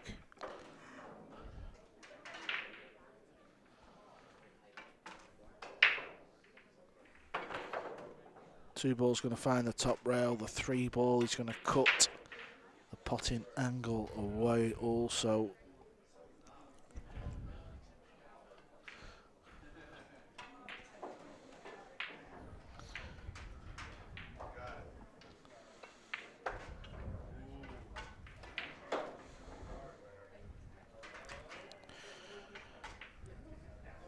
And for everybody that wants to know, Gorst at the table looking like he's going to run out.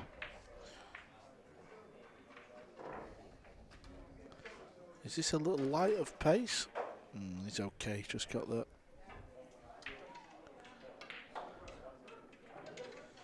So Woodward claws his way back, only to look like he's going to go down in a much-needed win against Gorst. Yeah, and while Gorst takes care of the 8 and the 9 ball, Mario He on table 1 plays the push.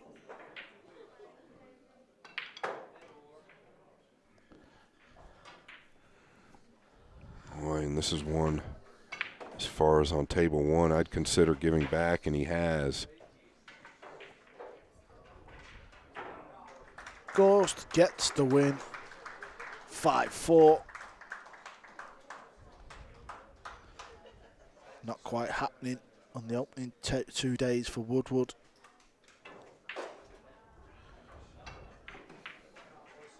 No, and he's another one with a lot of close matches. He's fluked the 5 in, I believe, unless you think he's played it. Yeah, I think he played it at the pace. I think he had a good old swipe at it.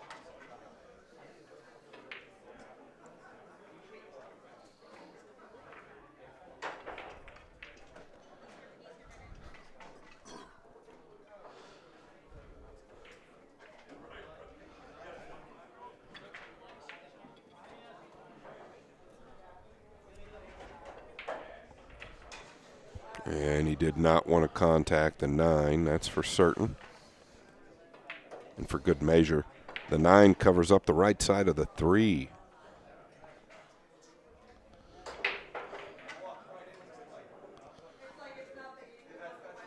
This is where players like Mario He shine. He is going to look for the correct side of the 3, maybe nudge it down towards the 6-7. He's going to just try and kick it right in the right middle. He's hit it a bit short.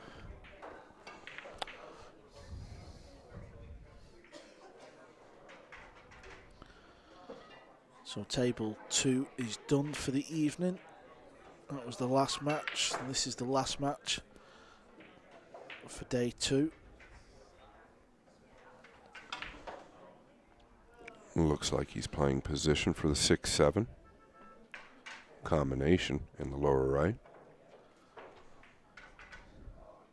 Wants to get pretty straight on this if he can.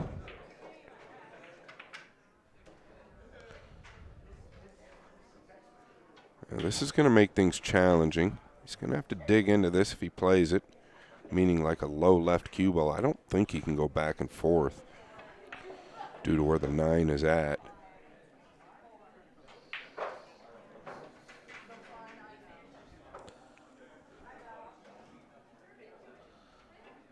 Let's see what he decides to do.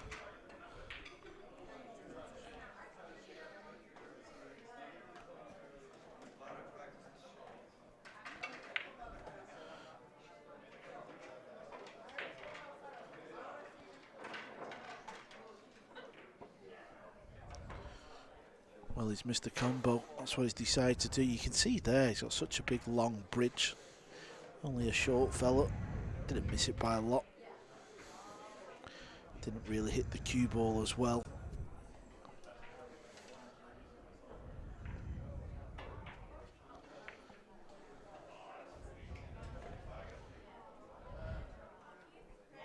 Fine shot there by Mario He. And I think Regalario just wasn't straight enough on the combination, never got comfortable. This ball's going to take off on him. Wow. What is his decision here? Does he use the 9 for defense, or does he play the 8? I think he stays aggressive, and it's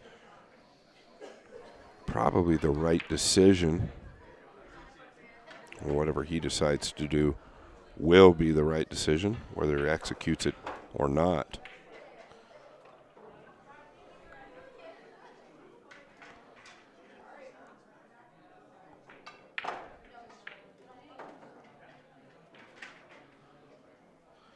Nice pot there in the side. 3 rails with the cue ball. Well done, Mario He. Let's have a look where Mario sits in the league table. Well, he sits in 10th position. Bernie and Mario, 2 wins from 5, so this is a big match, needless to say. And it's Mario He who takes first blood. He leads young Bernie 2-1.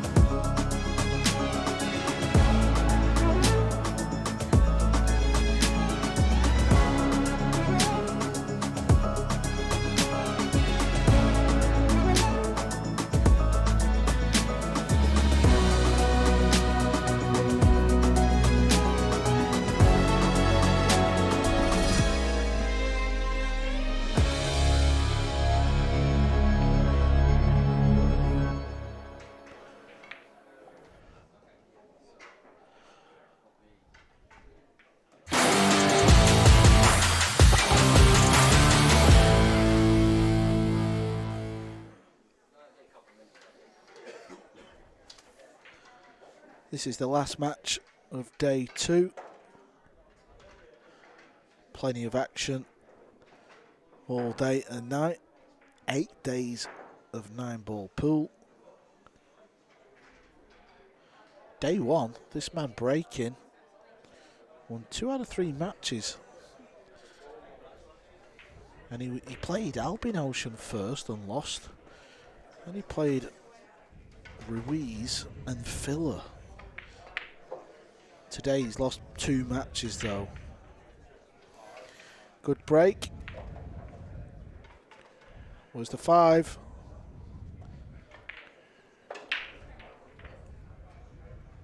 Yeah, and Mario He sits at 2 out of 5. So he also needs a win.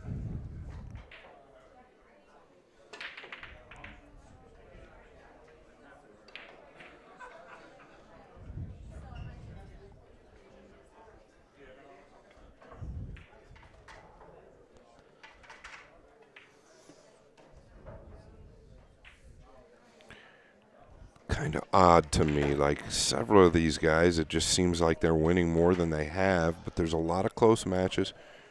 We've seen a lot of pool.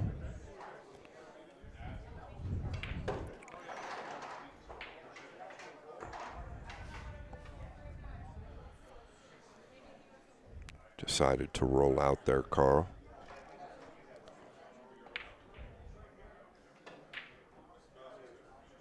If he can beat the kiss, I believe he plays the 2 up towards the left middle.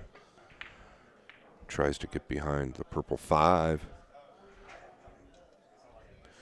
Tricky shot, isn't it? Because he's only got that 1 ball for cover.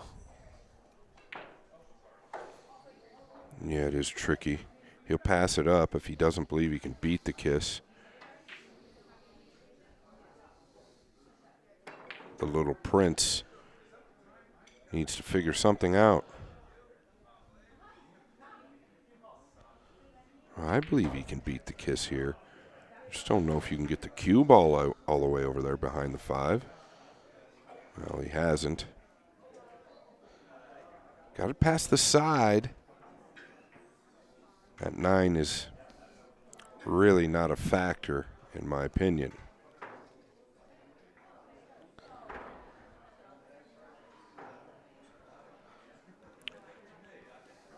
pretty clever shot coming up here if it's executed. Chip the 2 rail first. And come down 2 rails tight behind the 6. Also, he could use the pink 4 as cover. I don't think he's playing that, though, is he? You think he's playing the 9. Now he's going at the ball. I think he's playing it with a cue ball, like so. Oh, well, look at this. He's 2-railed the 2 into the top right and went at the 9.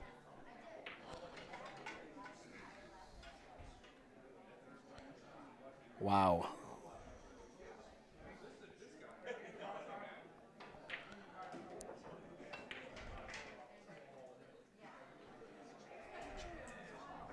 He's drawing this back.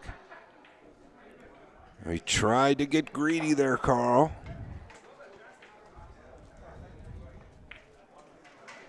Mario He with bad intentions.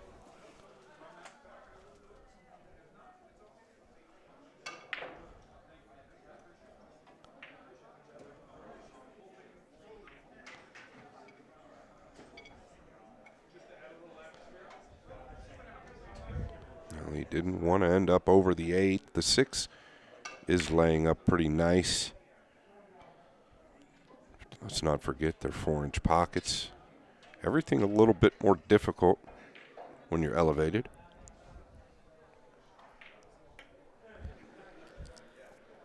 Do you think Mario was playing the 2? Obviously, he was playing the cue ball into the 9. Do you think he had an idea it would go near? Well, when they showed the replay, I tried to look at the angle, and it almost looked like it wasn't really on. I feel like it bent off that second rail because of the new cloth. But, hey, it looked good, and he got position on the 3.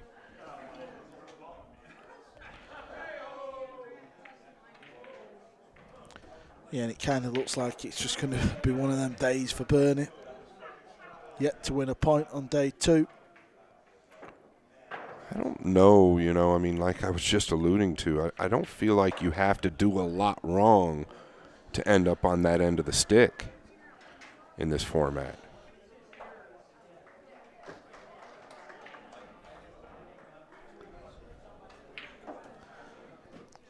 Yeah, we all know race to 5. There's not a lot of wiggle room, is there? It's very easy to soon be in a few of these players' positions.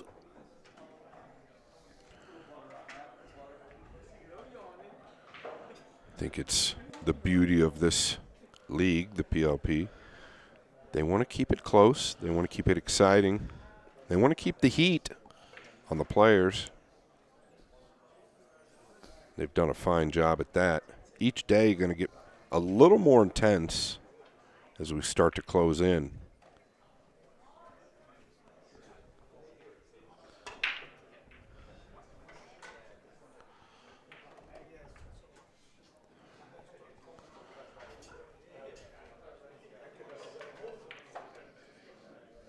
Even though his record doesn't show it, I feel like Mario has one of the better breaks out of everybody. Makes such good contact. He's got a shot on the 2. The 1 rifles into the left middle.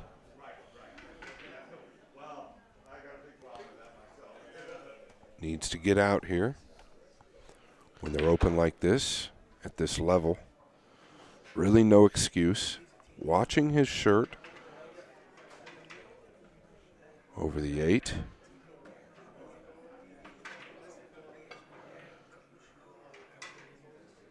He's going to be okay there. The pink 4 nearest the right middle.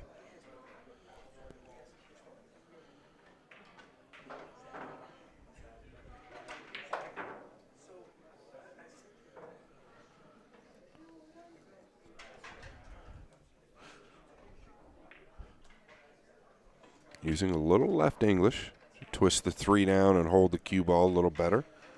Speed looks really good. Scott, was you in the comm box when Mario missed the 9 ball in Boston when it rolled? I was not. I was actually supposed to be, but since Jeremy and I were going to do the finals, I skipped out on that. But I was right there. I was literally right next to Mario pretty much when it happened. Well, about 10 to 15 feet away. So you didn't see it, you just seen the miss. I don't think anybody saw it, right? We're not even thinking he's ever going to miss the 9, so I don't think anybody was paying attention when that came about. But following that, immediately you saw Mario's reaction, and you knew something wasn't right. And he missed it to the high side, so typically if you miss something like that and you think it's skid, it's going to miss fat to the low end. So we immediately knew something was wrong. Mario did look at me as I ran over to him and asked him what happened. He said the ball moved. He was stunned, absolutely stunned. Well, if there was no footage of it, you just wouldn't believe that had happened, but it's done the rounds on social media, and very bizarre. I've never seen a ball move like that, especially when you're about to strike the cue ball. He's lost the cue ball here a little bit, well, quite a lot, actually. Yeah, and that seems to be the struggle with Mario so far this last couple of days. Just overrunning his work just a little bit.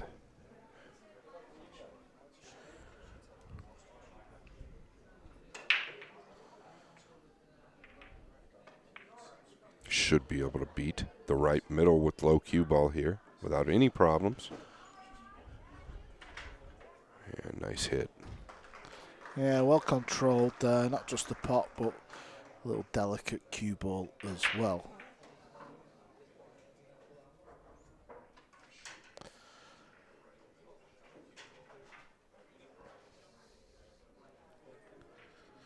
This is the last match of the evening. If for some reason you have just turned on the pool, we've had plenty of action all day.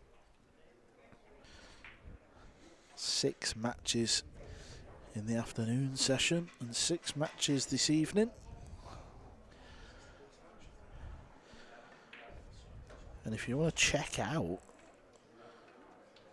the league table and the standings and the scores, head over to WNTLivescores.com. Sign up. You'll see a load of info over there. Young Bernie to break. Got it all to do.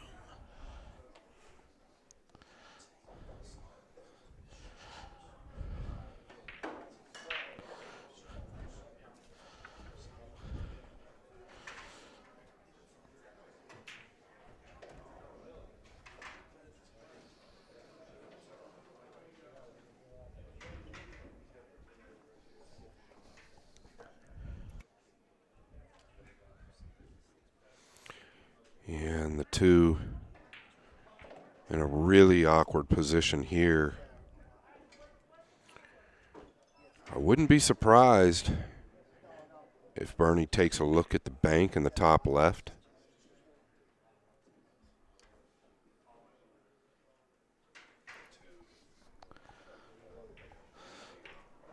Well, the referee's got a few contraptions on the table here. It looks like a game of Jenga or something. Look at this.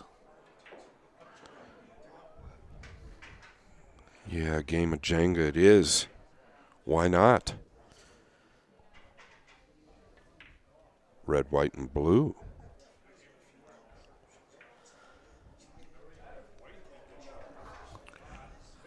So, Regalario down 4-1. The 4 is not easy. The 5, a little jumbled up. Does he take on the bank in the top left? I don't believe it's cuttable on the side.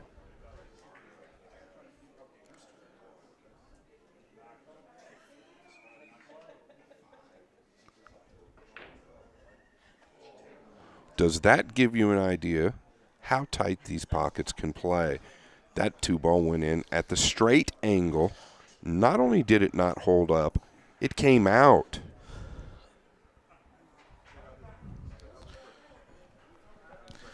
That's a great effort.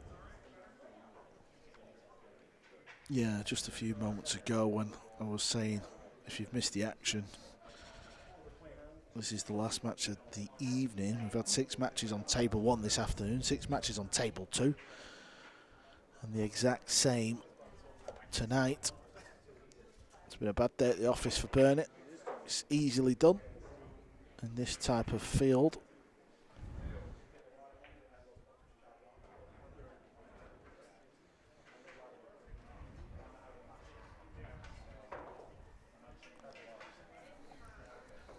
Yeah, and he's going to pull this 2 rails tight into the 3rd rail, using the 3rd rail to slow the cue ball down.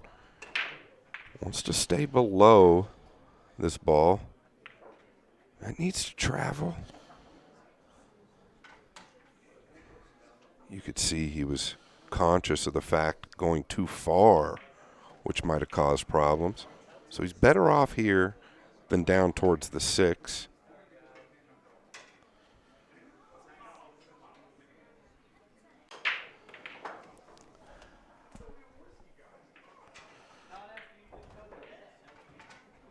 And that's a clever shot. He could play the combo here, Carl, and stick right behind the 8.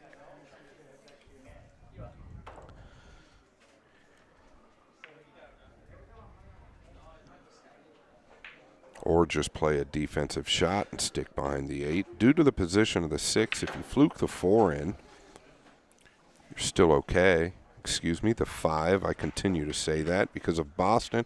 He went straight for the combo. What a shot. It's an early win in rack number 6. Mario He gets the job done. 5 racks to 1.